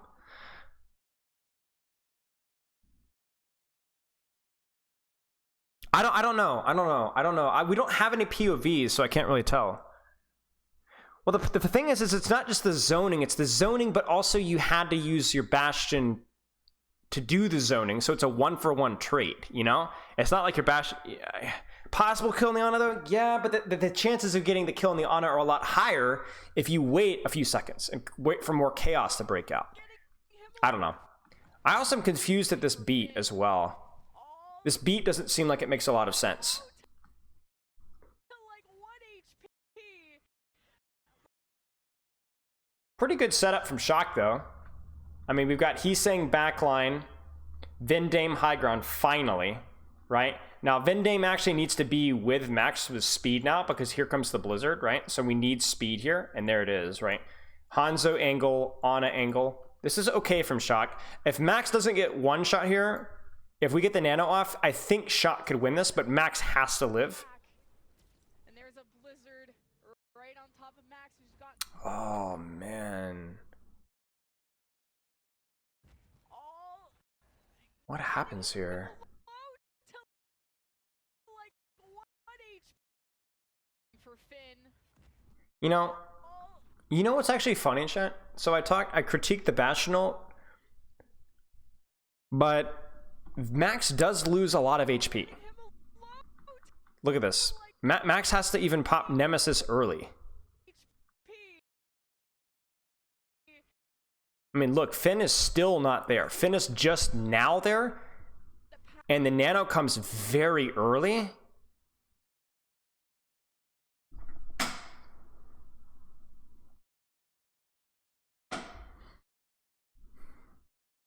I mean, Max should be in... Max, I'm 90% sure, is in speed aura. Maybe Shock should have been willing to give up point more here. I think Max should have been more willing to give up point here. When he hears Bastion ult, maybe Max should have been more willing to give up space here. Especially because, like, yeah, see, Max is holding the ground. He's also doing it into a beat, which I think was too early, but okay, whatever. So Max needs to be willing to toe the ground and disengage. And then have a touch happen later with either him or Tracer. Because his lack in unwillingness to disengage is what sets up the Blizzard and what loses him so much HP that the Nano has to come in early. Because optimally, if you're trying to Nano, you would Nano now, after the pen.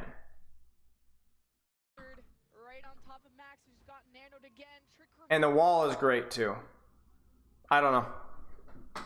Finn is zoned out by Bastion ult, and then Max doesn't kite with the Bastion ult too, which means that he loses a ton of HP. Who should be touching here? Nobody. Nobody. And then Max at the last possible second, or Tracer at the last possible second. I think you have to be willing to give up more space when you have these things online.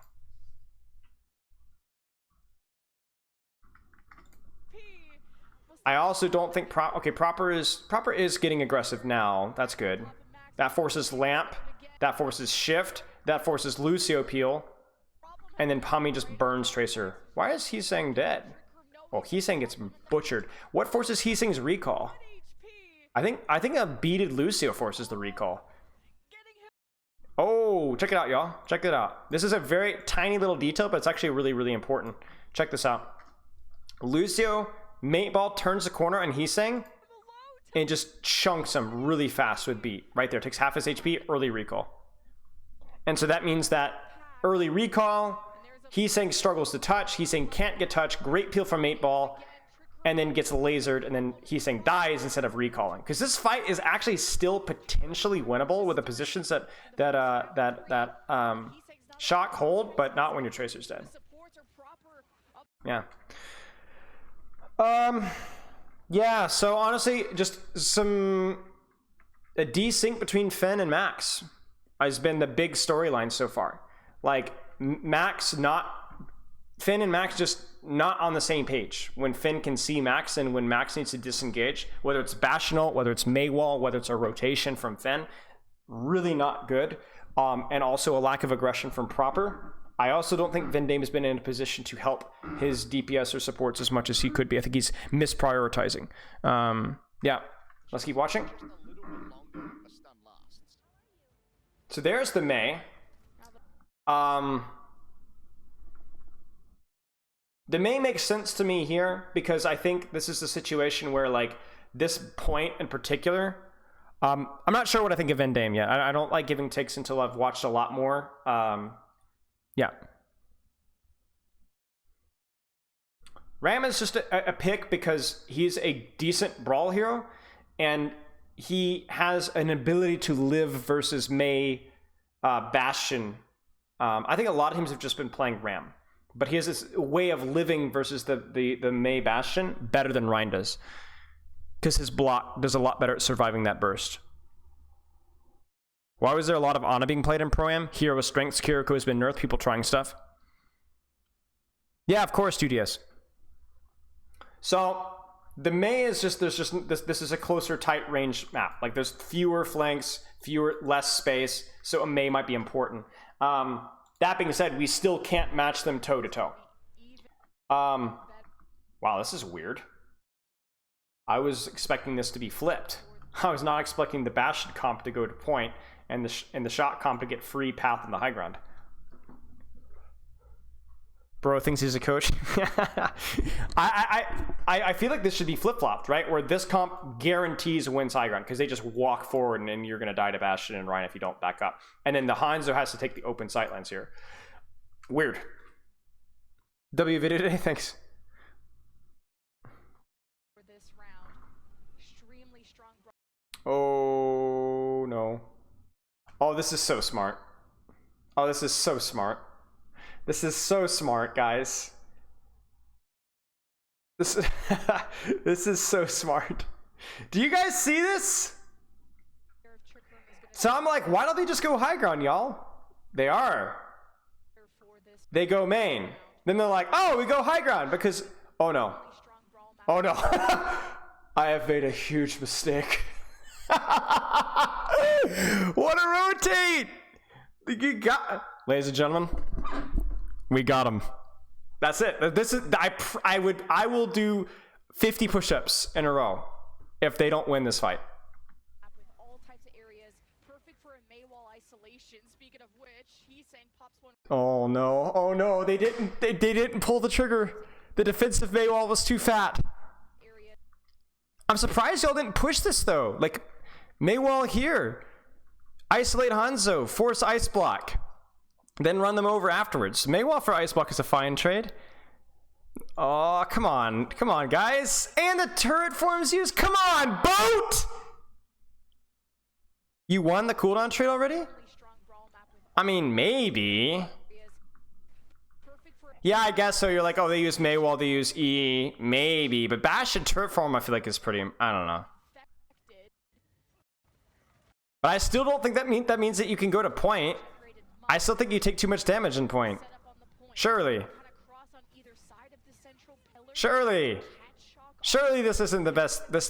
Okay, see, like, see, surely this isn't optimal for you guys. I don't care if they use Maywall or not. No way. No way. I mean, you wall off. Okay, where's Proper? Okay, I'm sorry. Proper needs to Proper's here. Proper literally needs to be like rotating even through that little door frame here. Proper needs to get like hyper aggro ego here. I think like we're noticing a consistent theme here. Proper is, why is Proper here? Like, get here, or play here, or here even. Like, ego, man. How do you counter mail? Speed and or sell the person. Make sure that only one person gets frozen. But this is like not like the angle initially intention was there, but the common theme here is that my Hanzo is just not playing with enough ego here. So like Trick Room just doesn't take any damage, even though they're standing literally on point and they're getting crossfired. The Hunt, they just don't take any damage. When should Max be using Vortex? There's a dichotomy. You can either use Vortex pre-fight, or like early fight to kind of get a lot of spam damage early to put them at an immediate disadvantage before they rush, so it's a lot harder for them to rush, or you can use it reactively when they rush to slow down the rush. It doesn't really matter which way you use it, just as long as you maximize your value. So it's either like you put it down on the ground and you use it to go really aggressively and spam early, so you whittle down Rhine Shield, so it's hard for them to press W, or you wait for them to press W, then you reactively do it. Same thing goes with your shield. You can use it pre to set up an early defensive pressure by putting out a lot of pressure, or you can wait until they rush you. I don't like this from Max. I don't like. I get like they've capped, so there's a little bit of urgency, but like there's just no way that this is gonna work. Like there's just surely, chat, no way. Like I feel like that's what do they see? They see Maywall. They saw Maywall advantage.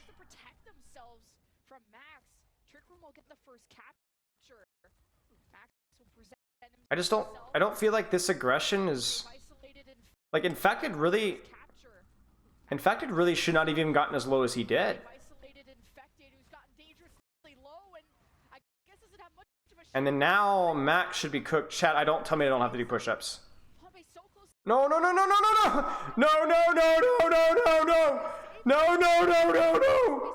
Where's Proper? Is Proper on the flank? Please, I will gladly do 50 push-ups if Proper's on the flank. Where's Proper? Where's Proper? Does anybody know where Proper is? Oh, he's on the flank! He did it! We did it! We got him on the flank! We got him on a flank! On a long sight line. Ah, yes! Yes! No, please. No, they took angles though. Dang it, guys. Dang it. Dang it! Ah!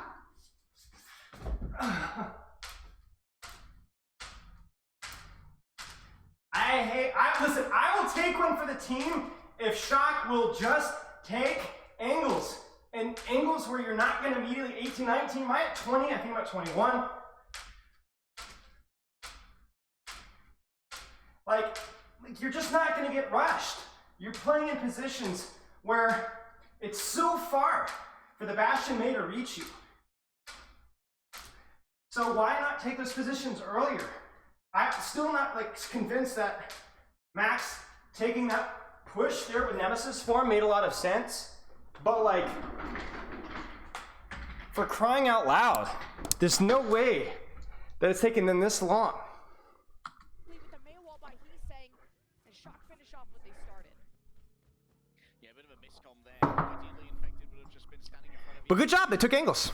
double healing from Hanbei, but instead goes a touch too aggressive, maybe I love this so much from Bastion. Check this out, y'all. Woo! opening in the shock lines that was potentially exploitable.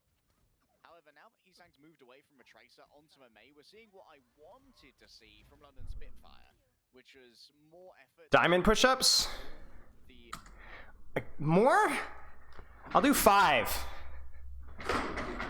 So diamond push-ups are like this, right?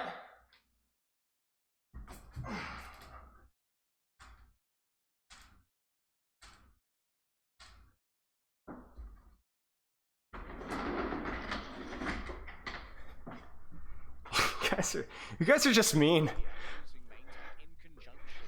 Now, this is what I think the intellectuals would describe as a wee bit of sussy baka. Cat push-ups. Where's Amari? She's sleeping. Remind me in a second, Elendil. This is a little bit of what the intellectuals say sussy baka. Please never say it again. This is pretty ballsy. Now they do rotate to the floor, which is also a little sussy baka, because they are going to get crossfired from here. Maybe it's because they track that they don't have anything yet, but I feel like this is a little bit of a dice roll. This isn't a really great sightline for your Hanzo. Early dragon here has to be though, right? with the Hanzo to try and control the offense. I just, oh, that just seems so, like, so silly. Like, why are we trying to, Finn, so not only is Finn stuffing a Bastion May comp, he rotates out by himself and stands legitimately out in the open. I just don't understand why you would, like, this is just impatience. Like, no. No.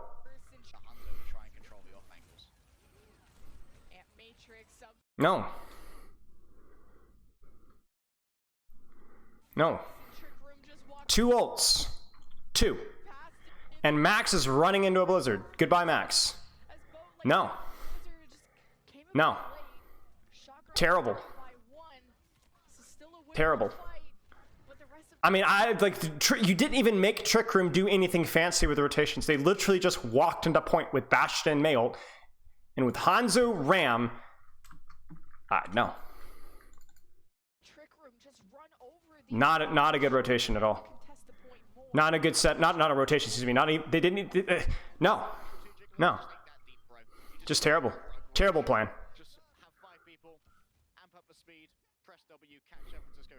I mean, Max is trying to push with the plan, but like, why? Take angles on point, dragging them on point. The only reason that you'd ever stuff them there is if they didn't have any of these ults and you did. Then you're like, I don't care if you guys have Bastion, we have Beat and Blizzard and whatever. No. Oh,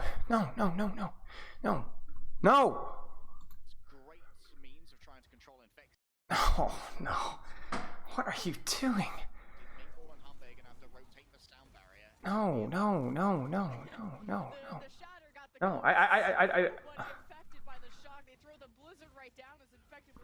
No. See, this is the thing, guys. This is the thing. This is what concerns me. It works because ego But if Infected even hits one person with the Shatter, if they get this beat off, then they're cooked. I mean, I don't know. What do I know? The Shatter got the ghosts. Nobody affected. I don't know. by the shock. They throw the blizzard right down as Infected was still trying to observe what he hit. I mean, I guess, you know, you had a May Blizzard difference there, which makes that play actually work, but Not able to get the I don't know. time to initiate the fight with that. Shatter was a good idea. Still have to hustle through to match the score. I'm not going to sit here and pretend that because they won, they did it well, or they lost, therefore they messed up. They had a Blizzard advantage. They ran in. I still don't think that's the plan. And I also want to check out Proper's positioning there, because there's a very real chance that this fight would have been drawn out. They do a fake rotation. That's at least good. Proper's on... Looks like Proper's taking an angle. I think Proper's behind the back left. That's good. The ghosts. Nobody affected by the shock. They throw the spot to get the Amp Matrix in time. That being said, they did execute on... If you were to rush in with Blizzard quickly. Okay. Yeah, unfortunately, they're a little bit of a goofy throw wall from both. Now, they definitely can't do it now. To the ceiling and disabled via. I don't even think with Ram ult that's a good idea. I think they wanted to peel for Infected instead and wall them away from the enemy, but sometimes that I love these grenade jumps. doesn't work out as you'd expect. Probably Bizarre. open this up with I mean, they really... Yeah, just gotta ignore that Ramatra shield as much as possible, and they're getting good trickle damage onto a lot of players with a shock, but now the real problem is present. It's Max and Annihilation, plus the Sound Bear manages to get 2 kills, now a third before he falls. And Shock just have to clean up this fight. I don't know, guys. Shocked seem to have a very different idea from what I would describe.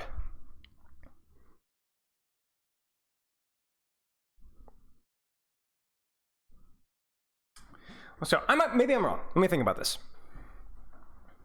So if you're Shock, beat for beat, okay. Window, which they're probably going to use, and we don't have anything to match. So maybe Shock's logic here is we don't want to match Bash and Mei for Brawl, usually, but we have a Ram ult. They have a BAP window. Let's try and stuff it. And at least we have a Mei, whereas before we had a Tracer. So we can match them more comfortably brawl to brawl. I think that has to be the logic. I think in this situation particularly, it's 50-50 enough with the BAP window versus the Ram ult that it seems okay to me. And if it's taking me this long to sit and think about it, analyzing it after the fact, then surely in the moment, there's a lot more margin for error.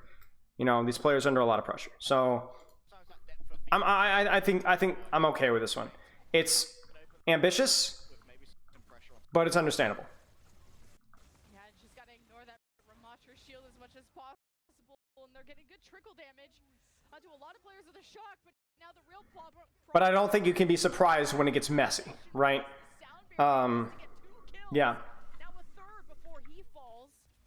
Okay. And Stag. I'm not sure if I see that as Shock. Last fight. Seriously or more seriously, they're willing to stagger a Lucio. Now I'm gonna. I do. Actually, I don't know. You both have Blizzards here. So maybe Shock stuffs again? I just think the problem with stuffing is you limit a lot of what Proper is able to do. Because it's not like, oh, fast versus slow, Bastion versus Hanzo necessarily. Although Bastion being very turret reliant and Hanzo not is definitely a factor. I just think that you could kind of see it there. When we stuff the choke, Hanzo doesn't always get super good angles to take onto backline. He's a little bit more limited with what he can do. That being said, we do have Dragon versus Mei. So it's going to come down to execution here. Runner-ups of the last year, and Proper can lock down their entrances with the Dragon Strike. That needs to be out. It's a nice rotate. Yeah, I don't like this from Shock. So this is not so much of a compositional stylistic choice. This is just a bad execution. Proper Dragons. Dragon comes very late. BAP window and Dragon are stacked. We don't like to see that. You should comboing ults is almost never the play. unless they complement each other and their strengths. Dragon ult, guys, run, hide, and split. Bap window, guys, run, hide, and split. And to make matters worse, they place them so much so to where they both kind of accomplish the same thing. What you would do is you would bap window on the rotate, and then you would dragon where they're trying to hide from the bap window. Cause a big mess. You don't combo these like this. This is bad ult economy, bad ult usage from Shock. Needs to be out-rotated. Tank configure or the Bastion ultimate. That being said, we still have a Blizzard to play around with. And Boat looks like he dies in the Blizzard cast, so maybe this is just press Q and win. Finn.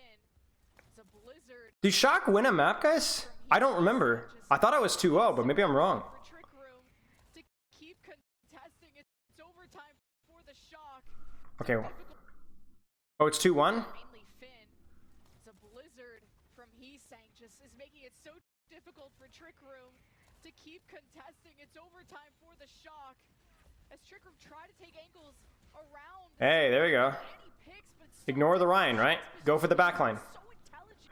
Okay, yeah, okay, so I didn't even remember. Okay. Well, Shock made a big mess of it with Hanzo positioning, and Finn and Max screwing around. But as soon as they went mate, and they just did better brawls, I think it was pretty reasonable. I mean, you're just seeing the real limitations of, even in the brawl mirror, the limitations of the Bastion. We don't even get to use our Bastion out there. Okay, so let's keep watching. You guys have any questions so far? I feel like I've learned a little bit from this, which is the goal, right? You gotta learn. I will eat 1 carrot stick. My throat is so dry.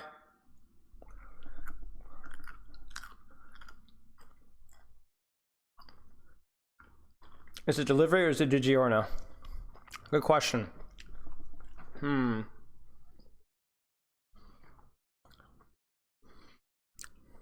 don't know.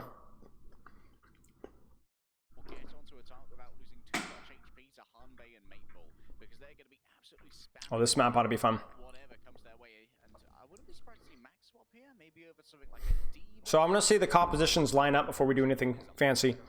Max, what's for choice here, my friend? Oh, for Winston. Jonah, I don't know. That's a good question. I feel like probably yes. Probably. But probably more so when there's like less burst damage and more consistent damage. Fatal Blaze, thanks for the sub. So like if you're playing versus a comp where you have to be like worried like a Widow, or not a Widow, or even less, when there's more like consistent damage, probably. Yeah, okay, so BAP is just more damage, a different off angle. You have Lamp for and Shift for Peel. BAP is a little stronger. It could be a hero comfort pick as well, because BAP is generally the support that main supports are best at. That's not Lucio, Mercy, whatever. So they want to play a spam comp. They're not going to put a support main support on Ana. They're going to put him on BAP. And then I also think that like the verticality of the map is decent for BAP. I think, I don't know, I'd be surprised if BAP, I still feel like BAP kind of sucks. But I mean, there's at least the logic there, right?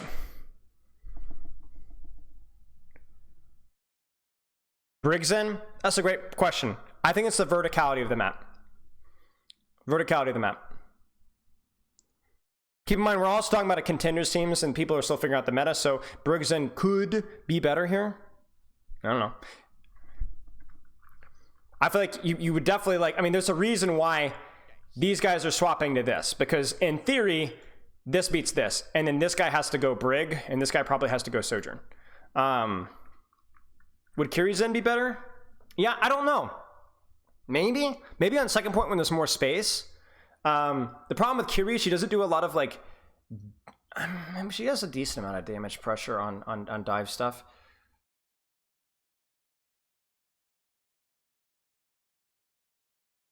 I'm not sure.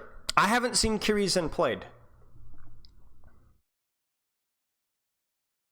Fair enough. Why run main support on BAP and on Zen? Because most main supports have experience on BAP and most main supports don't have experience in Zen. Yeah. I mean, I feel like Ana Zen has to be really hard here unless you just have a really good Ana. Especially in like second point. I think having the legs is useful. Is BAP better than Ana against a monkey? No. I think BAP is significantly worse versus the Ana. I think BAP has strengths in some situations, but I think like the nice thing about Ana is you have Nano and Sleep Dart for Primal and Nano Monkey. BAP has nothing. Lamp is not going to help versus Nano Monkey, nor is Lamp going to help versus Primal Rage. I think BAP Zen is okay until they get ults and then they fall apart. Or you just sell your backline essentially. There's a reason when things got to be Ana Zen dive mirrors, it was Ana Zen dive mirrors, not BAP Zen. It's not just, oh, I can heal my monkey. It's also like Nano Zen and like Sleep Dart is like really, really good versus monkey comms. BAP doesn't have those tools. BAP is probably... Okay, here's your hot take. Besides Moira, who's kind of always sucked, I think BAP is probably the most outdated support hero, period, for Overwatch 2. Easily. Brig has a... Brig at least still has a niche. My BAP still has a niche too. I don't know. There's just so many aspects of BAP's kit that have just aged really poorly.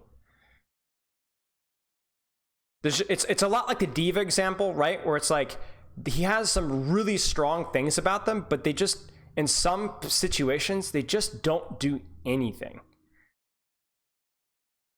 Yeah, BAP's in Sniper Maps is nice, yep. Brawl, yep. But there's a lot of, but if you think about like, even how Brawl functions now, I don't want to go down that road, but yeah, okay. Rad, thank you for the sub, mate. It's the Hanzo paradox, right? It's just like, it's really good in some circumstances and really bad in others. And in Overwatch 2, most heroes don't have that problem. Most heroes have a lot more dynamics, and BAP doesn't.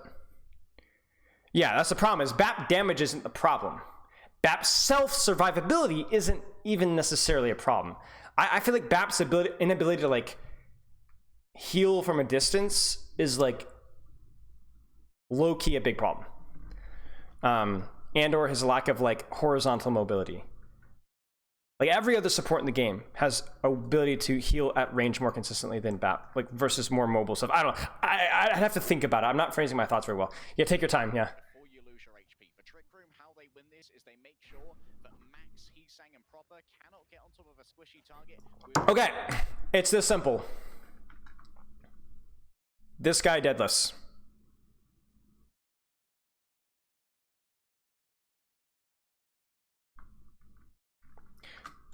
This guy shoots these guys with Discord Orb and Harmony Orb. These guys will survive. If they don't control these flankers and put early pressure, then they will die. Same thing goes for Infected. Same thing to an extent goes for Pummy. Pummy, ironically, might need to sacrifice himself and play in really aggressive positions to put out damage, because if he puts out a lot of damage, gets dove, and then dies, he is pocketable, first off, with Lamp and Shift and Harmony Orb and so on, and Coach Gun as well. But then his backline will survive and be able to trade him. Range healing. Yeah, well, Moira Lucy have mobility. Lateral mobility. That can be in many different places at once.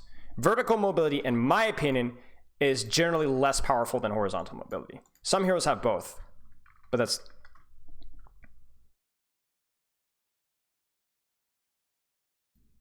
Fade isn't that good, though. Well, it's not so much Fade, so much as that Moira can position herself anywhere that she wants, not to fade in, but she can position on an aggressive flank or an angle and help somebody, and then just always disengage, right?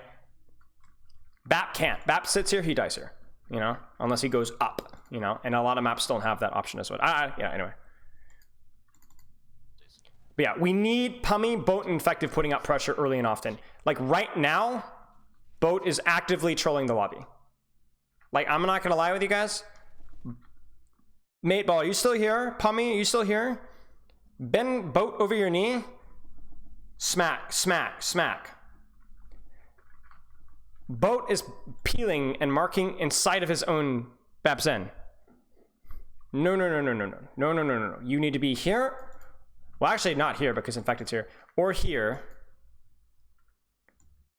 spy checking and controlling this flank permanently. Permanently. If they all come from here, okay, then we can pressure from there. But you do not mark by sitting inside your own backline. Doesn't work like that. If you're inside your own backline and they get on top of your backline, it's already too late. No. Go. Boat. Spy check! Showing that. This is way too passive from Trick Room. Yeah, the shock. I Way too passive. Like, look at this. No damage whatsoever. Max can legitimately walk to choke and set up a dive without taking any damage at all. Think he's looking to catch Kirito TP? No way. No way that's good. No way that's good. No way that's good. I don't think that's good.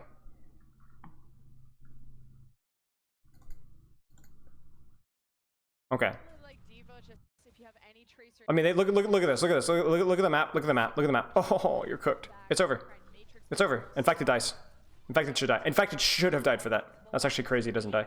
Able to be Oh, it's just a disaster. Okay, now Boat's on the move. Is that Boat? popular than usual.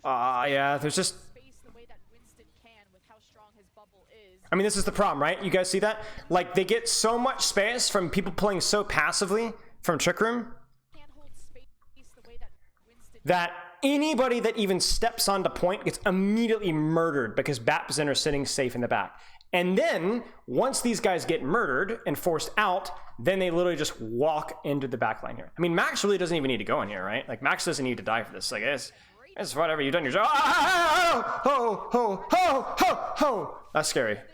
continue to fall. I mean, honestly, they did not even need to force that. I feel like that's a little bit of forcing, but it doesn't matter. It shouldn't matter. Wait, what? That was Fen dying. To get a first take going for all of those efforts. I feel like Shock forced that a little bit. So, like, once you get control of the point, and you could just burn Infected and Boat and whoever's touching, because the Bapzin are hiding and the Ash is hiding and doing no damage, the Bapzin and Ash have to walk out at some point. They have to. Either up top or whatever. From there, that's when we commit to the dive. Once they've overextended. Yeah, Bapzin don't have to play slower. Like, or not. Yes. This comp doesn't have to play faster. If the Bapzin are doing nothing. But either way. They lose so much space. So much space. Too much space. More aggression. Should we be taking notes? Yes. Should you not peel a little bit more? You listen. Read my lips. Okay, guys? You can't peel a Sombra Tracer dive. As a Tracer, or as a Ball, or as an Ash. You can't peel it. If they set up every angle and every flank and set up the perfect dive with hack, unless you literally have a Transcendence or full Matrix, you cannot peel it. They will die.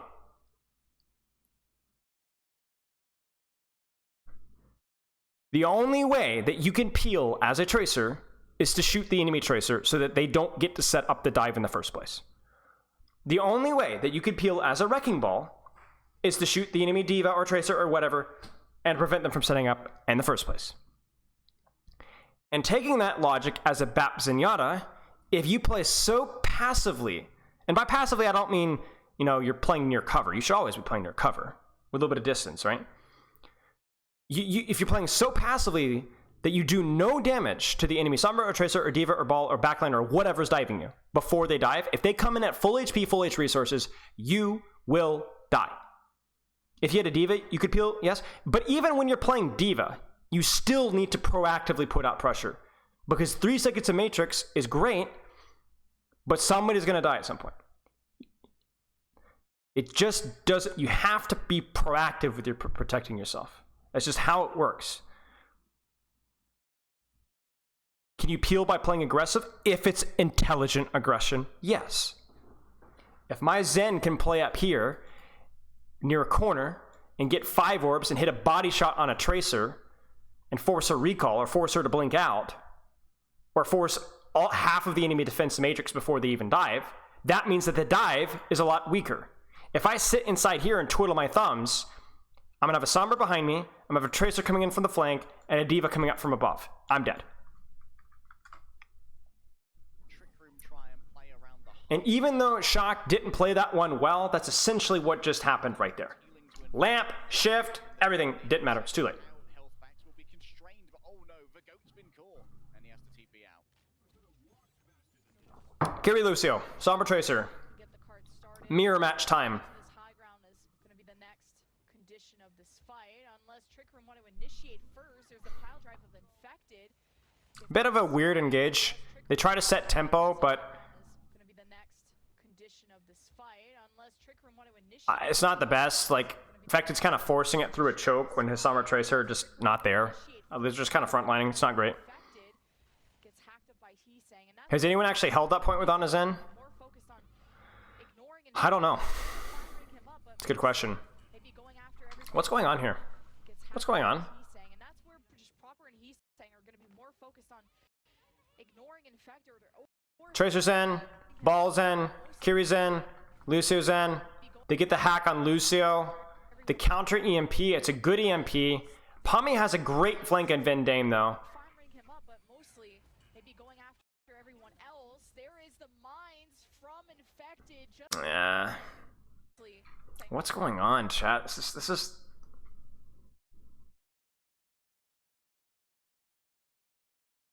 Yeah, exactly, Joy. I mean that's not exactly a hot take here. Yeah, I hear you, mate ball. Yeah, Joy, you're 100% right. 100% right. more focused on ignoring Infected or This is so weird. What happens here, guys? maybe going after everyone else. There is the mines from Like, Infected just to Proper just dies. maybe going Okay, so first off, Max, ignoring Infected or firing him up, but mostly the mines are really good. Mate ball goes flying past. Max goes after mate ball. That's a mistake. Max needs to be on Pummy. He needs to force this guy's locator. 100%. And then and/or matrix this guy. So Max prioritizes the wrong target. That's gonna kill Vendame. the mines from Kiriko is out of position because of the mines. So the mines forces Vendame to die / Max not paying attention. Infect, but mostly So that's bad from them. How on earth does Proper die? else. There is the Because he's forcing on Hanbei, who's 1 HP. Does he walk into a mine? He must walk into a mine. No. maybe going after What? everyone else. What happens? How does Proper die? Look at him. Do you see him? Maybe it's a Hanbei shot? No? No shot, boat 1 clips him.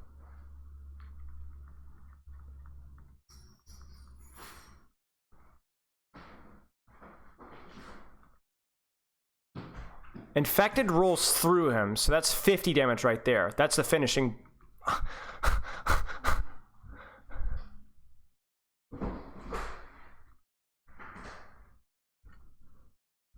Boat and I shot him. Oh yeah, I forgot that you're actually wrapping around from here. Did you hit shots from here? Wait. I wasn't even thinking about you because I thought you were out of the fight. Yeah, I guess you hit a couple of shots. And does Infected hit it? Let's watch Infected's ult charge right here. No, Infected doesn't even hit him. Boat and Mateball just wreck him. Yeah, I know, right, Joy? Bro, Mateball, you can't do that. The CIA will come down and knock down your door and kidnap your family, bro. You're not supposed to do that. Haven't you heard? No, you can't. Oh, yeah, true. Off stream. Yeah. But careful, don't tell me too much. I might have to report you. If you tell me too much, that might imply that we're doing some analysis. And, you know, off to Gulag, you know? And I'm definitely going to snake on you. I would definitely rat you out. Just FYI. 100%. I would do it. No, it's not allowed. Not if it involves any sort of third person. Let me read to you the details here, okay? You seem a little bit ignorant of what of what the rules are. Not trying to call you out, but you seem a little dense, you know?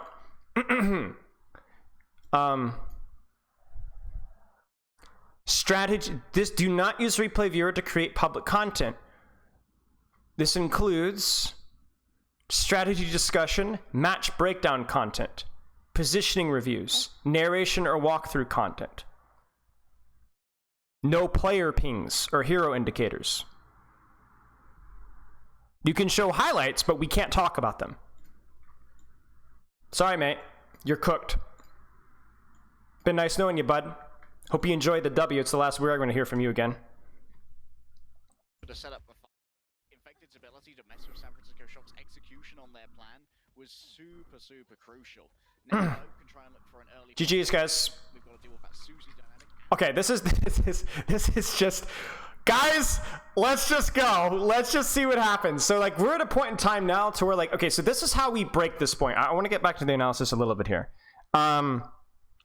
Basically, to win this point, it's a balance between controlling high ground and controlling card.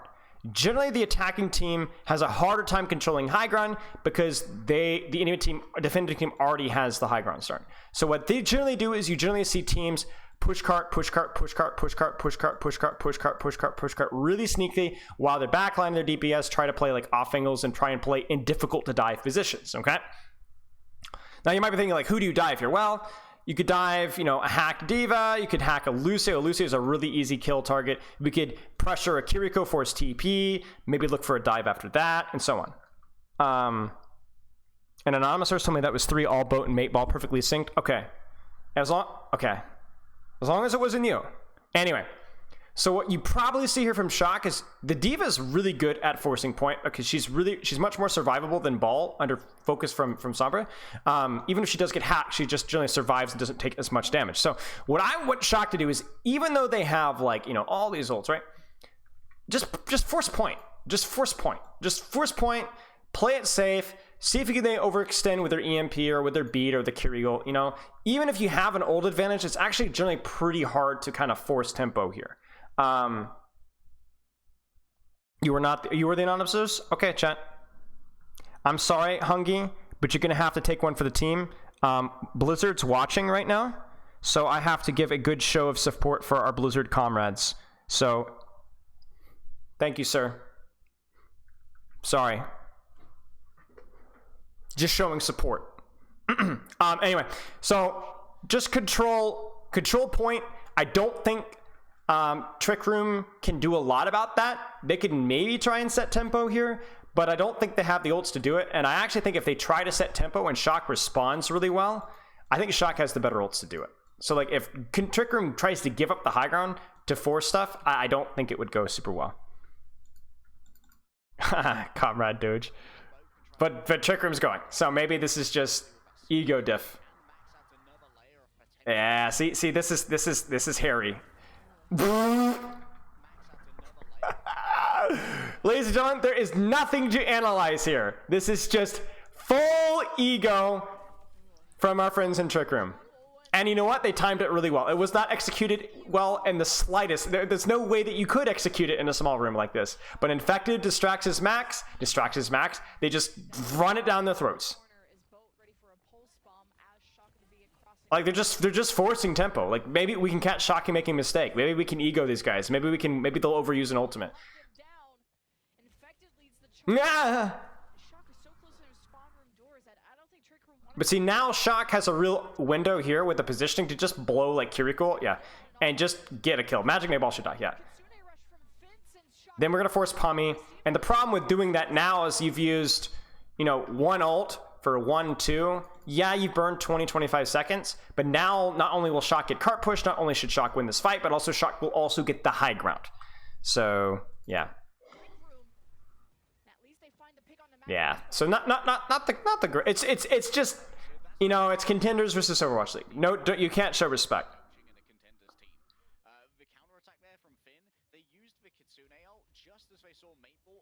Very strange that we have supports on cart though. Very strange. Really strange.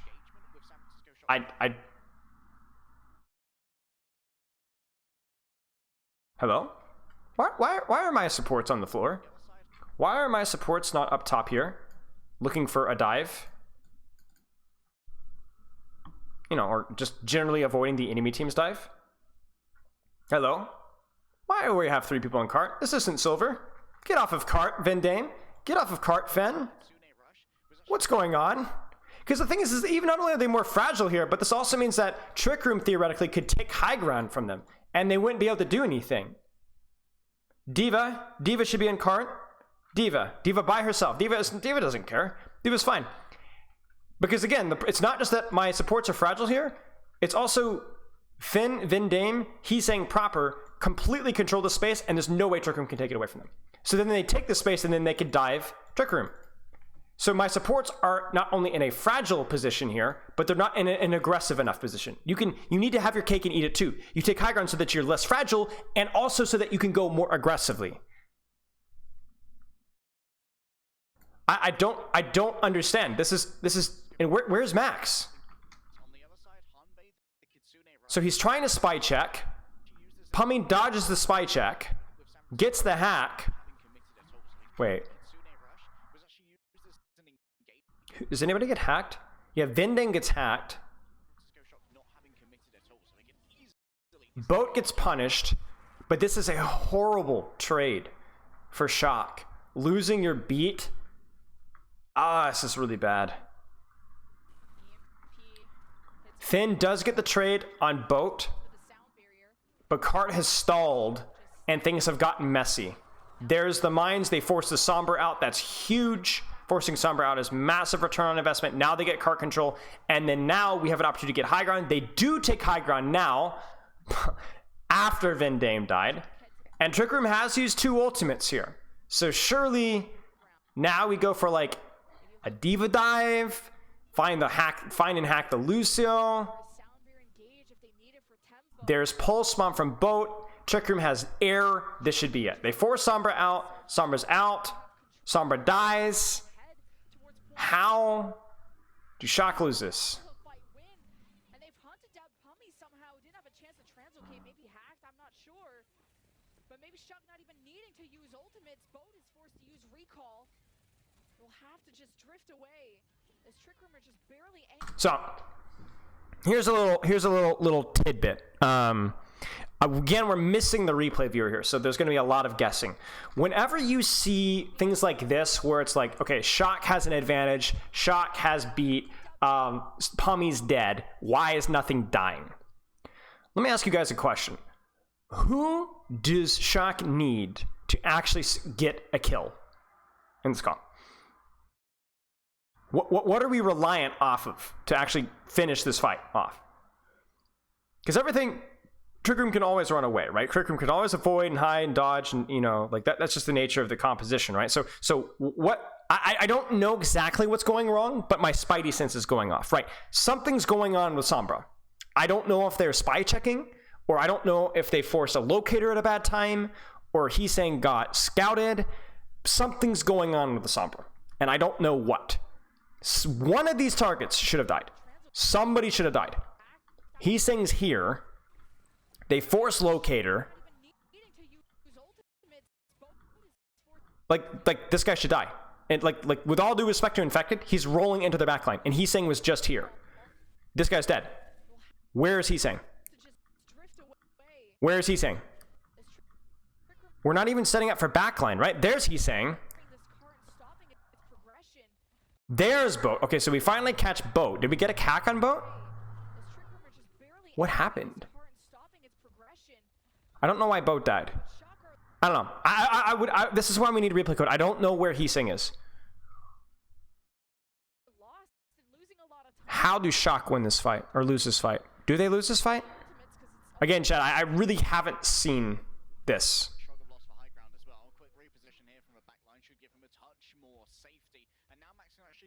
Nice setup from Shock. I like the setup from Shock. All we have to do is carry hold on point and we win. There it is. Now, use it. Use it. There it is. I mean, this is beautiful setup from Shock. Beautiful setup from Shock. Max and cart, Tracer from high ground so that she can get on this here, or this here, wherever, whatever opportunity that we see. Kiri Lucio in high ground, but can still heal their diva. This is perfect. They force Sombra out immediately. Then the Kitsune rush from Trick Room, but it's already too late because Sombra should be out. Max gets focused, but Max is bomb. The EMP hits Tracer, but Proper is able to get out. Oh, Max doesn't get the bomb off. Oh. The EMP or the hack? Oh, no. Still winnable, though, for Shock. I would go as far to say that they have the advantage. Yeah. Yeah, okay. That was really nicely set up by Shock. I mean, they had an old advantage, but that was really nicely set up. Great map control. Great setup. Just really head scratcher as to why we had both supports on the floor previous to that. And hey, Max saves his bomb. Perfect. Just as we set it up, right? Just as we drew it up. So we have a free beat here from Shock. The EMP is probably not going to be a factor, and if you're Shock here, you're thinking, hey, we could put this map away. We could put this map away. We could full cap this right now. So I think any sort of engage, any sort of opportunity we see, anything that gets hairy, Vendame could probably use the ult here.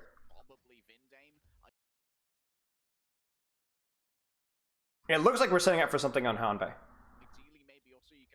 There it is, right? There's the hack on Hanbei. Where's the... What's going on here?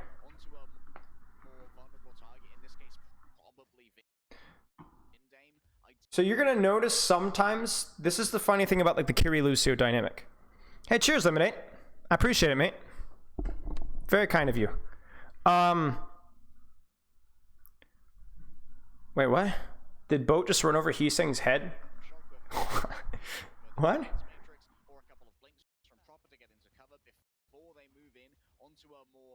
Wait, what? Oh yeah, he did.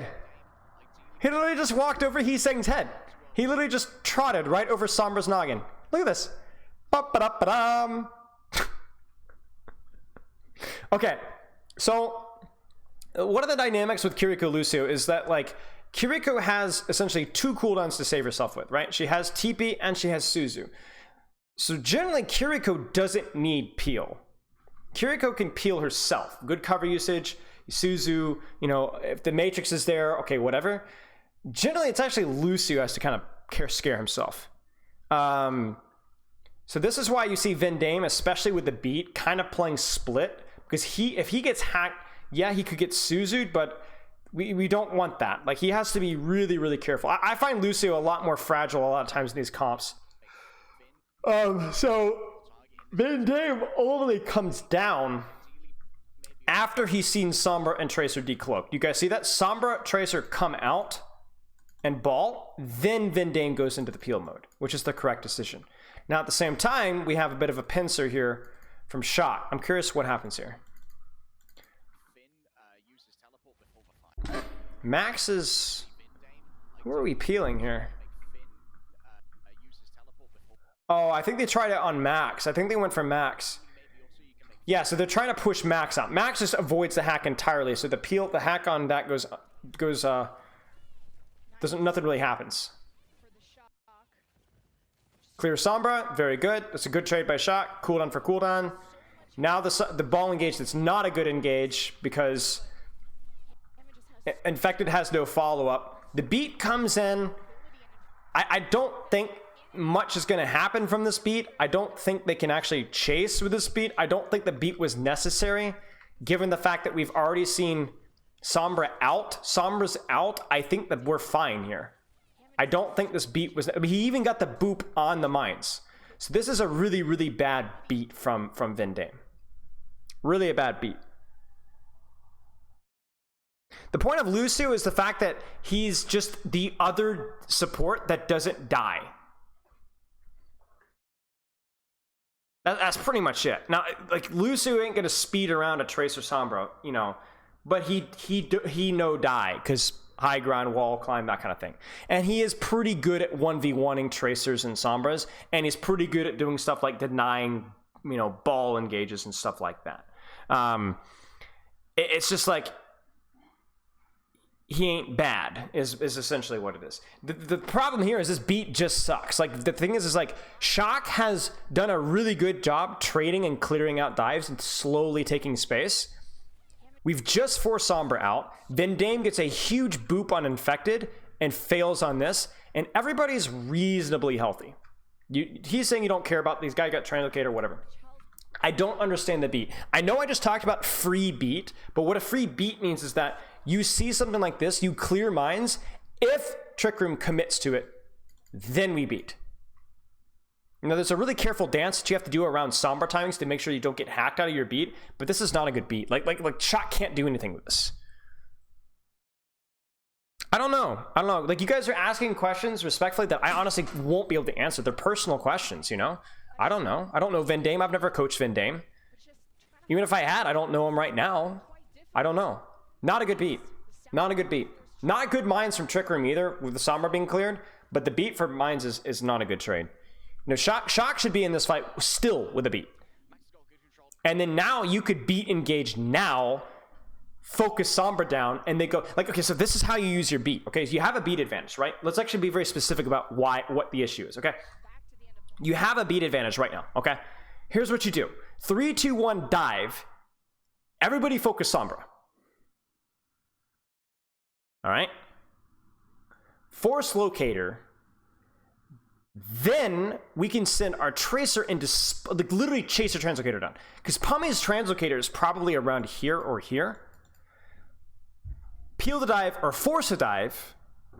Scout Locator, whatever, peel the dive. Then run in and beat on top of the Sombra, literally in their spawn. And kill the Sombra. Or do the same thing with Kiriko, whatever. The reason I say focus Sombra is because she's generally the easier thing to kill, and also the target that's going to punish you for rushing in negligently with beat, you know? But there are ways you can absolutely set up aggression. That was not it. Beat is not an easy ult to judge the moment. That is true. They proactively force hack, and see right there, this is where you could beat in, right here. You force Infected on the back foot. We've scouted Sombra. We beat now. We clear Sombra. We then continue to chase Sombra afterwards with our cooldowns. Brig is too fragile in this comp. Brig for Brig to be able to peel a dive, she needs some damage. Isn't Lucio easier to kill? You could do the same thing in Lucio as well. Yeah, you could. It just depends on where the Lucio is positioned. Yes, Patriot. Oh, that's a big stick. What's happening? I don't even know what's going on, guys. I don't even know where Boat is. Is Boat on the flank? Boat's on the left. Boat deepens on the left. So you see him briefly right there. Here he is. Here's Boat.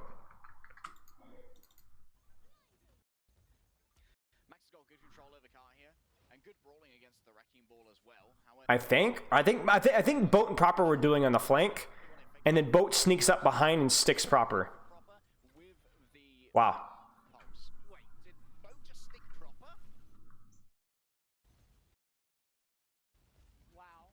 Yeah, this Shock team has a lot of talent, for sure.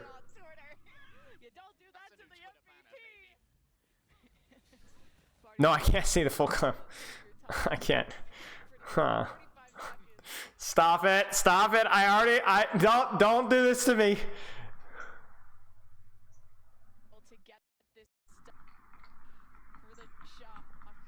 What happens with Hanbei?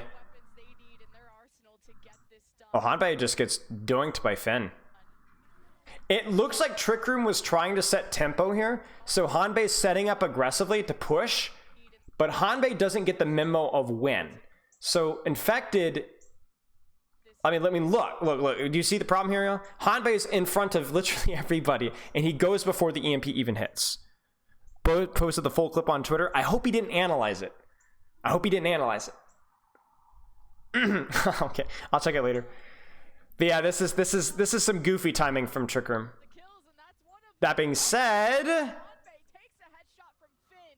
EMP back. oh, no way they survived this. No way. No, okay, good. We're good. Gotta be denied and I was gonna say that was a fat counter EMP from Heesing. Shock stack the car and see if they can cap before Trick Room can get a good fight going.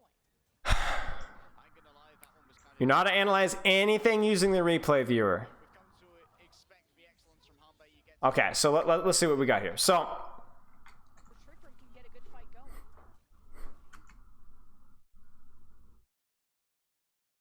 I mean, here's the thing, guys. I'll say this and I'll leave it be. Is playing at 5 a.m. on ping a reasonable explanation for why they lost or cope? I mean, why not both?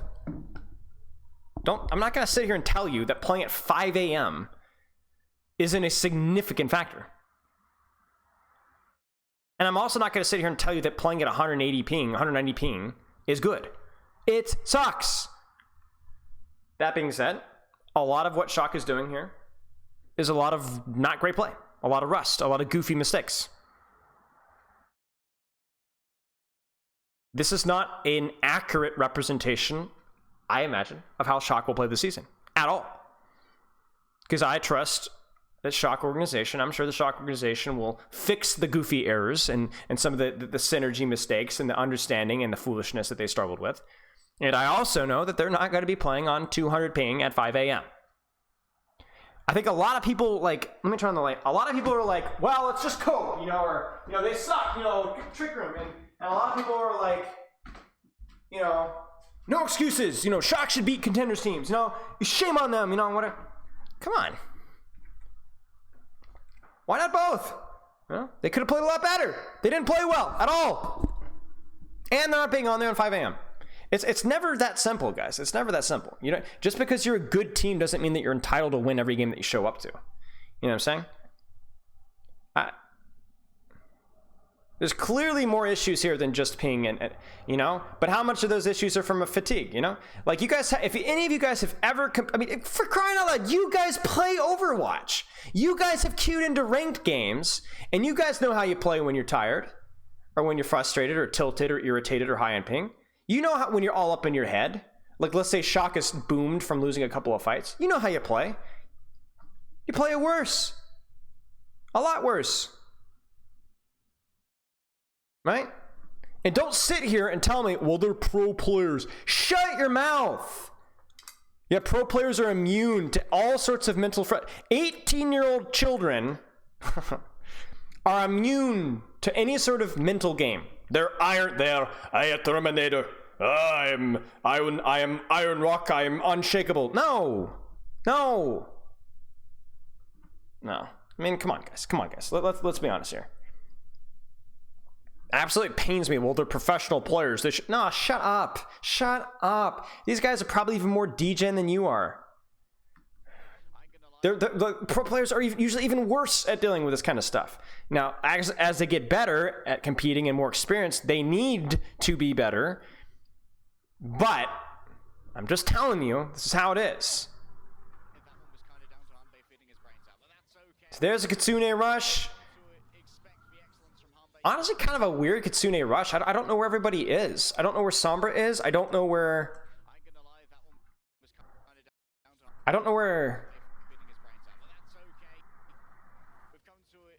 Sombra is. Like, this is again the question of like I don't know where people are. Like I feel like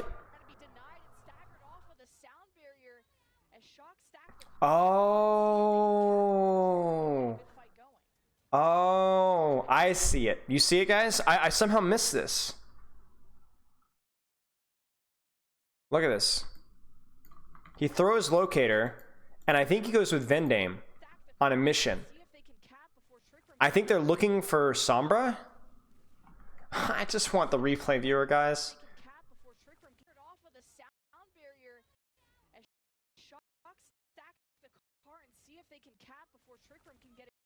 They're looking for somebody.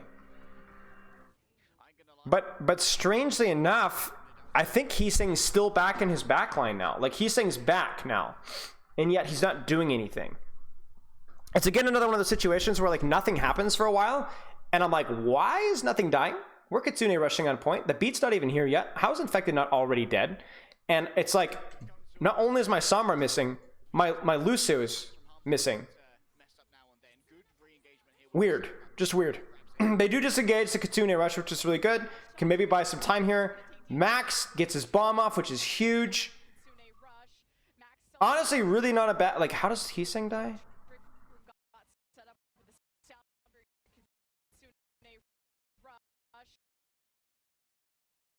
I don't even know where who's Heesang is. Where's Pummy? Were they chasing... There's Heesang. Oh... Pummy went hunting. I think Pummy went hunting. I think they went looking for Pummy. I don't think they found Pummy. Yes. Yes, that's exactly what I was going to say. And then Pummy stayed there and went and got him. The hunter became the hunted.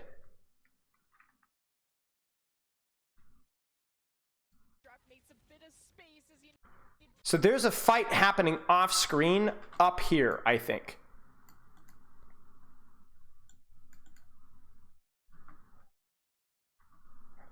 Nice. That's a huge kill. That's it right there.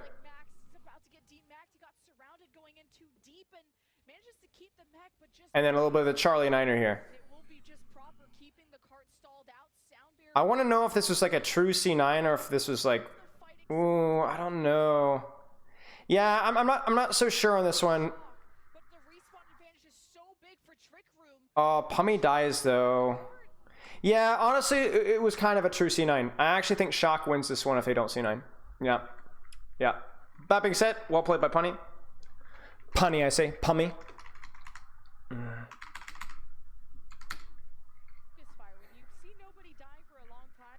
Yeah, proper song. Yeah. Pummy. Now, I'm gonna be real with you guys. Do they swap off at some point? I don't get the Ramatra. Ooh, possibly Nodlin, yeah. I don't get the Ramatra. We talked about Ram versus Ryan and Brawlmere and playing to strengths and you know, there's a lot of foolishness that you can pull from here. But I don't understand it on this map where people are not going to play Brawlmere. And if they do play Brawlmere, you're going to obliterate them with playing dive on second point. It ain't even going to be close. I don't understand why Shock doesn't just open up dive comp here. And even if you lose first, you play for second. There's just no way Ramatra does. I don't know if this is like a first point hold strategy or I don't know. I don't get it because I see this and I'm thinking we're potentially three freaking swaps away. Not one, not two, three. Over half your comp is gonna have to swap for a second point. I don't like that. I don't like that. I mean, even like the Bap Zen foolishness was potentially okay. You know, Bap to Brig, Ash to Sojourn. You know, that would be good platinum. So I'm not sure. I don't understand. This composition is like Brawlmere composition, right? Where we're gonna play for flanks. We're gonna play to set up nades. I don't see this working super well versus dive stuff. At least maybe on first point it's okay. I don't know.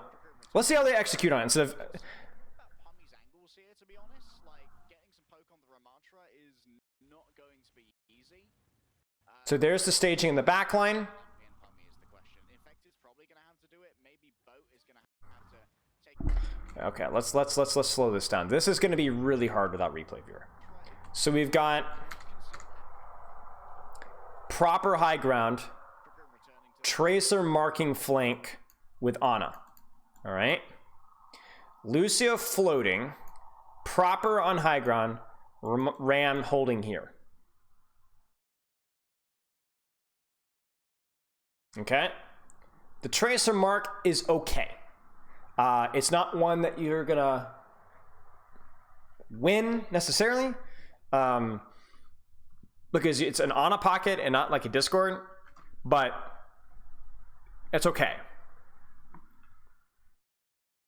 I feel like Proper will need Lucio peel, otherwise he's going to be a weak point here, because you will see Ball stage from under, Tracer may or may not stage from here, and then creep back and then blink onto Proper, and Pummy will also have an angle from main.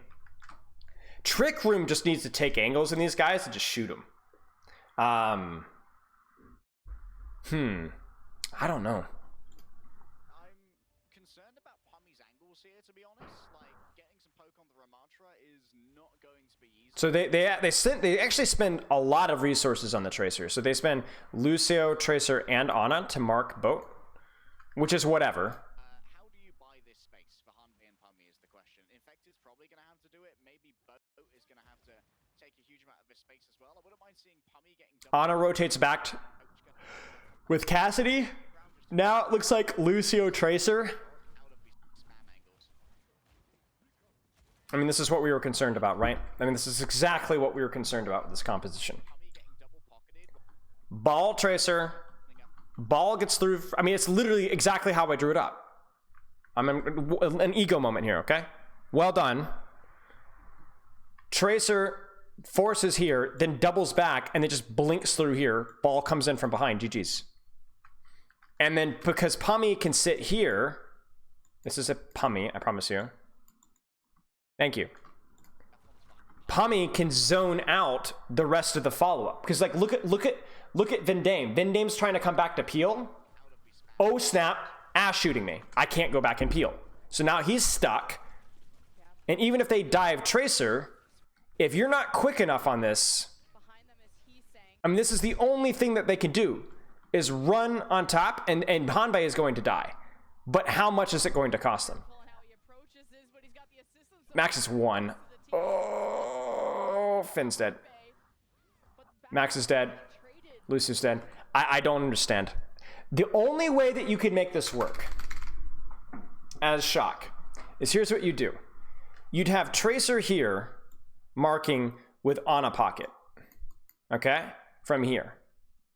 Not Lucio pocket. Okay? You'd have your actually you could even do this. You could even have Ana here, Tracer here. Okay? Lucio Cass here, Ram here. And the difference between this setup and what they did is just one person. It's this guy.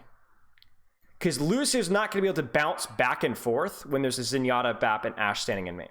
So what Lucio does is he needs to, ahead of time, position where he needs to go. Ana could pocket Tracer from range. She doesn't necessarily need to be on the Tracer to help. So she could pocket the Tracer from range and make sure that Boat doesn't take the single. So Boat doubles back here. Now, Ram Tracer walk forward when they see the dive with Heesang, right? Lucio Cass peel off the Ball Tracer. But the difference is because you actually have your Lucio peeling, and your Ana's not in the thick of it either. Your Ana can sit back here and pocket the dive as well. So instead of 2v2, it's a 3v2 with Ana, leveraging Ana's range.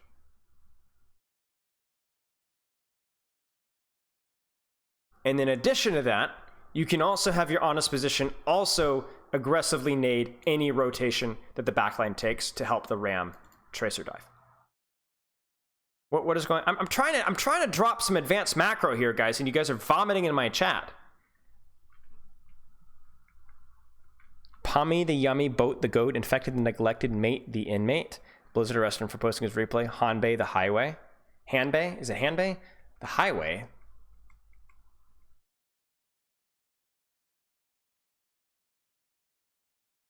Oh, Zen? No. Cassidy. What? But yeah, this is the play. This is the play. You control space like this. You control short sight lines with your short sight line heroes. You can even have your Cassidy peek out top if you want to be careful. But your Ana can't be in here.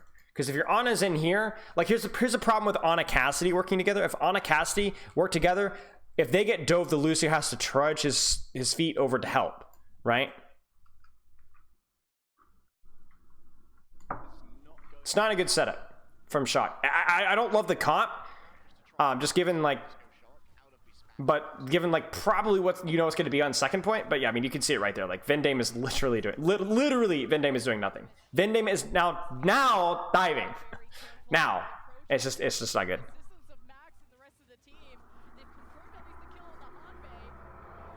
It's a good setup by Boat, good setup by Infected. Pummy CCTVing from main was also really good as well. Hanbei the Sensei? What? And then, I mean, surely these guys swap. And yeah, there it is. It's like, guys, why did we even play those heroes in the first place? I feel like that we might even see proper swap here at some point. Pulse bomb, but yeah.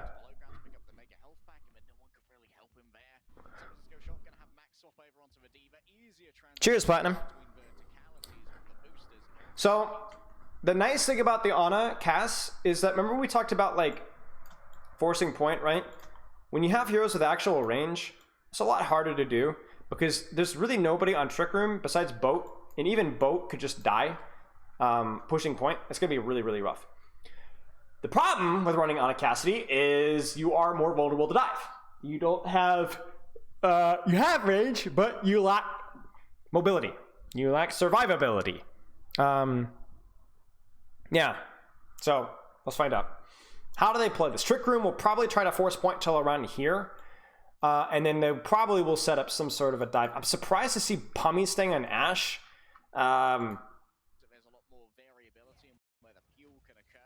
But, you know, I don't know.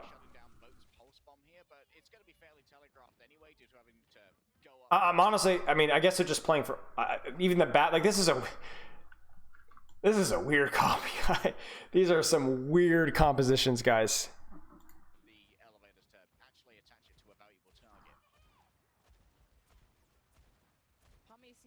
I mean, we are getting a little bit of zoning on Ana. There's the cart push.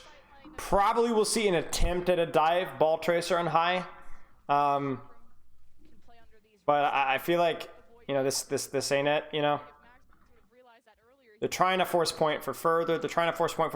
You could maybe see like a BAP window here. Like, honestly, if you're Trick Room here, I think you're pretty comfortable just using like BAP window. You go for a pulse. Just throw some ult. See if we get the cart to like here, you know.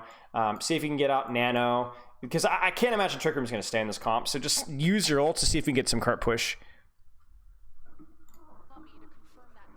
Yeah, there's the BAP window. There's the dive. It doesn't matter. They're pushing cart with it. Because remember we talked about how you could not be able to... I mean, it wasn't great value, BAP window, but it's all right. See, and this is the thing. It's like you hard zone backline with solo diva, and then now Boat is just getting hunted. Boat needs to be careful. Where is Boat? I think Boat just got... No, Boat did not get his recall for it, so I don't even know where Boat is. Well, chat, we will just have to guess. Because we will never know where Boat is. I think Boat was underneath the other high ground, maybe? The copy pasta is on Twitter now? Well, that's great. As if that website could get even worse. I'll say one nice thing about the Ashe is it does make it kind of hard for the enemy team to contest you on cart, but I don't think that they need to contest you on cart. I think with the Ana cast, I think you can just, you know, shoot cart, and then Infected just has to roll away. So I don't know.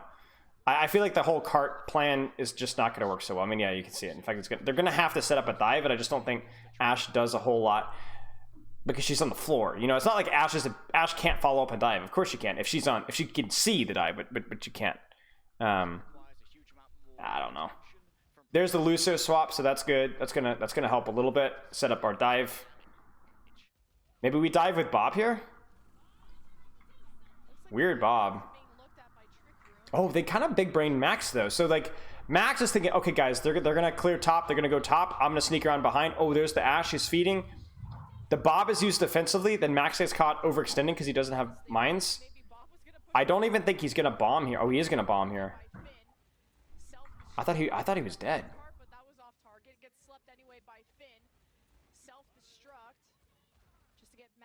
Like Trick Room really needs to find some way to contest top. Like Ana cast uncontested up top is gonna be rough. There's the dive up top, and it's desynced. Boat gets killed early. GG's. This is why dive timing is so important. You can't go before, because boat just gets 2-tapped, right?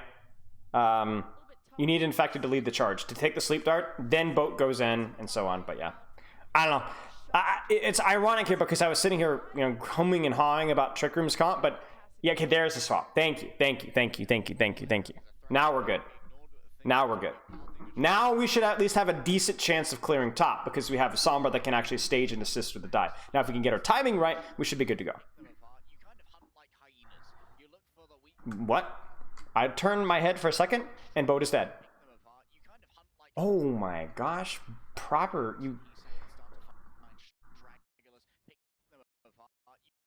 He headshots him right here, and then just dies. Jeez, this guy's... Jeez.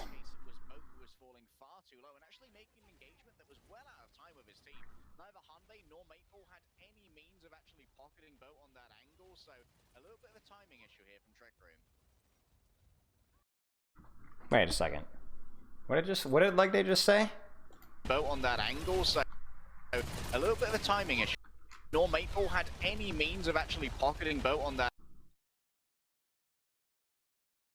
angle, so a little bit of a timing issue here from Trick Room.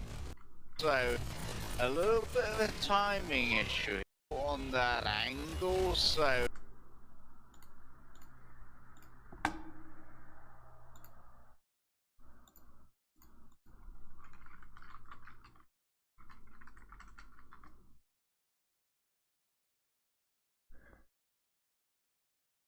I heard those two words.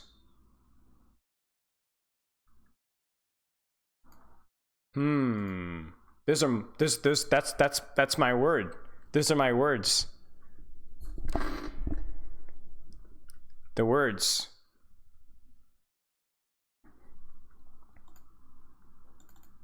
No, I'm not disagreeing with leg day. I'm just saying that's like the Spylo thing. Angle and timing.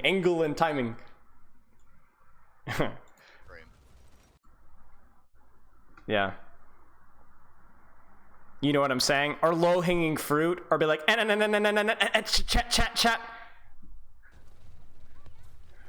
Timing issue, at least not in the time bank. He's still got 3 minutes to get to point B. This Trick Room really got to focus this high ground. So yeah, they really need to find a way to get to high ground because they're not gonna be able to force cart with it on a cast and high. If they were on like Propers on Tracer, Sombra, or whatever again, then they don't have enough damage to shoot them on cart. But yeah. No. It was no. There's the mines. Where's my Sombra? Yeah. Whoa, this is a lot. He's thinking that Pummy's not even there. Pummy. Oh. Bit unfortunate timing from Trick Room. Pummy's out, and then they go in. So a bit donkey. That being said, Kiriko and mines. Oh no! How does he sing die? Where is he saying? He's saying on the flank. He's saying underneath. You see him, guys? You guys can't even see him. He's saying it's right here.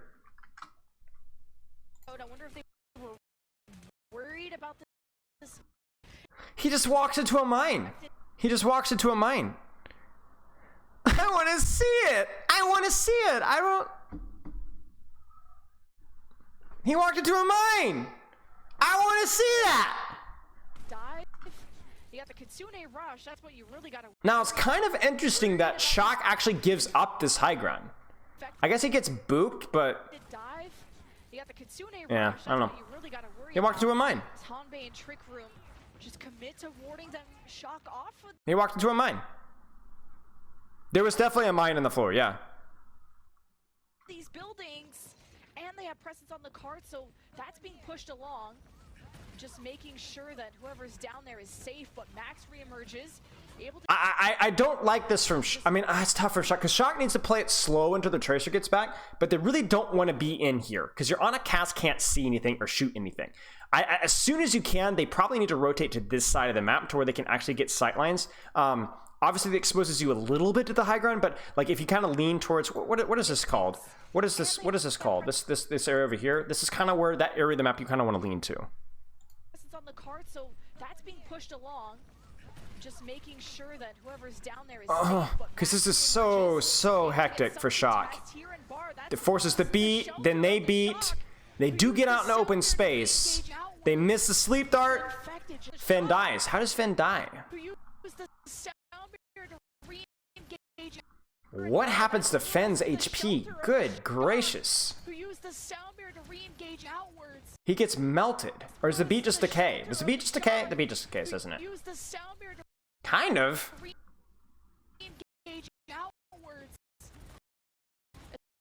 Max kind of messes up his matrix a wee little bit, you know what I'm saying?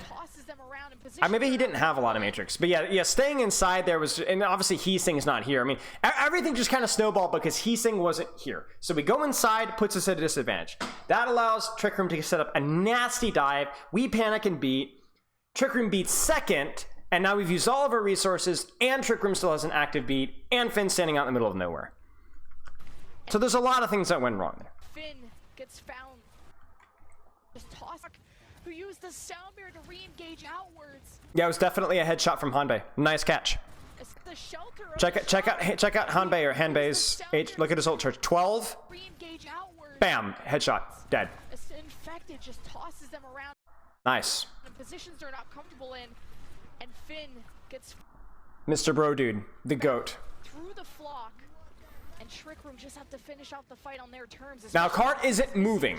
Max does a great job to sit on Cart. Now, if we could die Cart here... Oh! Killing things faster and having the They could maybe hold high ground. Oh, wow. Oh, proper knocked off by Infected, and the EMP just catches him with a Could be winnable. Gets rid of a big DPS threat, and now Shock. They are going to Could be winnable. They will get a touch, though. Hitting around, and Boat needs to make sure that he continues to fight. He sank in the zone of control of Hanbei, so that Oh, he's saying no. he sank in the zone of Oh, he gets hacked. That's it. And he gets hacked. I mean, that we can blame at least a little bit on that ping. Your Tracer can't get hacked. It doesn't matter if that forces recall. That can't happen. No way, Hanbei gets That's it. V2.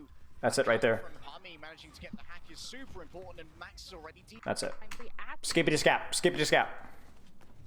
On the two. I mean, it was a decent EMP because it prevented Shock from being like, hey, this is winnable. This is no. Sit down. You know, it was pretty good. Optimally, their mate ball doesn't die, but yeah. Map 3 from Trick Room. Not even the top seed coming out of North America going up. Oh. Huge for them. Boat. Now the Pummy swap to Cassidy is pretty cute too, because if you're thinking like it's harder to set up dives in this point, I think it's pretty reasonable, honestly. I think Cassidy has a good argument to be even better than Sombra, honestly, in this point. Like there's not as much flanks, there's not as much high ground. Because the irony of high ground is that it's like a different angle that allows Sombra to operate outside of hit scan LOS. So like Cassie's on the high ground, but Sombra can play in a way he can't see him. But so I like Pummy swap here. Uh-oh. Boat's been discovered. Oh no! Oh no! It's kind of a sketchy hero to want to duel like. Ooh, that was sketchy. That was sketchy. Good stick, but sketchy. Stuck, but maybe a Suzu came out. It was off screen if it did. Either way. Oh gosh. That's stuck, but maybe a Suzu came out. It was off screen. So how do people die here? Either way. I think proper move just. Had to drop, and he's around the corner. Kitsune. Proper dies. What? How? Proper had to drop, and he's around the corner. Kitsune. Bro, what's going on? So proper. What is happening? I thought that stuck, but maybe a Suzu came out. It was off screen. If it Does Hanbei headshot him or a bunch of damage? I thought that stuck, but maybe a Suzu Maybe it's Pummy. was off screen if it did. Either way. I think it might be Pummy. Yeah, it might be Pummy. Because Pummy definitely shoots Finn as well. I thought that stuck, but maybe a Suzu came out. I just don't think Shock disengages this one that well. I think this again kind of comes down to like Trick Room just goes like, yeah, the no Suzu, but like Trick Room just kind of goes ape and just runs it down, and Shock just not ready for it. Like it's like Shock has ults to win this, you know. I mean, obviously, Kitsune is stronger than High Noon, but, like, you can already see the problem here. Look at Lucio's position, look at Max's position, and then look at my poor Kiriko and Cassidy. That's the problem. Even Kiriko's kind of a sketchy. So there's your Kitsune, or your Suzu. There's the mines. There's the split. Max probably is a little too slow to respond to drop. Yeah, he's too slow. But yeah, that's wild. 5v4 Trick Room. Don't have any other ultimates though besides a Sound Bear. Magic Meatball needs to play his life. Shock have way more tools in their arsenal. They do keep the high ground though. Like, we keep Fan on high ground, and then honestly Trick Room is unable to control high ground, which is a big deal. They're not able to finish the fight off. Have way more tools in their arsenal too. A self-destruct alone could catch Trick Room off guard. Clearing Heesang off, forcing recall. Play cover and they have to play smart with 9. So now if you're Trick Room, you're in a real bad spot. So you're able to get the cart forward, but Shock is able to just not completely lose the fight. And they haven't used much, if anything. 90 seconds left. 2. Shock just needs to kind of look for a pulse bomb here, and then reactively Kitsune. They might even push with Kitsune here. I don't think they want to because of beat, but probably Kitsune rush the second that Trick Room tries to do anything. Now Trick Room could bait this. Trick Room could bait this. Trick Room could walk forward, bait them to actually use the Kitsune, then disengage it. Oh. For the Kitsune rush of Finn. So Boat forces the duel a little bit. Does he have any help? He doesn't have any help. A little bit of help from his Kiriko. But then for recall, then that's it. Okay. Oh, that's a crazy Suzu. Check this out, y'all. Bang. That's it. Crazy fight by Fen right there. C9 incoming. I did see this. I saw the very last fight. I don't know exactly what happened, but I do know that a C9 happened. Toe to toe, the Reinhardt's so much better. The May's going to be able to control anyone who dares to come near. This needs to be a massive pulse bomb from him. He's going to be able to control anyone who dares to come near. This needs to be a massive pulse bomb from him. There's the pulse. That is a big pulse bomb. I think Lamp is a great trade. Oh! Oh! I forgot about this. I can't even remember how they win. So Boat is on cart. Heesang is dropping and just gets logged. Kitsune rush. They DMAC Max in the Kitsune rush. Oh man, so many stars align here. So many stars align for Trick Room. The pulse bomb only forces Lamp, okay? It doesn't get a kill. Boat hits a good shot. Then they DMAC Max right as the Kitsune comes out. Shock is slow to pull the trigger. Then they get the kill on Max before the beat gets off. Self-destruct from Max. Trick Room are okay for now. Now all they have to do is clear. Oh, how does Infected die? Self-destruct from Max. Trick Room are okay for now. Last 14 seconds. Proper is just murdering. Or die. Magic Meatball Soundbear is warded away and Infected is gone. You don't have a front. I remember this. Okay, so this is where we have a little bit of a mechanics gap here. Where if I remember a C9 happened here, but I remember thinking, why are Shock not dying here? And I think this is where you start to kind of blame a little bit of mechanics. The Shock, Trick Room is just not as good mechanically. They're just not.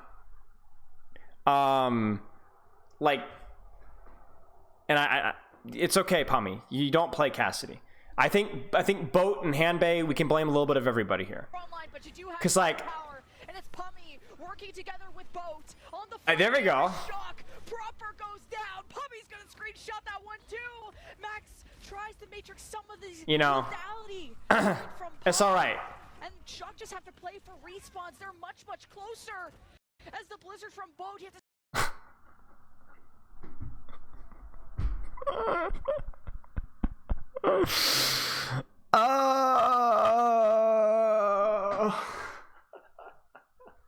Pommy, what were the comms like? It doesn't have anything to do with the replay viewers, so there's no leaks, right? What were the comms like? Yeah, Boat did build that Blizzard fast. Please tell me.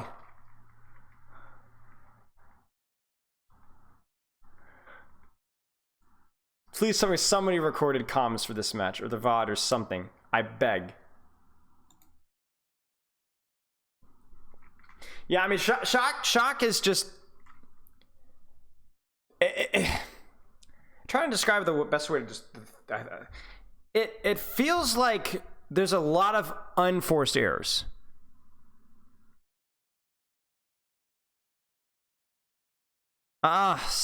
Crap. Wait, no way. Oh my gosh, guys. That's just disastrous. I'm sorry to hear that. Anyway, a lot of unforced errors, you know, a lot of desync, a lot of timing issues, struggling to like he's saying dying twice in a row to just random crap. Part of that we can blame on ping. Like I cannot understate how important both of he's saying deaths were on second point.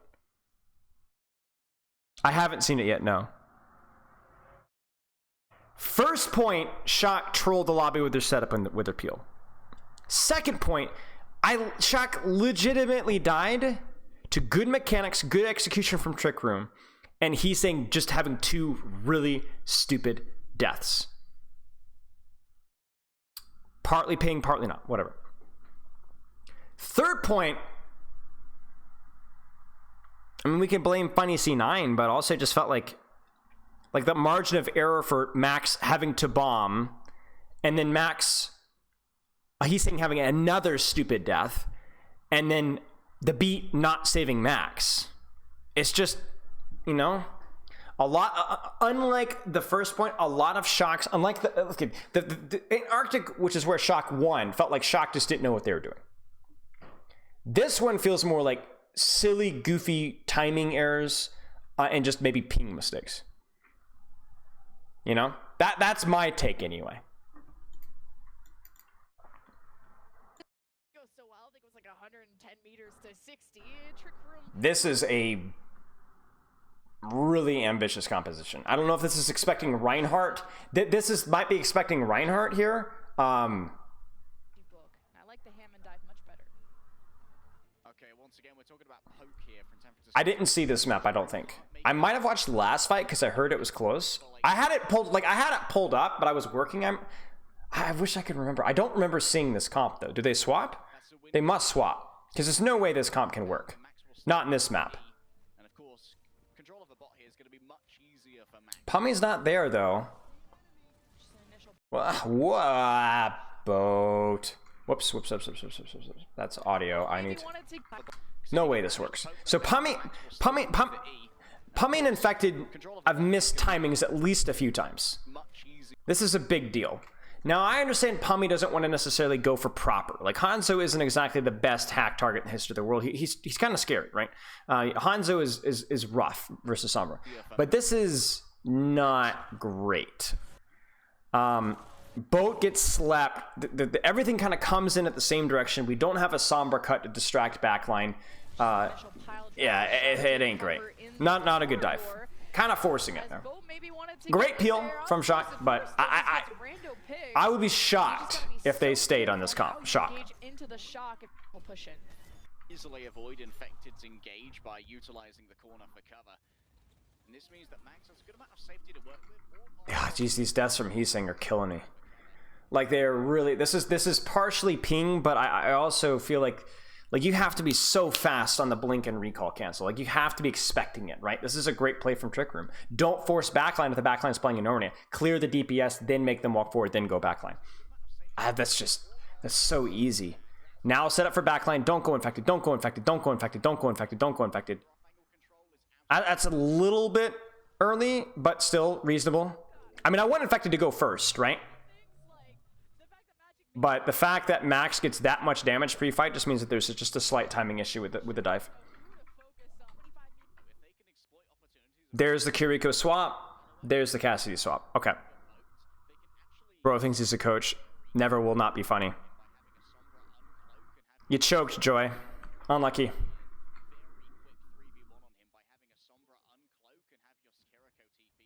Proper just instantly headshots Bode on the flank. Check this out. Proper is like, all right, I know y'all setting up the flank, right? Blammo. Boat loses half his head. And then that's going to completely screw the timing of the dive. Infected goes in by himself. I'm still confused about Pummy's timing. I don't even know where Pummy is. Pummy, where were you?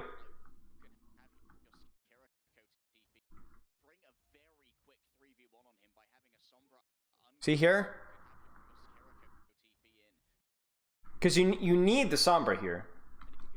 I don't think playing for like a hack the tracer play is good. I don't know. Oh, there's Pummy. Right of Cam. Oh, so it looks like they kind of rotate off camera for you. That's kind of unfortunate. Yeah, I mean, I feel like optimally you'd have your Sombra like here, you know? But I don't know. That's unfortunate. So this dive isn't particularly good. Tracer gets cleared early, so Boat has to go back. Infected goes in by himself. Pummey gets his recall. Translocated Force really early. So not the best dive. It's going to give them a window to walk forward, but Heesing goes too aggressive. Like, Heesing just runs it in, and then that's going to force his recall. Some very messy timings from both teams here. That's going to open up mines. There's again hacked and killed again. Heesing is getting bullied. Pummy, you must have been purposely focusing on piecing at this point. This guy is actively getting bullied. Like, he has been hacked and killed, or like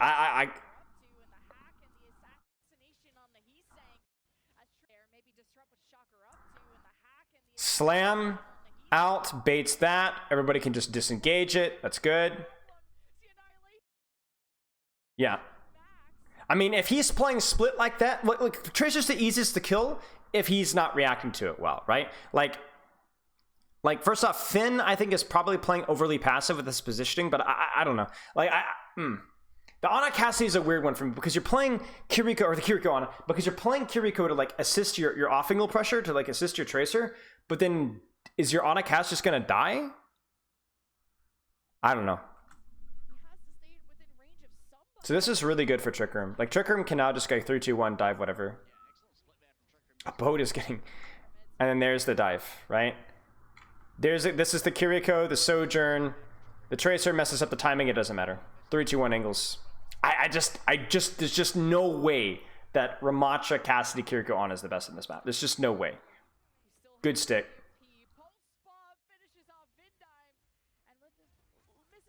I could maybe see, like, a Brig Zen Cassidy Tracer with like a Diva, maybe, versus this comp, but there's just no way. Like, you can't set up your Ana on a good position, so your Kiriko has to like babysit the Ana way too much, which then gatekeeps how aggressively your Tracer can play. Ram without Lucio, yeah, exactly. That's another problem. Like, the Diva is a step up, but I don't know. Maybe the Diva makes more sense because then you can kind of play more aggressively as a Kiriko without having to worry to peel. Set tempo. Early MP. Whoa, there's a Nano Diva. Honestly, not horrible. The problem here is, so Hanbei TP's in as if we're committing to the fight, but we're not because they defensively nano and they peel off the dive. So this EMP is fine because it forces out Locator, or not Locator, it forces Suzu, it forces a counter nano, and so on. It just means that Hanbei can't go in with it unless it's a hard commit. You only can have your Kiriko commit on a dive when it's a hard commit. So you either need your Lucio to go in with us and beat, or something along those lines. You've seen it work? I mean, fair enough. I just don't see what Ram actually does in this comp. What does Ram pressure out? I think he's largely ignorable because he doesn't have the same... I honestly feel like, swear to goodness, that I would prefer a Reinhardt over a Ram. Because I feel like at least Ryan has more horizontal mobility with Pen than Ram does with Nemesis form.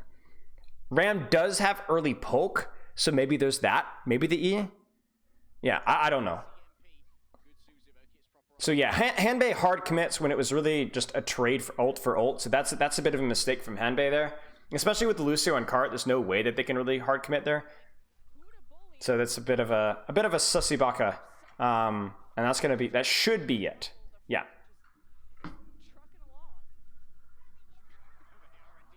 Whoa. Whoa, they're just going. Oh, so much peeling. Oh my gosh. Then Hanbei uses the Kiriko ult. This is actually like really, really nice. Like, Trick Room just sees these windows where they get a little bit sloppy and they just run him over. I just don't like the comp. I don't like the comp from Shock on this map. So, they dive, they beat, forces Suzu, forces Kiriko ult, forces Nade, forces a big mess, full Matrix, stick doesn't hit, and Heesing dies again. Something happens to Heesing. I think Hanbei headshots him. No, what happens? Oh, mines. Chat, Heesing runs into a mine! Again! Oh no! Heesing. Yeah, there it is, right there. Look, you can literally see it right there. He runs into a mine. Again. Shock actually peels this one somehow. And Heesing runs into a mine again.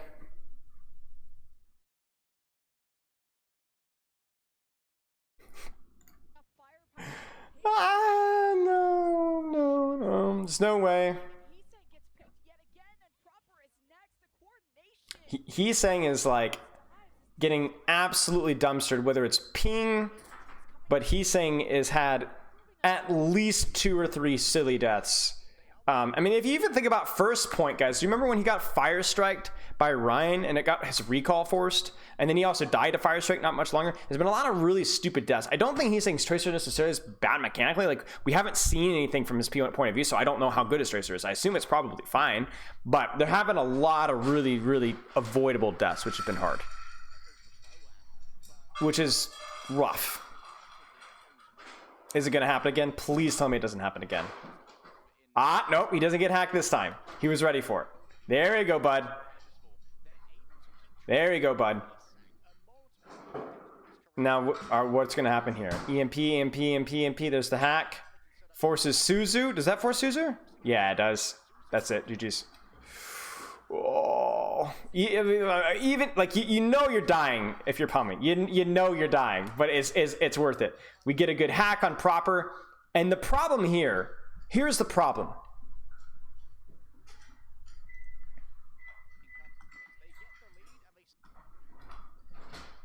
I don't like that proper takes a solo angle and doesn't get help from Diva, Ana, or Kiriko.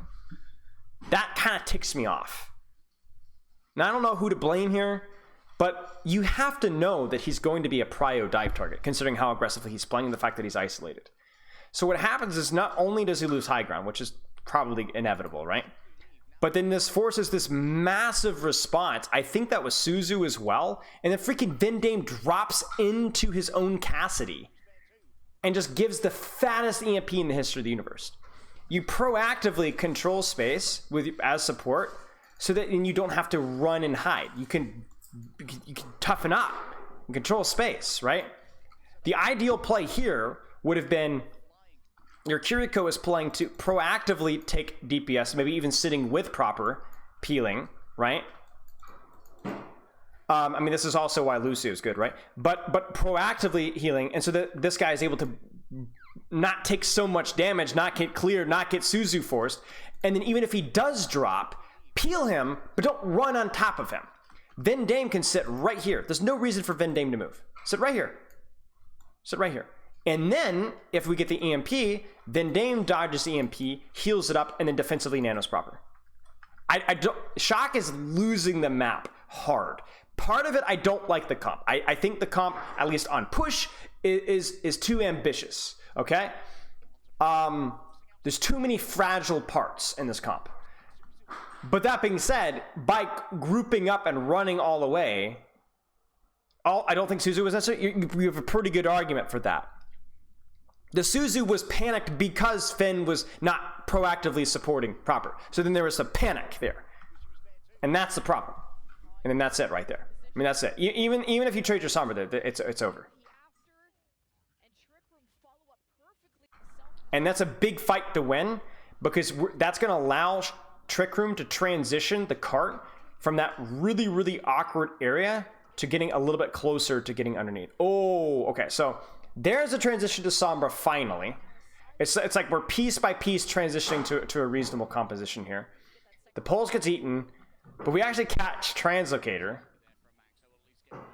So we're like, he's saying dies. Oh my gosh. Like, where's Max? Like, another dumb death from Heesing, but this one I don't even feel like is his fault. What's going on? I guess Vendame is hacked, but for crying out loud, Heesing has to go, guys, heal me, please. This is just a bad look for Shock. It's a bad look for Shock. Yeah. That's the reason they split dive and Vendame and the Sombra, and Vendame gets all the peel and Heesing gets nothing. Yeah, what? Yeah. Thanks. Yeah, Max was peeling Vendame, but Finn was right there too. I mean, this is the thing. This is you have too many fragile pieces. So if something unfortunate happens to Heesing or proper, they're dead. It's over. Because we always have to baby Grandma. But Grandma hasn't done jack all. Your Ana has not done jack. You have no damage, no impactful nanos. There it is. There's the Lucio swap. So we're now 6 minutes in, and now we finally have a dive mirror. Like, I'm not picking on the Shock's initial comp position. I just don't. I don't know. I don't know. It's hard because you roll out on the comp because you're expecting, I assume, Reinmir, right? But surely there must have been a time here. Like, let's look.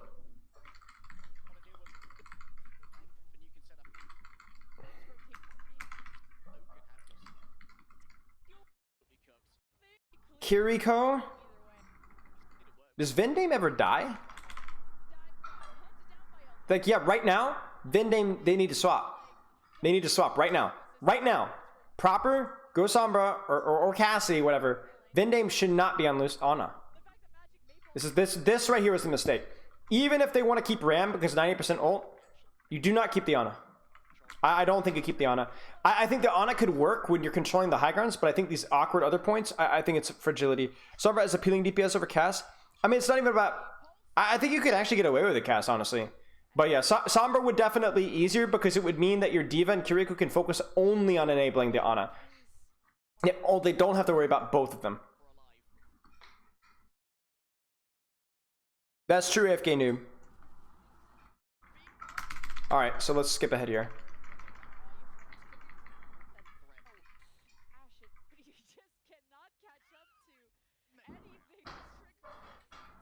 Bit of an awkward rollout from Infective. He kind of scuffs this one up. Optimally, you roll right through Sombra here, displace her and slam here, and then we got a nice little flank Kitsune from Hanbei. He gets hacked though, unfortunately. Should be the end of the world. But obviously at this point in time, Shock is working essentially uphill old economy wise. Like, you know, this for this, right? But then this guy's got beat.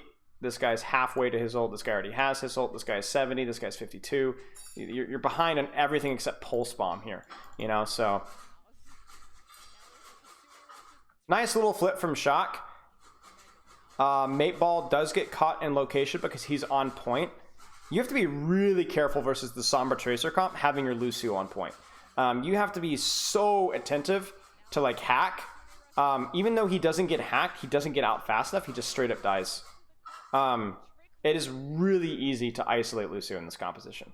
So I actually think that like this idea from Trick Room was reasonable, but I think what I prefer here is Mate Ball to disengage this way and come up with his team and flip the map from there. Like Lucio getting isolated here is such a big deal. Like they literally just died to just essentially nothing. Like the plan from Trick Room wasn't even bad. Just the old execution was from Shock was just much better.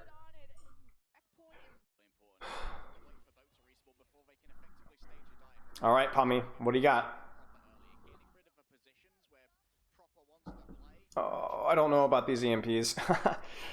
Yeah, the Pommy should probably die for this. So, Trick Room is a big fan of the all-in dive. And what I mean by that is they don't force cooldowns, they don't take angles or space, they just run it down. They're cheating. Remember when we talked about cheating, y'all? Because they're like, we have EMP, they have Jackal, let's just go. But the problem is if they're somehow able to play around it, avoid the EMP, and as you see here, only one person gets EMP'd, then Pommy doesn't have his locator. You have cleared no angles, you've cleared no space, and I think Hanbei actually translocates in. I might be wrong here, but I think Hanbei actually translocates in. So remember, Kiriko can translocate in. I'm saying translocate, can TP in, right? But you can only do that if people actually die. Oh, Max also gets hacked. Okay. Max, Hanbei locates in, gets hacked, and dies. And now Pommy has to disengage. I mean, this is really good from Shock. They really peeled this one out very, very, very well. Trick Room... I mean, Trick Room just don't have the dive fundamentals right now. They just have the more of the decisive 3-2-1 run-in, kill a target kind of a thing. Yeah. Who are the standout players for this match? I don't know. What do you guys think? What does chat think?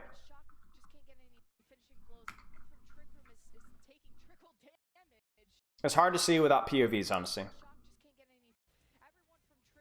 And then now we're just isolating and killing out DPS targets. Like, so much of dive, guys, is just about clearing space, forcing out DPS duels, winning DPS duels, clearing them out, and then when you win them out, you win the fight. Shock just kind of showing better dive fundamentals here.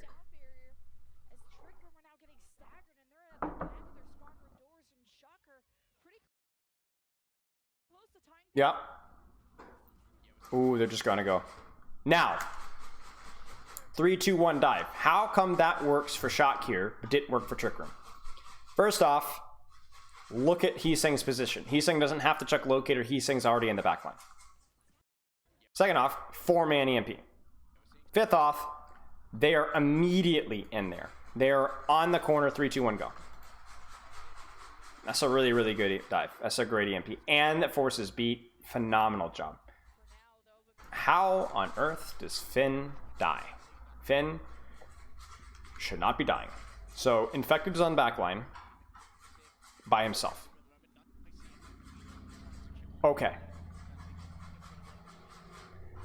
Vindame fails the peel ball.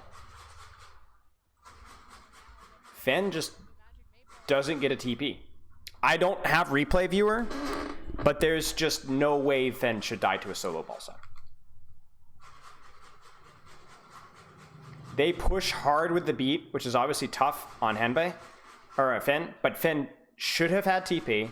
Finn probably got a Suzu forced by the slam. But, no. Good job by Trick Room committing there. Being like, crap, we're down one, we need to get a kill here.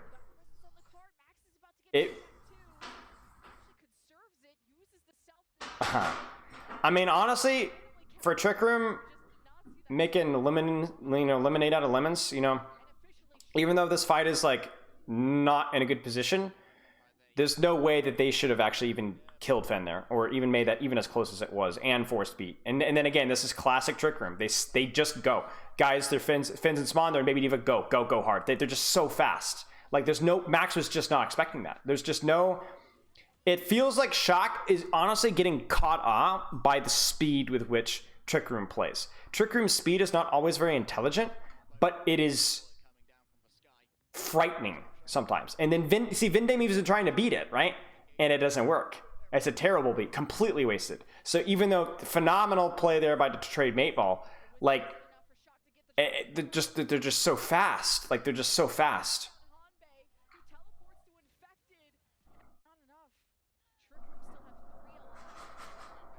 So tragic. Now are we gonna do it again? I think we're gonna do it again. Not a bad EMP. Definitely safer, and if they can focus proper in it. Now, again, a little bit of ping here, because optimally, proper should be able to dodge that. Somebody would be able to dodge that. Oh man, that is too fat of an EMP. Shock needs to position better around that.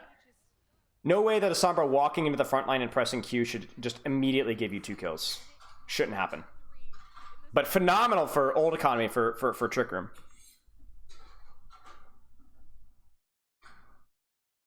I mean, the pace of play is just shock, is just everything. And here's what happens in OWL. The level of play. Okay, let me give you guys an analogy. When Goats first started, the Rhine Goats composition back in 2018 or whatever, you played it and you just ran over people. You didn't play for angles, you just heal spammed and ran over people. And then what happened is then, as teams got better at Moira Goats, they started to go, hey, we could play this with Ana, and we can play in the mirror, play slower and heal our off angles, right? And do damage and control and play it a little bit more patiently and control space, because we can play angles and slow it down, and if we can slow it down, Ana's better. And then people are like, you know what, screw that. We don't even need half of Ana's healing. Let's slow it down even more and play Zenyatta and really play for off angles. You know, discord their diva so that my diva wins the duel, and Trance is a better ultimate. And they just slow it way down and play for angles in space, right? Angles in space, angles in space, angles in space. But then you guys remember Vancouver? Hey, Epic. Vancouver would sometimes roll out on Ana Goats. Like, they would devolve back to Ana Goats. And against some of these like not so good Zen Goats teams, they would just run them over. They'd just run them over. And people forgot the reason, like how to deal with the initial tempo of Goats. You get to like such an evolution of understanding of like how to slow the game down and playing angles that you forget how to play it when people don't play by your rules. Like, Shock is better at controlling space and marking, and at least in the dive mirror, right? They have a better understanding of it. But Trick Room doesn't care. They're just running you over. And if you don't know how to deal with that, then you're going to struggle. Because Shock are pretty good at winning the angle versus angle macro game. But as soon as it gets down and dirty, like, Trick Room is dragging them down to their level. And Shock doesn't know what is it. They don't know what to do. And I do want to say that this is where ping becomes a little bit more of a factor, because when you're talking about that quickly, theoretically, if you go back to this EMP, this is what I'm talking about, okay? Pommy just EMPs frontline. He just doesn't care. Just EMPs. This is very dodgeable. Very dodgeable. It's very dodgeable. But Shock doesn't do it. Right, exactly, Pommy. You can't beat Shock at their game. You just can't. They're better players mechanically. They understand the game at a higher level than you guys. They're more experienced. So you don't play them to their strengths. You fight dirty. You fight even a little bit dumb, respectfully. And what's funny about this is a lot of Overwatch League teams should learn from your example. Last year, there were a lot of teams that played fair, and they weren't good. They were not very good mechanical teams. They tried to play the meta. They were bad. And you knew they were going to be bad. You knew they were going to be bad, and they proved you right. I posted this on Twitter the other day. What's that? What's that Sun Tzu quote? I've read The Art of War several weeks ago, finished it up, and one quote, I was going through it, and it says, if the smaller side battles stubbornly without taking its strength into account, it will surely be captured by the larger side. If you don't fight dirty, whether that's in a composition or a strategy or finding a way to lean into your strength differently, you're going to lose to teams that have Proper and Finn and Max and Heesang and Vinde. You will not win. Do you think this game style will work if Shock had low ping? A lot less. I mean, it's still like a shot in the dark, guys. Like it's still a total shot in the dark, right?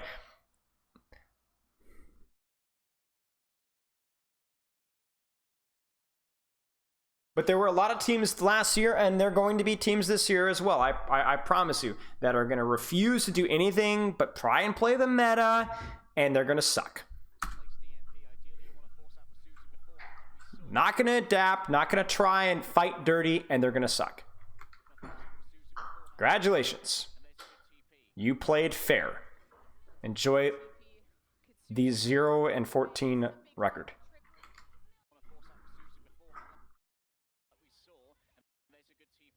Huh. Okay, I'm totally distracted. So, really all Trick Room is doing here is they're just dumping ults here. They need to get this cap. There's the Kitsune Rush. There's the mines. This is, I cannot understate how important this is. I don't know who this is. I don't know if it's Boat. Somebody is on Heesing right now. Maybe it's Hanbei? Who's here? Yeah, it's Boat. Really important scouting right here. I don't know if this is luck or if this is on purpose from Boat. Boat does have pulse bomb, so he might have been going for backline. But forcing Heesing out here could be the reason why Trick Room wins this. Because this EMP is going to be the difference maker for Shock, and they don't have it. Meanwhile, Max is now out of mech. Now, Mate Ball does get caught. Oh gosh, chat. I mean, that's huge. That I cannot understate how important the fact that Max gets demeched before the EMP comes out is the reason why they lost this fight.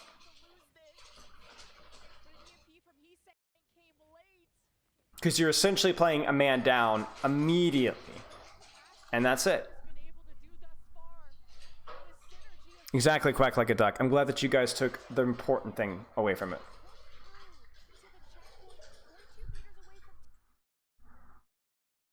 Exactly. It's kind of funny. It's like you could look at it two ways. The better team has an inherent advantage because the enemy team is not very confident and scared. So then they automatically play worse, and then they confirm that they're lost.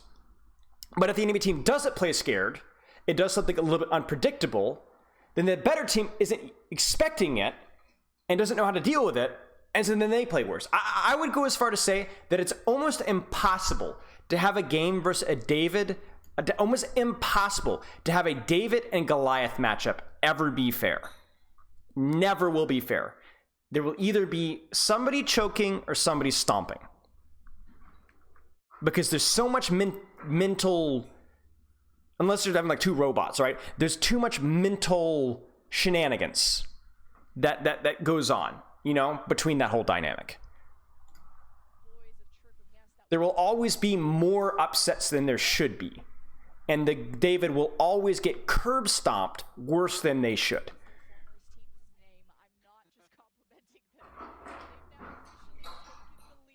It's just Lucio just insta-dies. Yeah, I mean Lucio isolated is such a rough thing,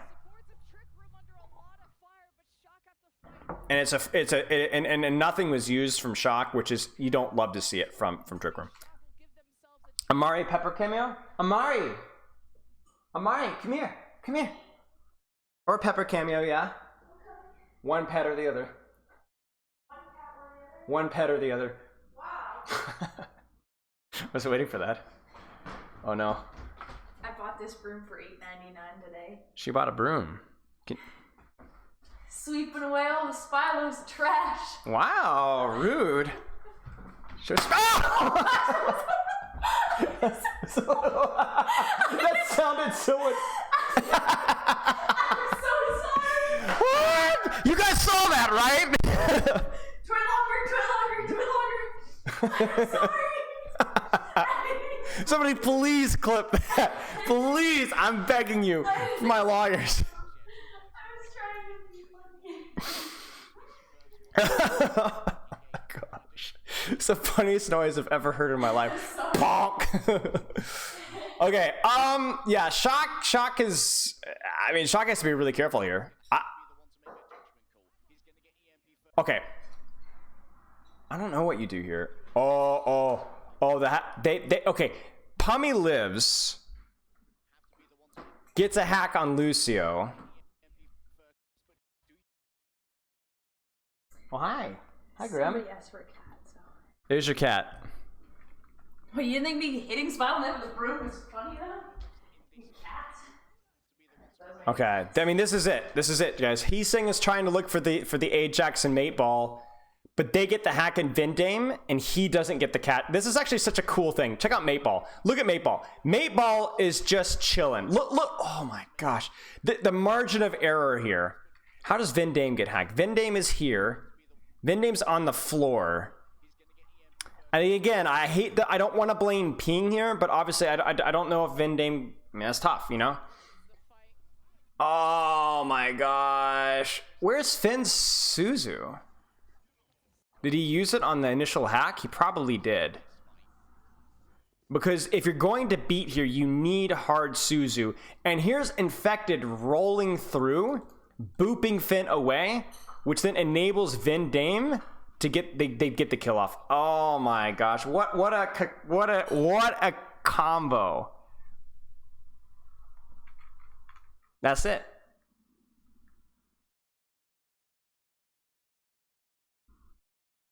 Holy crap.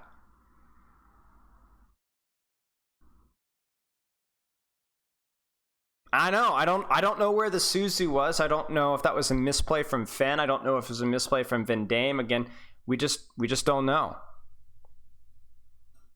99.5 indeed. So he's saying definitely not a good series. Vindame also not a particularly good series. Proper had a tough first map. Besides that, okay. Shock definitely struggled versus the tempo. They struggled with the fighting dirty. They just didn't know how to handle it. I mean, what a game. I mean, we're going to be talking about that one for a long time. Long time. Can I VOD review myself? I don't think you guys want to see that. A grown man in tears. Also, I just started playing again yesterday with my finger. I just took the cast off, so I haven't played in a long time. But played a little bit of Sigma here. It was alright. You guys have any questions? Why are we dumping Twitch clips in my chat? What is this? Is this the $8.99? What is this? For that? Oh no. I bought this broom for $8.99 today. She bought a broom. Sweeping away all the Spylo's trash. Wow, rude.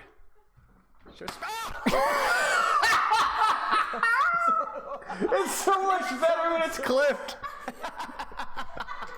Sweeping away all the Spylo's trash. Oh my gosh. Wait, what? I'm scared. Look at these alley cats attacking. Look at this. For that. Oh no. Look at this. This is hilarious. Sweeping away all the Spylo's trash. Wow, rude. That's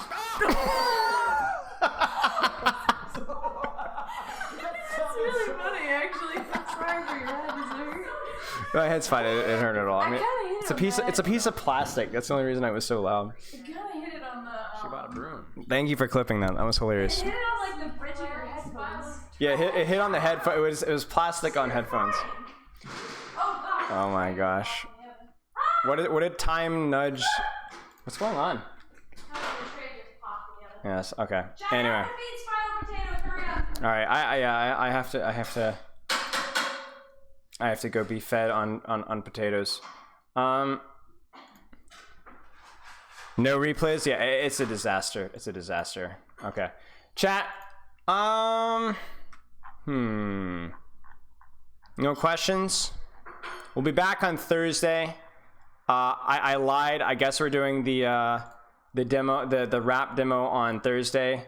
So stay tuned. No, I feel bad. I was supposed to, but I ran out of time. Everything has gone messy. So we're gonna toss a host over to Mr. J 1992. They're doing a Scrim VOD review, so I figured y'all will be interested in that. Yeah. Loves and kisses. Can I coach while wearing a maid costume? Well, join the Discord and you can vote for the Spylo cosplay. Because the whole charity thing, we reached way more than we were expecting to. So yeah. You have a question? I'm expecting the worst here. Bye, Coach. Hope the taters are good. Yes, I'm sure they will be. I'm starving. My throat also hurts. I'm talking for hours. What's my waistline? What is my waistline? 500. 500? I don't know what my...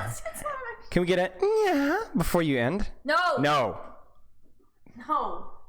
Okay. All right, chat. No. Loves and kisses. I'll see you guys on Thursday. Also, we have like a support. We have a support like coaching blitz thing happening this Saturday, so you guys got to stay tuned for that. So yeah, we're gonna toss a host to Mr. J.